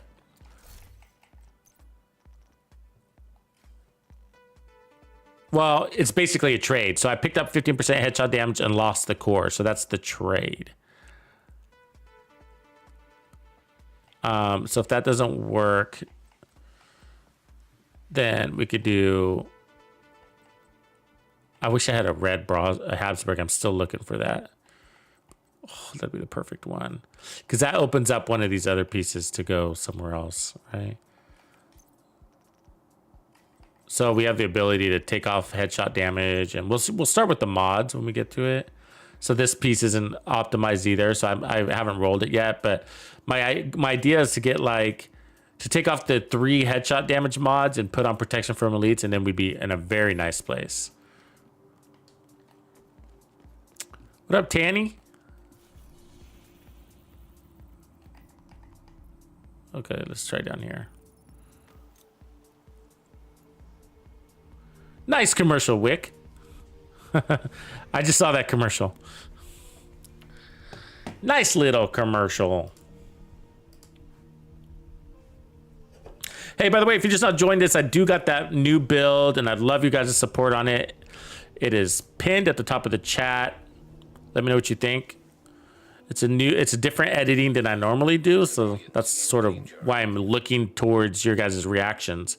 And I sort of measure it by how well the video does against other videos that I've done recently.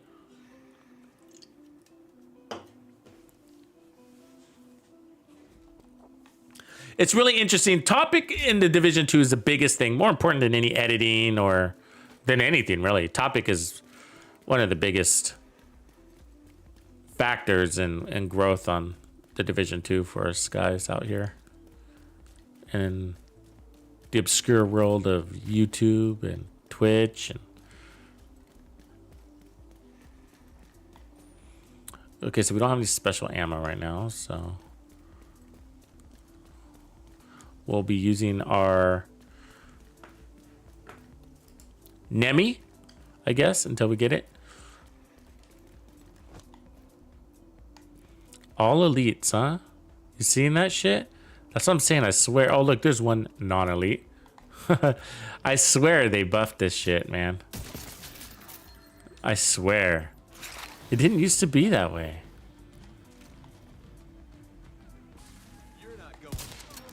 Oops. Fuck, that wasn't a headshot.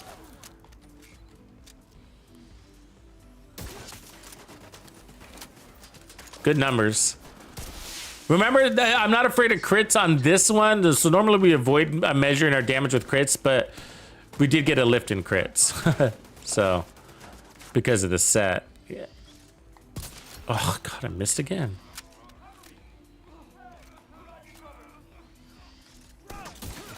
Thanks for those heads. They were nice and overlapped for me. Okay, now we're on a roll. You really got to get that first kill. It's what gives you your handling.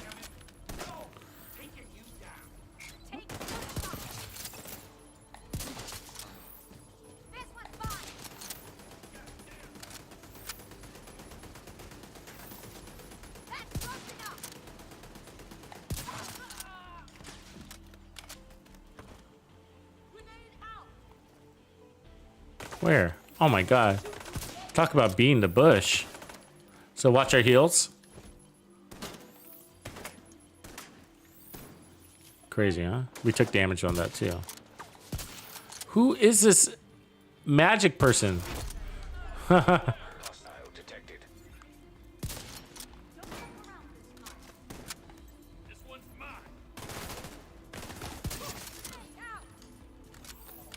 I hate how Headhunter disappears. The icon. We need that icon, you know? We don't know if you should be going for the head or what.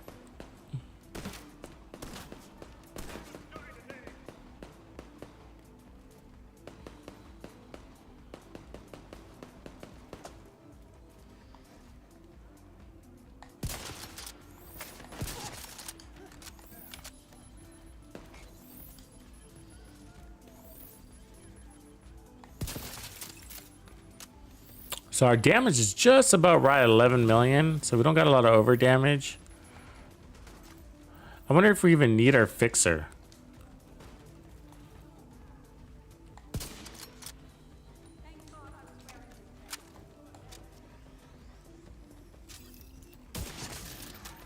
I don't know what I would use instead. Right phone?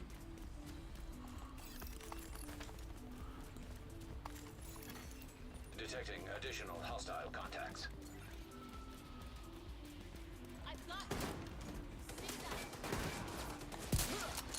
Should actually be a pretty good Mantis build, but I want to use it with Determined. Did I get ammo yet? Yeah. Fucking right phone, guys. I swear to God.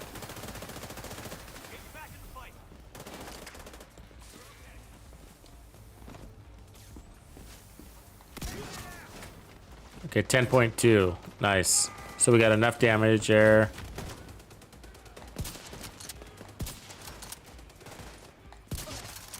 $11.1, consistent.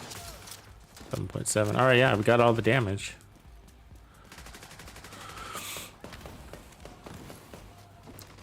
Just right there, though. So I'm gonna try to take off a mod. Swing it to protection from elites. Just one. See what happens.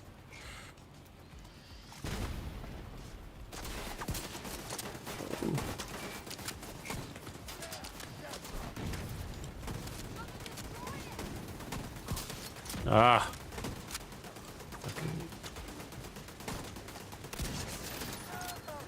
9.9, so we still got it. It was like right on the edge though.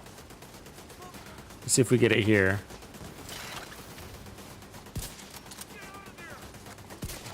And we still have it there. Okay. So 9.9, I don't think I can add any more without taking off an armor core.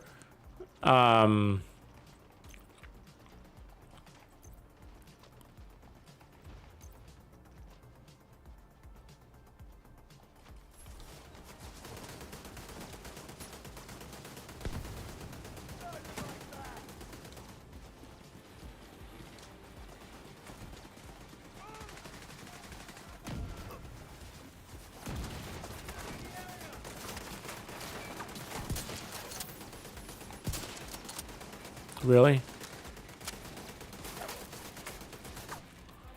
Fucking turret is unreal. I'm just holding it down. Come on, man.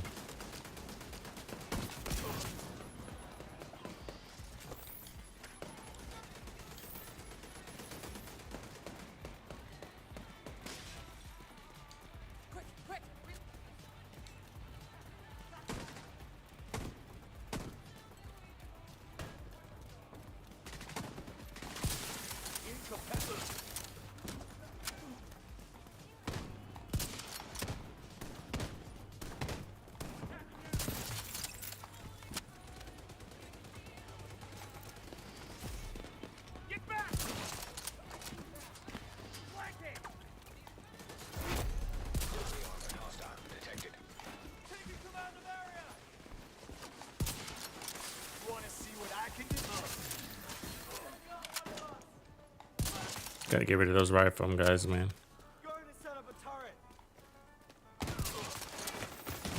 Then we'll watch our heals here. See what they do. Yeah, that's good. It takes a second for them to really kick in, but wow, right? Wow. I mean, it's faster than an armor kit.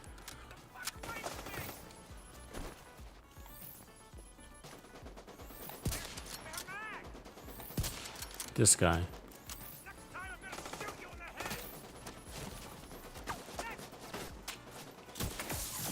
Oh. You and me both, buddy.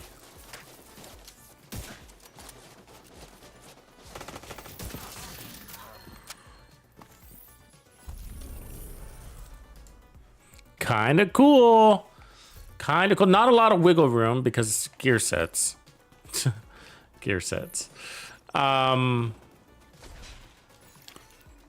room access unlocked.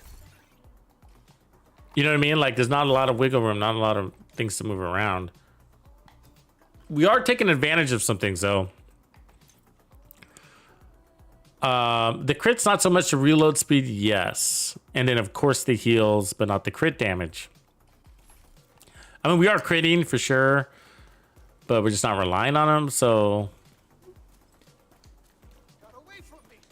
I wish but it's all about the backpack, so I can't run like the ninja bike to work around it. It's like to.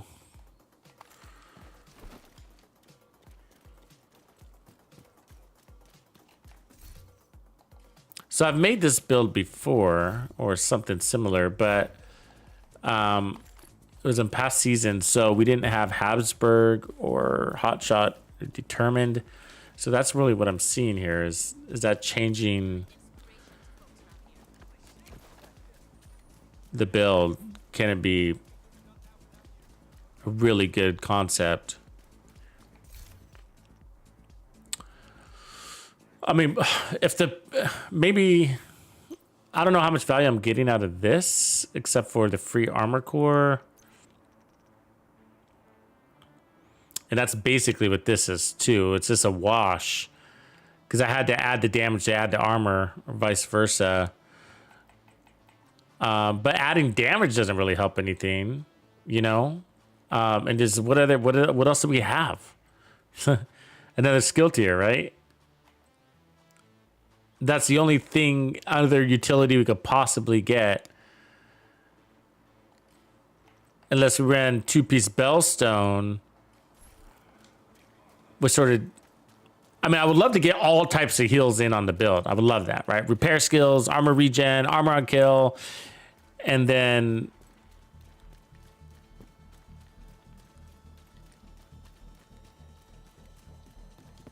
the Umbra's healing capabilities, but we're so on the borderline for damage. It's working the way we have it, 1.1 million with the Umbra.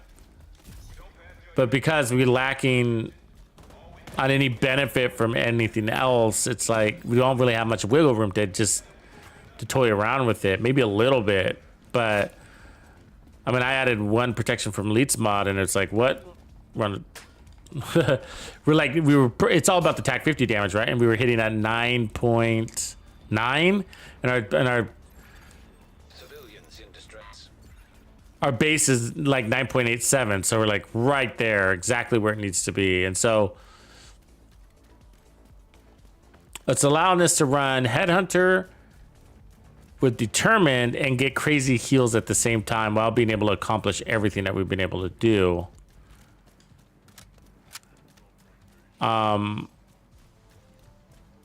Sort of giving you a reason to not run the Memento.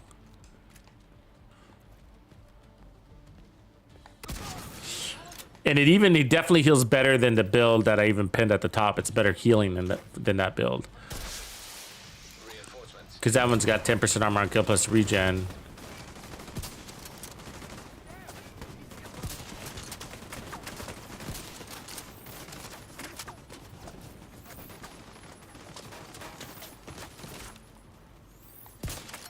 How did I lose that buff?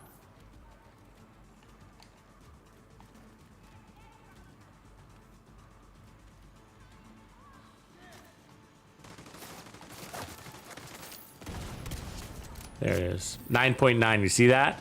It's like on the fence.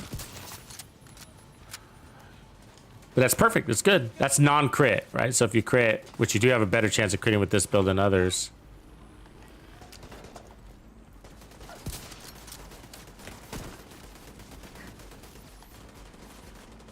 And especially if you like to get out of cover. As a matter of fact, this might actually work better with a rifle build, the 1886, because it's so strong and fast, and it's even easier to run and gun.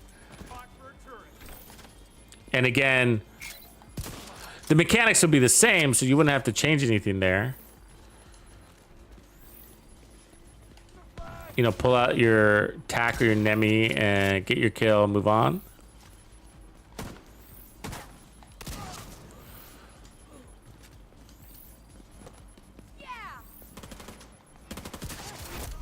Heavily armored hostile detected.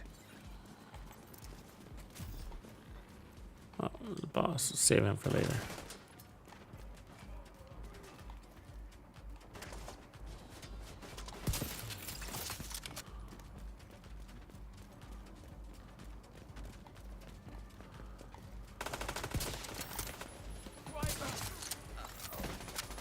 So if we want to heal real quick, we'll do that. Civilians in distress. I think I missed a shot there.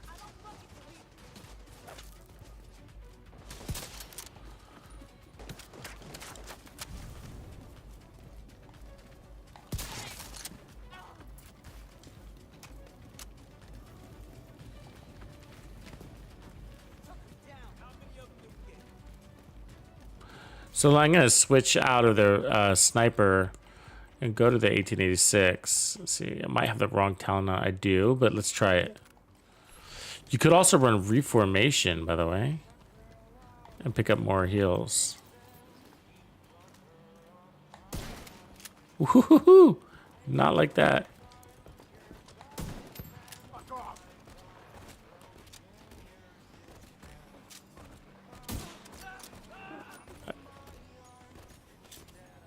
This makes it so hard to hit him in the head when he does that.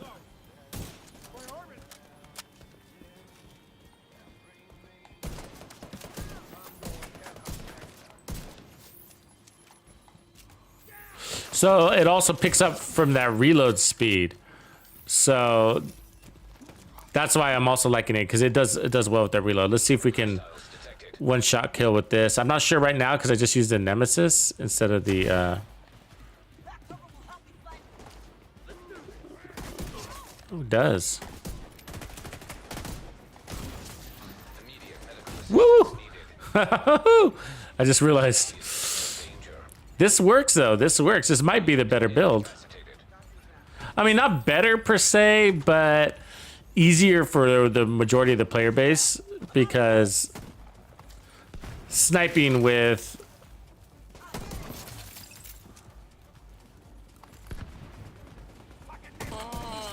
so I'm not running determined, so I need to change that. It'll allow me to go faster.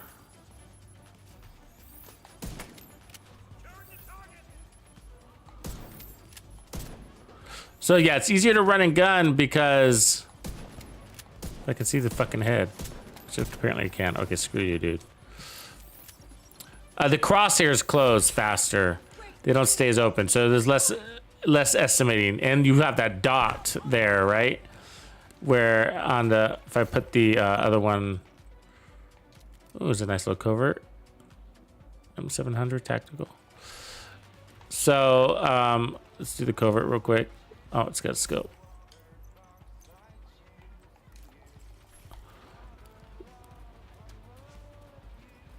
So I guess it's got a dot too. Is that just a covert? But anyways, yeah, the crosshairs is where it says those crosshairs are really tight. See, so I'm moving and they don't open that wide. If you take the covert, they open them really wide, and there's no dot in the center, so I have to estimate where that dot would be, which isn't that hard to do, but it takes practice. So even if I move, the dot doesn't go away. So anyways, helps you land your shots. So let's go change the talent real quick and then get back out here.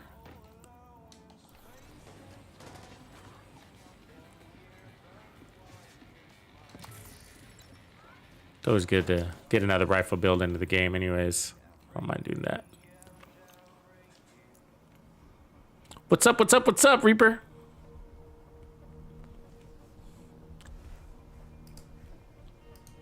Oh yeah, drops are still going on. I forgot to mention that, sorry. You don't have to do anything as long as your account is connected on the Ubisoft Twitch level.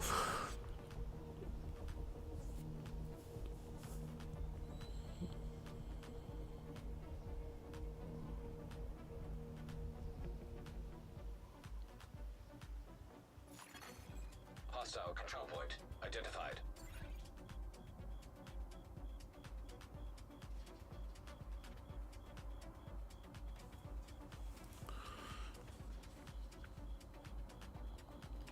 Okay, so just a quick change here to the talent. And so if this works, we have some moves. Like we could run Fox's prayers, which will give us some decent damage. And that we might like that over the 15% thing dealio over there. But if we're one shot killing it, we don't really need any more damage. But if we can start edging things up, I wouldn't mind it, I guess is what I'm trying to say. But let me just fix that talent real quick. Recal rifle.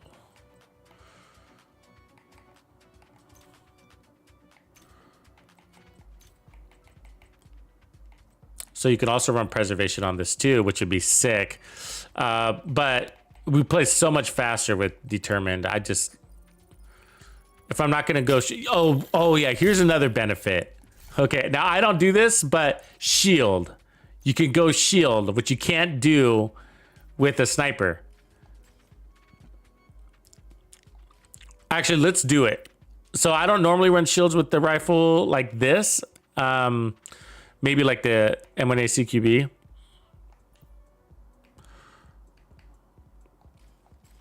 But what I'm going to use, I don't really need the fixer. So what I'm going to use it for is just in case looks like I'm going to take some heat. So I'll just pop it up real quick.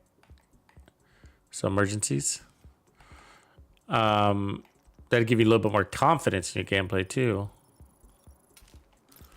Knowing that you have an extra, basically 2.3 million in armor. And that's a tier 2-3 shield right there. Tier 2? Tier 2. Yeah. I would totally get rid of this.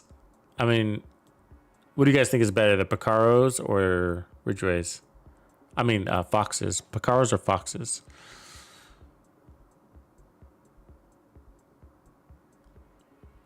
Foxes to give us the 8% damage to targets out of cover plus the weapon damage. Probably the Foxes.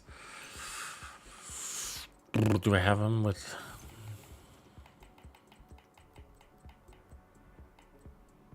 Except it's not, hold on a second.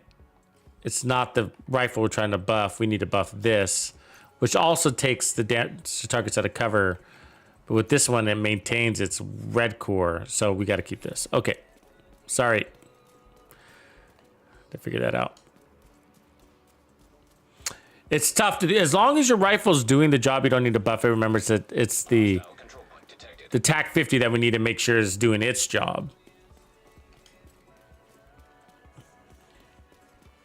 Because it's our shortcut to running around like a crazy madman with the headhunter.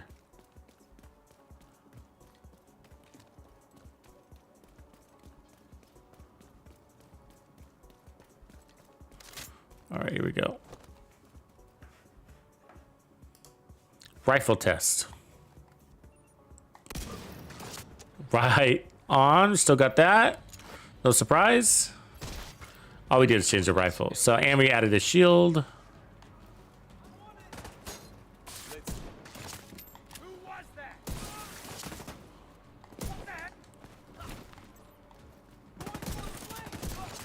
There it is. Use of our shield.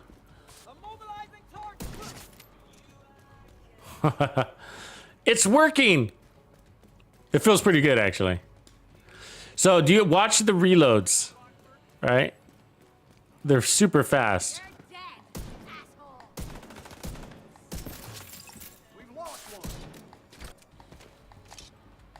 Until you get right thumbed. They don't look at that fast.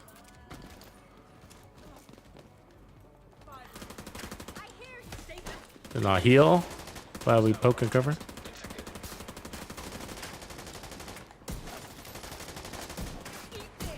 Did I miss that shot? I can't tell.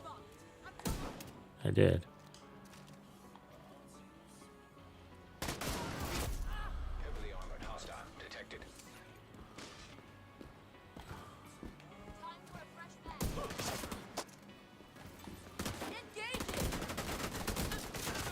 Ooh, heavy gunner.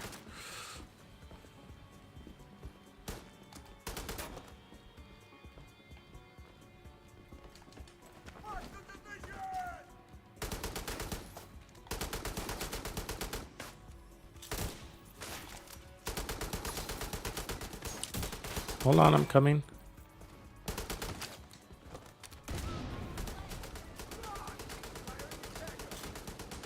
Come on, come on, come on. Come out. Really? Come out. Broadcast picked up. Fucking idiot.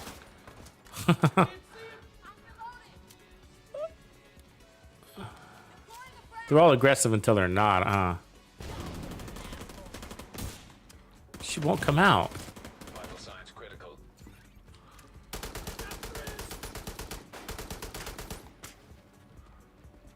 Those heals are nice.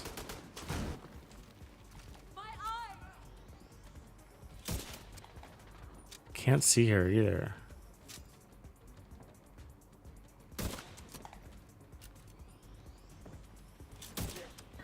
It's like a big dark blob. There we go. Oh, finally, that was annoying.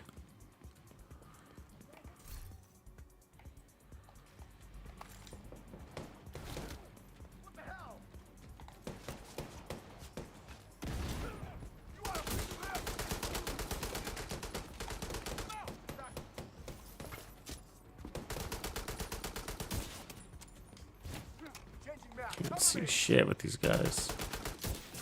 Finally. So annoying.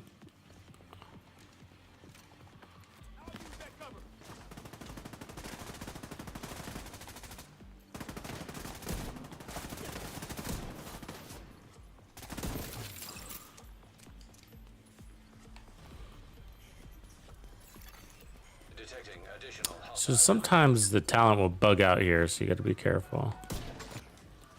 Yeah, it just did. Nope.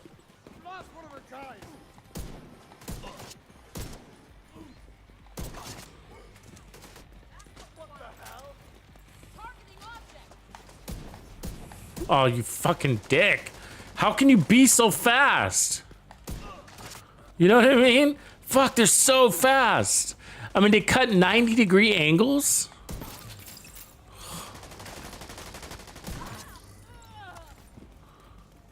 That's what we want to see right there, boys. We haven't had to use your shield very much. We had an annoying room, don't get me wrong.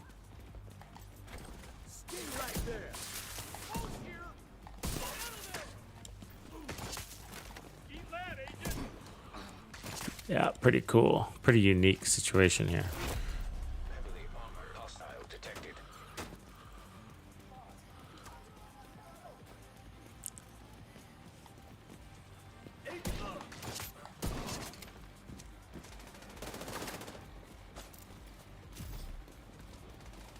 Where are we?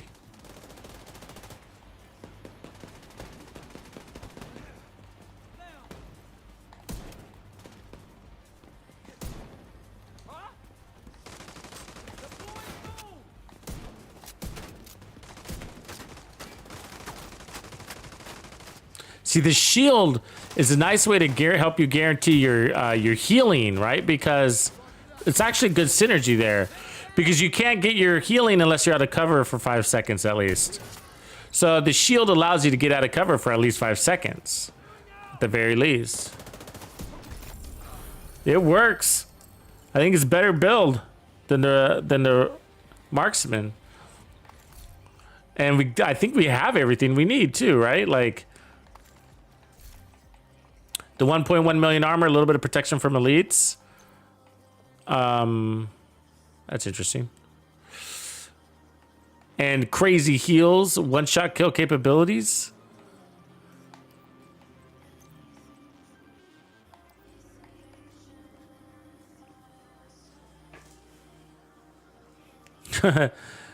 It's crazy. So it's all about the backpack. So we're building around the backpack for season 11. So this isn't I still need to modify this backpack, but Umbra gives us 16%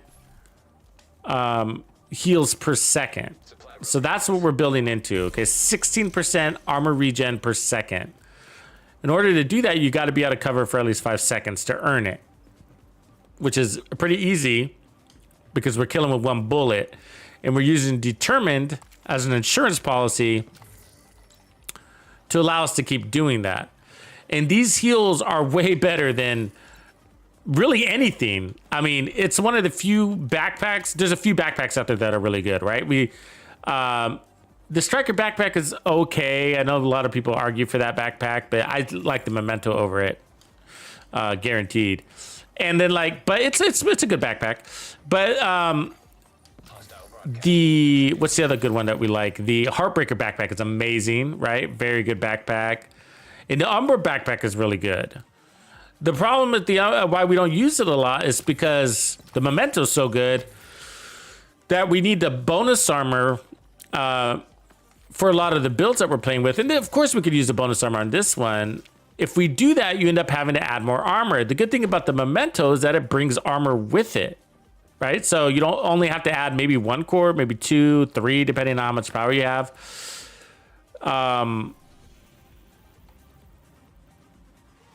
Oh, I forgot to reset the thing. Let me reset control points. I want to go back to Habsburg.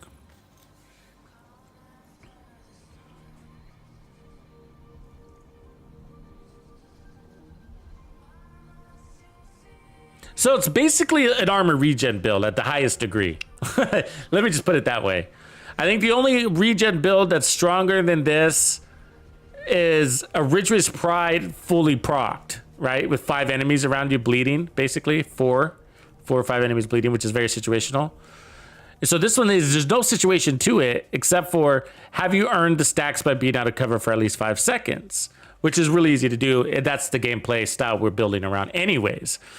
But even if not, it's not very hard. You just have to stand behind cover instead of actually equipping to cover or attaching to cover.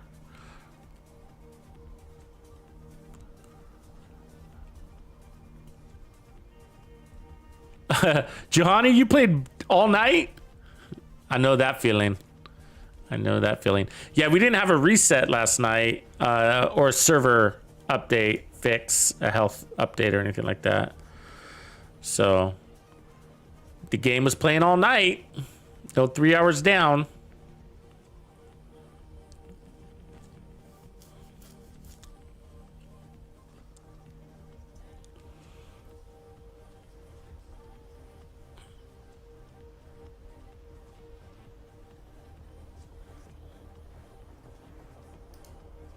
Damn. Anytime now.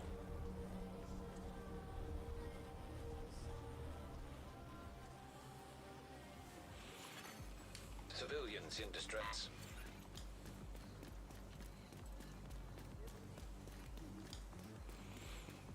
So the reality is that, check this out, guys. This is one thing that you got to consider is that we could get the same amazing heals without any armor.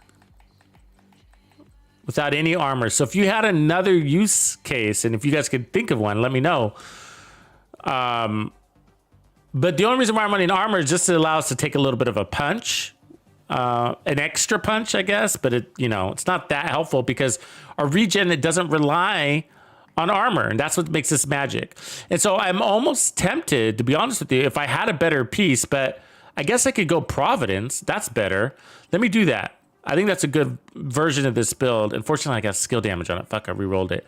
But if I went Providence or red, then I could put on more protection from elites, right? Or even Walker. Yeah, let's try that. Providence would be best, okay, but I guess it doesn't matter. I can go skill damage. I'd like the weapon handling, but I'll reroll it later. And then so I could put on protection from elites, and that's more valuable than the armor, right?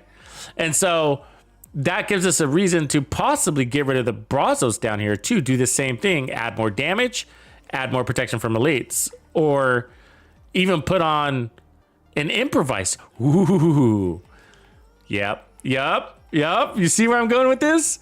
Even put on an improvised. And then we can get a 4th protection from elites. Or maybe put on the chill out mask instead. Yeah, that's where we're going, isn't it? Ooh, I love playing with you guys. You got good ideas. All right, let's put that on here. And then let's see if I have my chill out with us. Oh, I don't. But that'll get us an extra one there. And then we could run 1, 2, 3, 4. Just like the same thing. See, 1, 2. Is it 3 mods? 3, 4, 5. Can't remember. Is it 2 mods up there? On the chill out? It's 2, right? So it's 2, which is not that helpful. So 2, 3, 4. So basically the same thing as going improvised. Isn't it? And we could easily go improvised. I have improvised pieces. Like that one. This will simulate basically the same thing. Keep in mind everything's not God rolled. But with this, going all red, and then let's see if we can...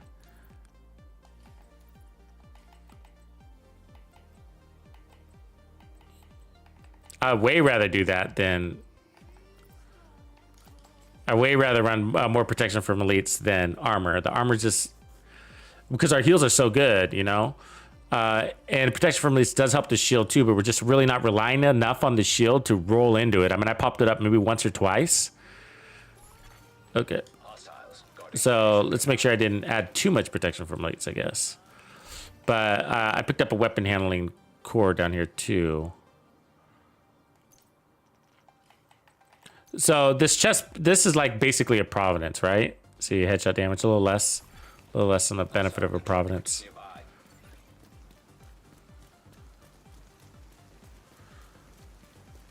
Remind me, I don't have a chill out mask, and so I'm just totally forgetting. Does it allow 3 mods or 2 mods? Can somebody remind me? Is it 2 mods or 3? Okay, so if we're doing our job, we can one shot with this and we'll be okay. We should be at 9.9. 2 mods, thanks Reeps. 9.956, so we didn't lose any damage. It was a perfect trade. It was almost exactly the same damage. Reinforcements incoming.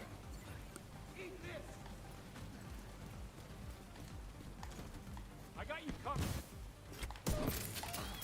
Oh, that wasn't a fucking headshot? Screw you.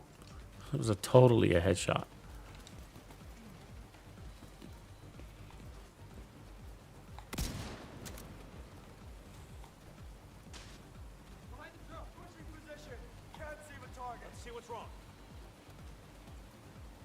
Damn, they're all high. They love going behind that wall. They love it.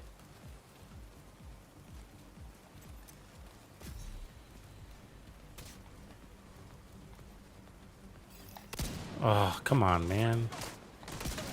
There we go.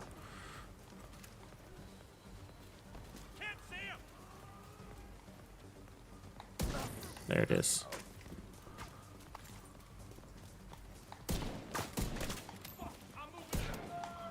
Really? What the fuck? Oh, screwed up.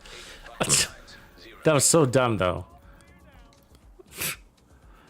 Shot him in the hand. And it doesn't kill him, even though it's in front of his face. It's like, what?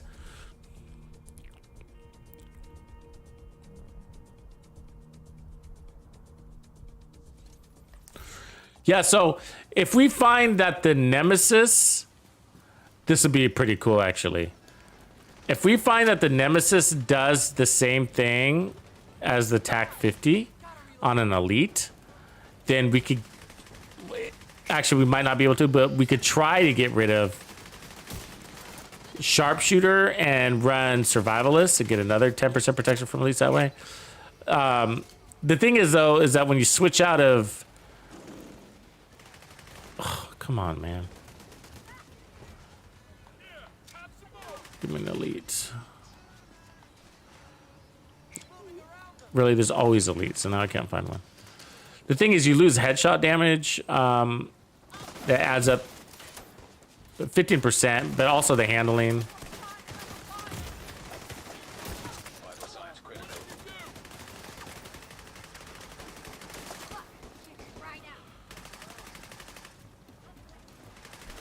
So you have to be out of cover for at least 5 seconds, which isn't very much. So let's see it go.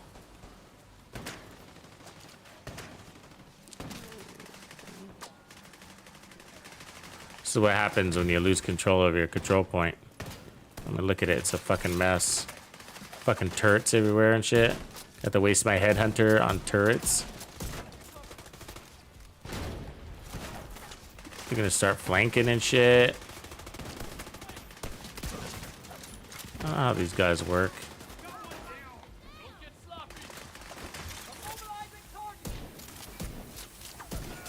Oh, I can't land a fucking headshot!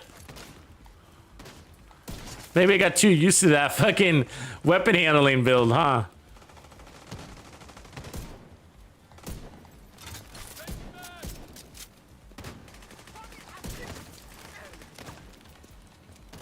Oh, come on, man. Grab the cover better.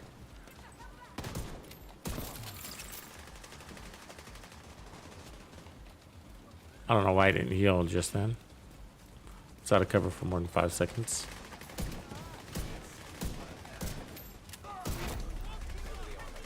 Detected. It's a weird control point the way it's playing out.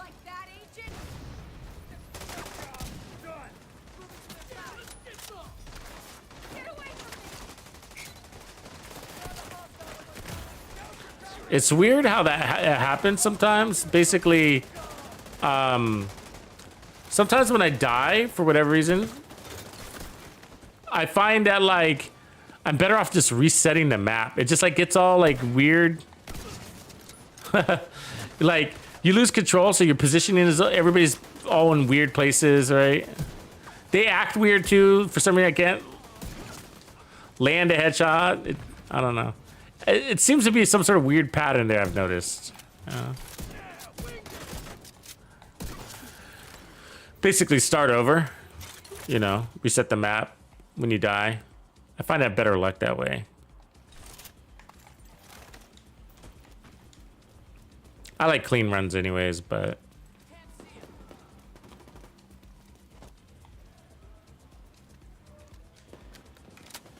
Sheriff, what up? Heldebron, what up? Thanks for your prime. Appreciate your sub, Sheriff. Make sure you check out the new build pinned at the top of the chat. It's hot off the press from this morning. It's a new way of editing for me. It's a lot more fast-paced. A little more tongue-in-cheek, too. So I'm kind of curious to see how the Bandidos all react to it. So you guys' input is amazing and helpful. And so traction really helps, but don't be afraid to leave any constructive feedback also.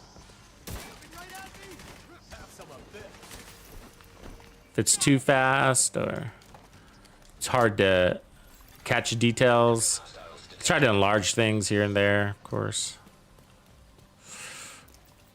But, and you know, it's only like my first, I mean, I've made videos like this before, so it's not like the first time I have, but there's more to it. And when I say a new approach, a lot of it's like the length. It's hard. It was really hard to cut down the length. I actually wanted Like the whole intro series ended up being interesting because what I did is I added details so you could see right up front what we're working with, right? So, like within the first 30 seconds, I showed the weapon and the weapon handling, and about 3 minutes in, I showed the complete build from a high level. I glance at it, a couple of details on the talents. But I don't do the build breakdown until about 8 minutes in, right? Once we're through all the entertainment value. But the good news is at that stage, I don't really have to do any more gameplay because I've already demonstrated the build by the time we got there. So, you know, it's a different format. But I ended up showing gameplay anyways afterwards. That way you're just not staring at the same picture of the build as I'm talking about a detail. Just kind of make it more interesting.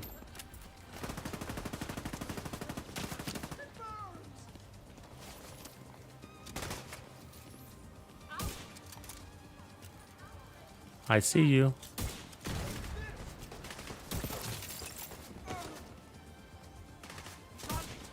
Really?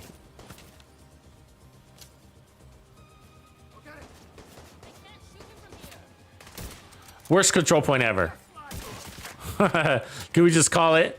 It's like it's a painful control point for me. Not fun. Not fun. Gonna have to do another one.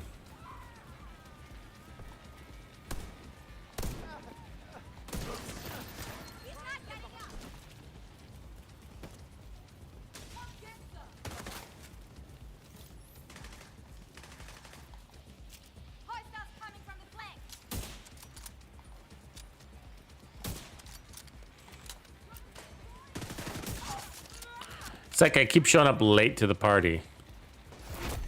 Heavily armored hostile detected.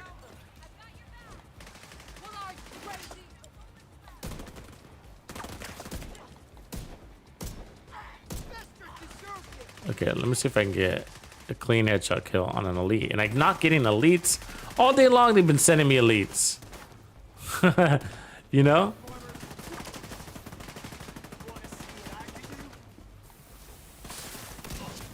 There you go, 9.9. Okay, so we have the damage. So that's all I needed to confirm. All right, 12.4. We're good to go. We actually have more damage now. About 1 million transferred. Same amount on the tack, but more on the rifle. It's basically how it translated.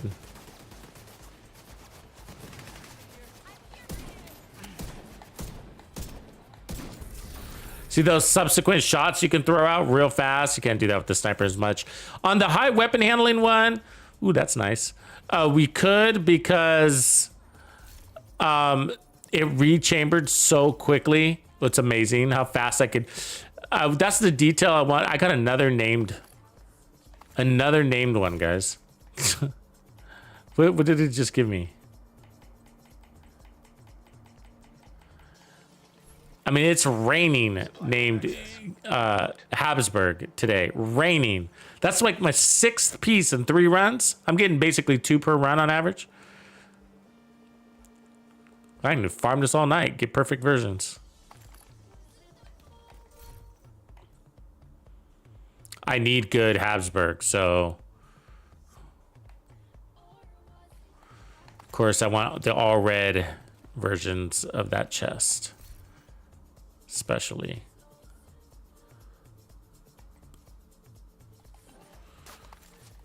Habsburg does play a role in shotgun builds, pistol builds, and rifle builds. Also, just the one piece.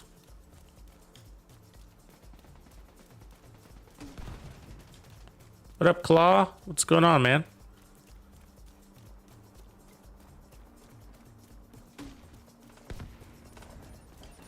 Right on, Sheriff. Deploying a grenade. Start shooting.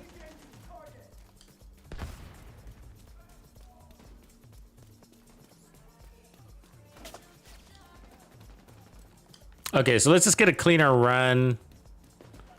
there's not much to do on this build.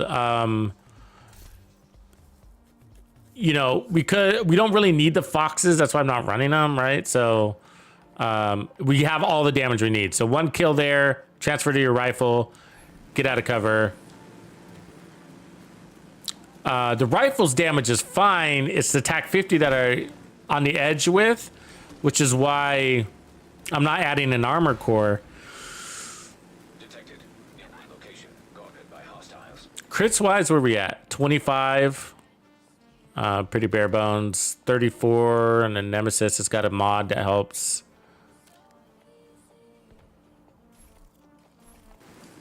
There's no point in driving up the crits. You get it. You don't. Fine.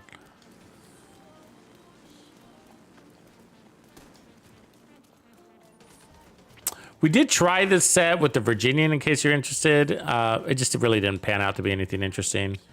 So the Virginian is crit based. That's why it seems like it would be interesting.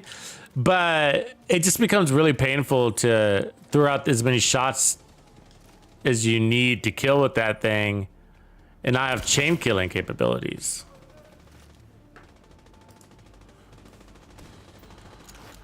And so with the rifle strong enough to kill with 1 shot, then that's what you want to do, especially when it only has 5 rounds, right?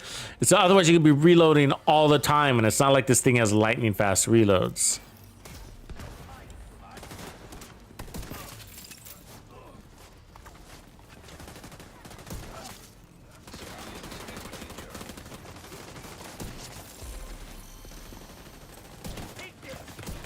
Oof. Healing. Oh! I didn't clear like, oh, she was right on my tail. Look at that. Oh, she's gonna finish me. Here we go. I don't know how she killed me so fast. I have the protection from elites. Maybe an extra armor core would be a good idea. Exchange, like meet it halfway. Oh my god, this guy's so far away. So we could also meet it, you understand what I'm saying? Meet it halfway, so we could take off some protection from elites and add 1 armor core kind of thing. Put the Hasberg basically back on. Oh, come on. Maybe it's better that way. Oh, it's about to be a big fight.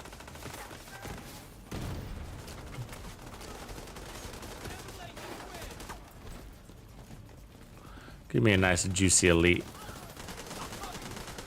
Dude, get out of your sniper shot. 11.1. It's a crit. So we don't mind because we are technically running a crit build.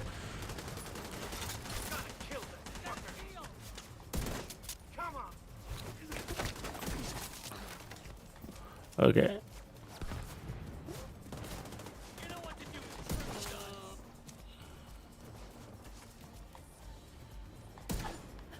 Come on. I need that little bit of weapon handling that I'm missing. I should have fixed that on that last run. You'd be surprised on how 8% really helps. And the devs know that, which is why they give it to us in small increments like that. The only reason why they gave us that 30% weapon handling from hotshots is for the SVDs and the GR8 or whatever it is, the relic, because the handling is so not good on it. They were like, let's give them 30% so they don't complain. So they anticipated. Good for them. Good for them. Honestly, that's one of my favorite things in season 11. That weapon handling is a game changer. If you haven't figured that out yet, go play around with it. Add it to any assault rifle build, preferably with the ninja bike, because it's an easy way to. How did I just one shot that guy? Easy way to bring it on, but it doesn't have to. You could run 2 pieces too.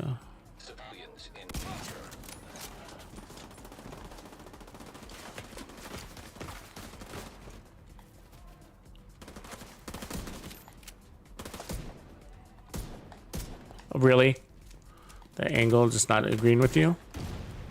And that wasn't a headshot? Oh, they're trolling, bro. I'm telling you.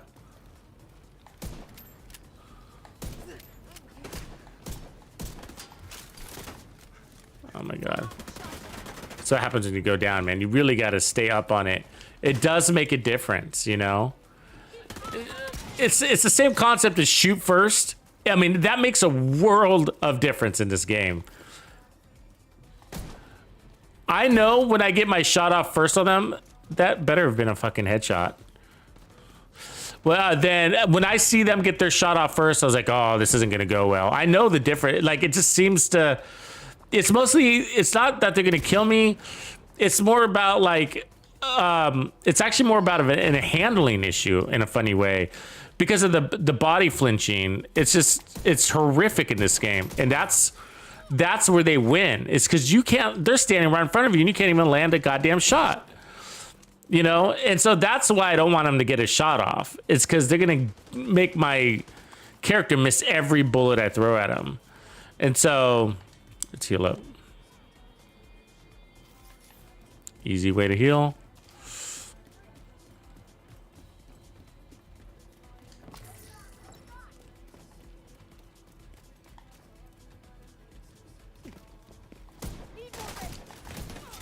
And then they start fucking punching you.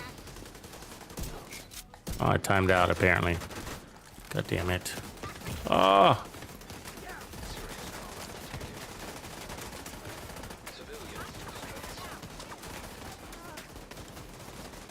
Yeah, get out of here. That fucking turret back there. Just falling apart. Got nobody to shoot. It's like I'm taking all this damage and there's nobody to shoot.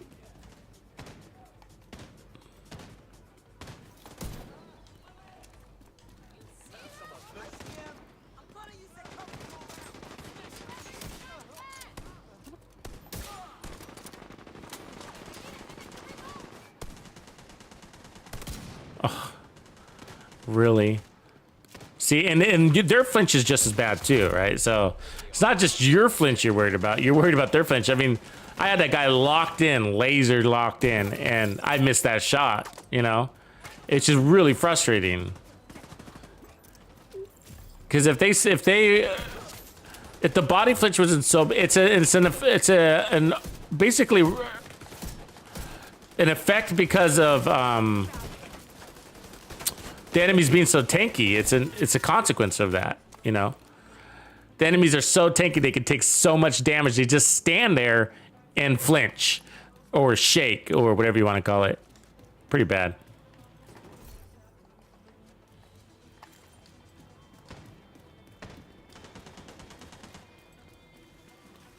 Not now. Deploying frag. Reloading. I got you. We're coming down the side.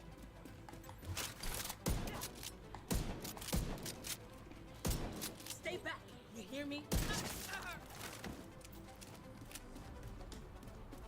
Okay, let's see if we do better in this run. Detecting additional hostile contacts.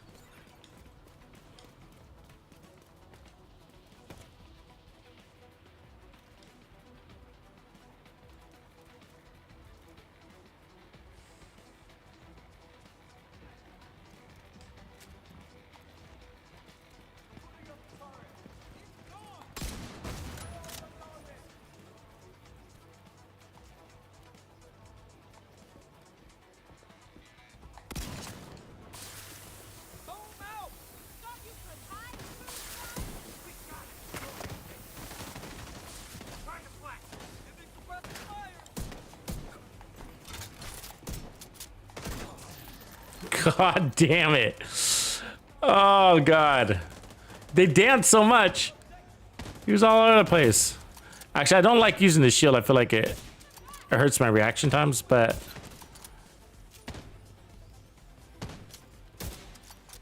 It's just being a pain in my rear in this whole session.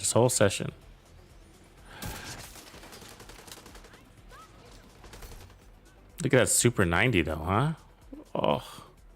Sure, I don't need it, but I keep getting god rolls, so they just tell me, fill up your stash. Go ahead, fill it up. Don't worry, man. Just one. You might not see another god roll in a while.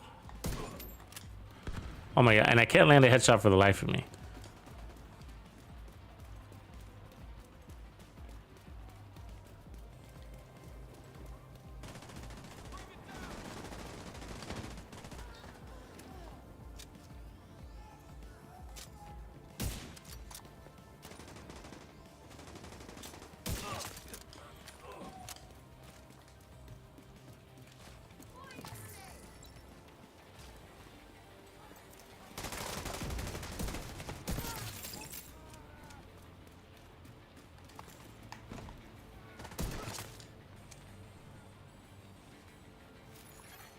Civilians in danger.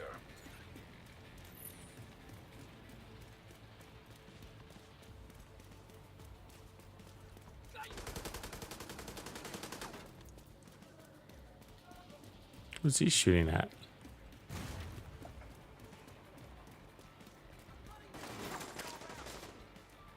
Look at that movement.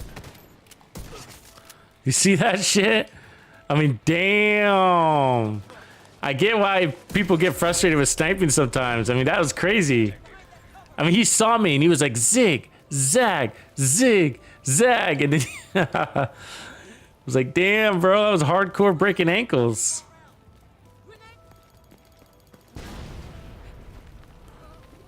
Makes her a very hard target. So her hands are in front of her head. We don't normally like them on fire.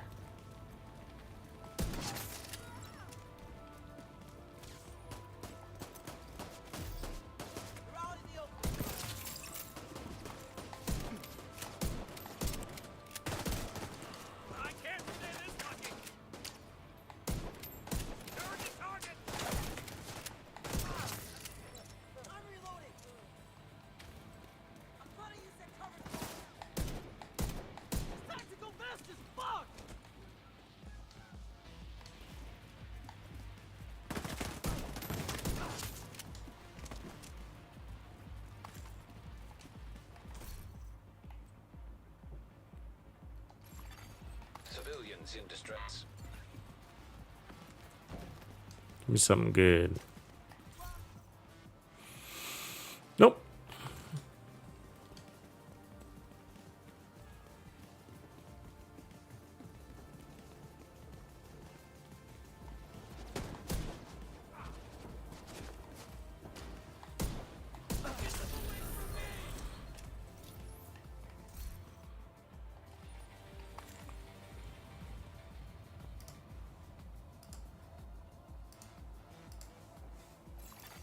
Supply room access unlocked.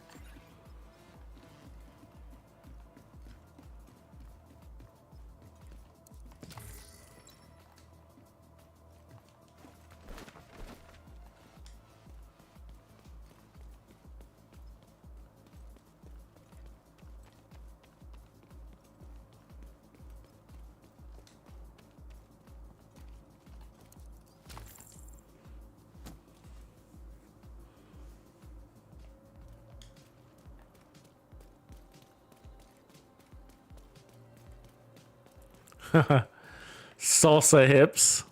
I like that. Them salsa dancers.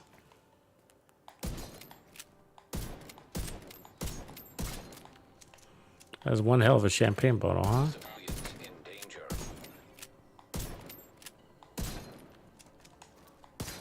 It's more like it. Why don't you see you evaporate?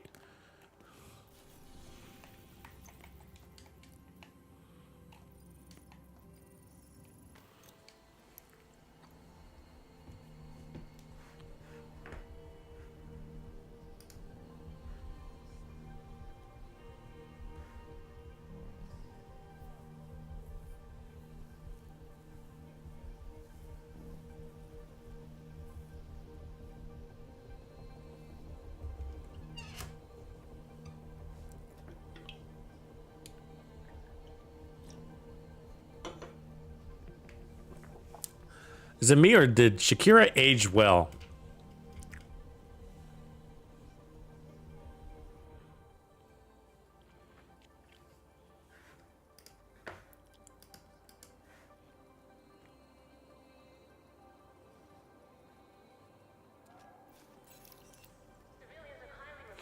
I didn't really think she was that attractive. You know, she was all right, but like when I saw her on the Jimmy show the other day, or it was a YouTube replay of it, and she was doing some TikTok challenge, dance challenge, and I was like, yeah, she aged well. I mean, I think she's getting more attractive with age, you know? Maybe. That's not that rare for Colombians to get a little nip and tuck and little plastic here and there. I think that weapon handling would make a big difference here. I gotta say, I can't remember if I'm using this chest piece on another build though. I got so many builds I gotta put out still that I'm a little weary.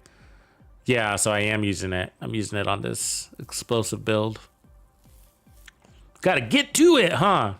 So let's see, are we approaching manhunt days? Everybody's still farming your Resident Evil if you haven't got that.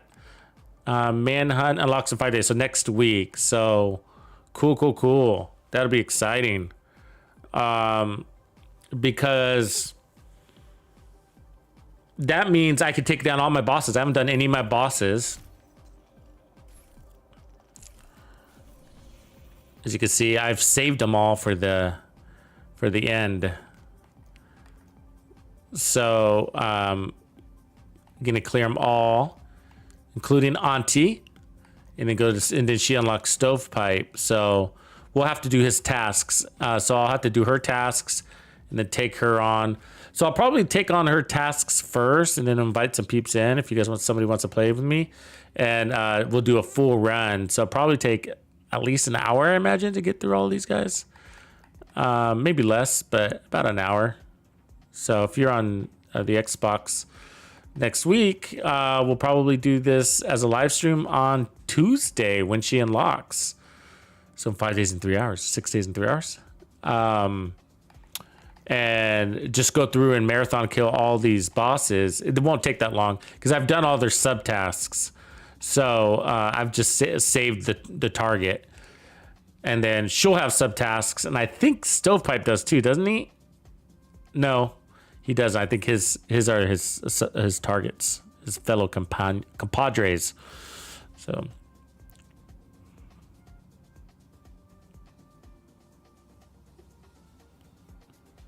yeah, I know what you mean about 17.3 and that fix. I mean, what's our calendar look like? We got till the middle of early June. This ends in 3 weeks. So the season ends in 3 weeks. So yeah, when are they going to give it to us, right? Probably, hopefully next week. Hopefully on Tuesday. The update. I'm excited for a new rewards track though, I got to say. Time to clean out that stash. Start looking to do that. That's why I also want to finish these builds out so I can start deleting maybe some extra duplicate pieces. I got to finish farming Habsburg. I got to get my complete sets of Habsburg. That's my goal. So I can throw away my shitty Habsburgs. Basically, for me, a good Habsburg looks like... I think I have 2 cases. One, an all red... like that, right? Everywhere. Chest, back, everywhere, you know? Which means you probably have 1 chest piece, maybe 2, 1 with focus. Probably don't need the focus one, but at least with Headhunter. And then on the back, you probably want 1 with Vigilance and another 1 with Bloodsucker. Those would be the 2 for the backpack. And then otherwise... everywhere else, you should have this one. The other one that's interesting is the version with headshot damage and skill damage, because I'm finding the hybrids to be pretty powerful in this category. Let me see if I have one. Still farming it myself. So like that, basically, with headshot damage already on it. So, and the reason why is because that way you could take the core away and make it a skill tier. So headshot damage, skill damage, a skill tier, or weapon damage, or blue core. The choice is yours depending on your build and what you need. And so those are the pieces that I'm looking for.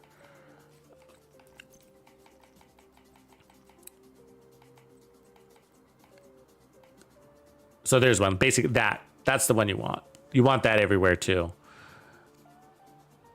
And you want it everywhere so you have options.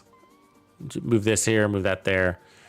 But the chest pieces always tend to be the most important for these types of builds. That gives you the most possibilities. But not always, because sometimes you have to run Walker. And so if you have to run Walker, then that's where you want your fallback pieces.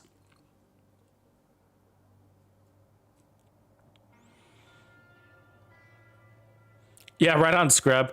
Especially if you get out, right? You get out, grab those trophies. It's all about trophy. That's that one. And that's why I tell people, like, if you're not getting out and grabbing your trophies, it's like it's great, but you might be better off with a different hybrid, you know?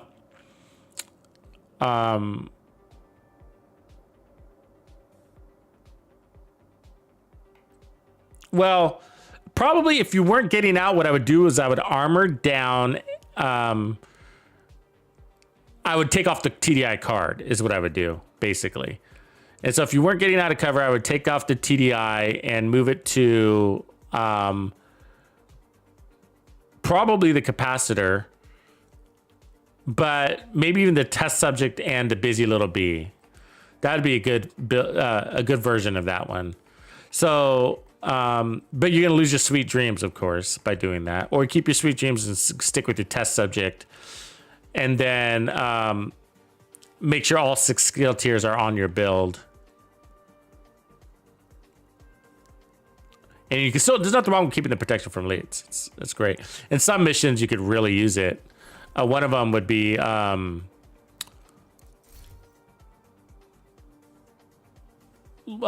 Basin, the boss phase, the zoo, the boss phase.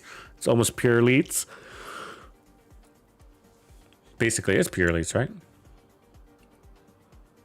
Cool. All right, everybody. I will leave you here, and then I will catch you guys tomorrow. And if you haven't checked out the new vid, check that one out. And we'll get to another stream tomorrow and work on some more stuff. And I'll try to get these other videos out to you.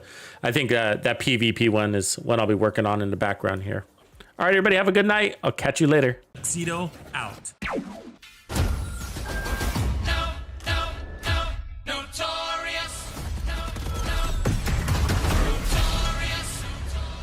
Raw flows, and that's how it goes.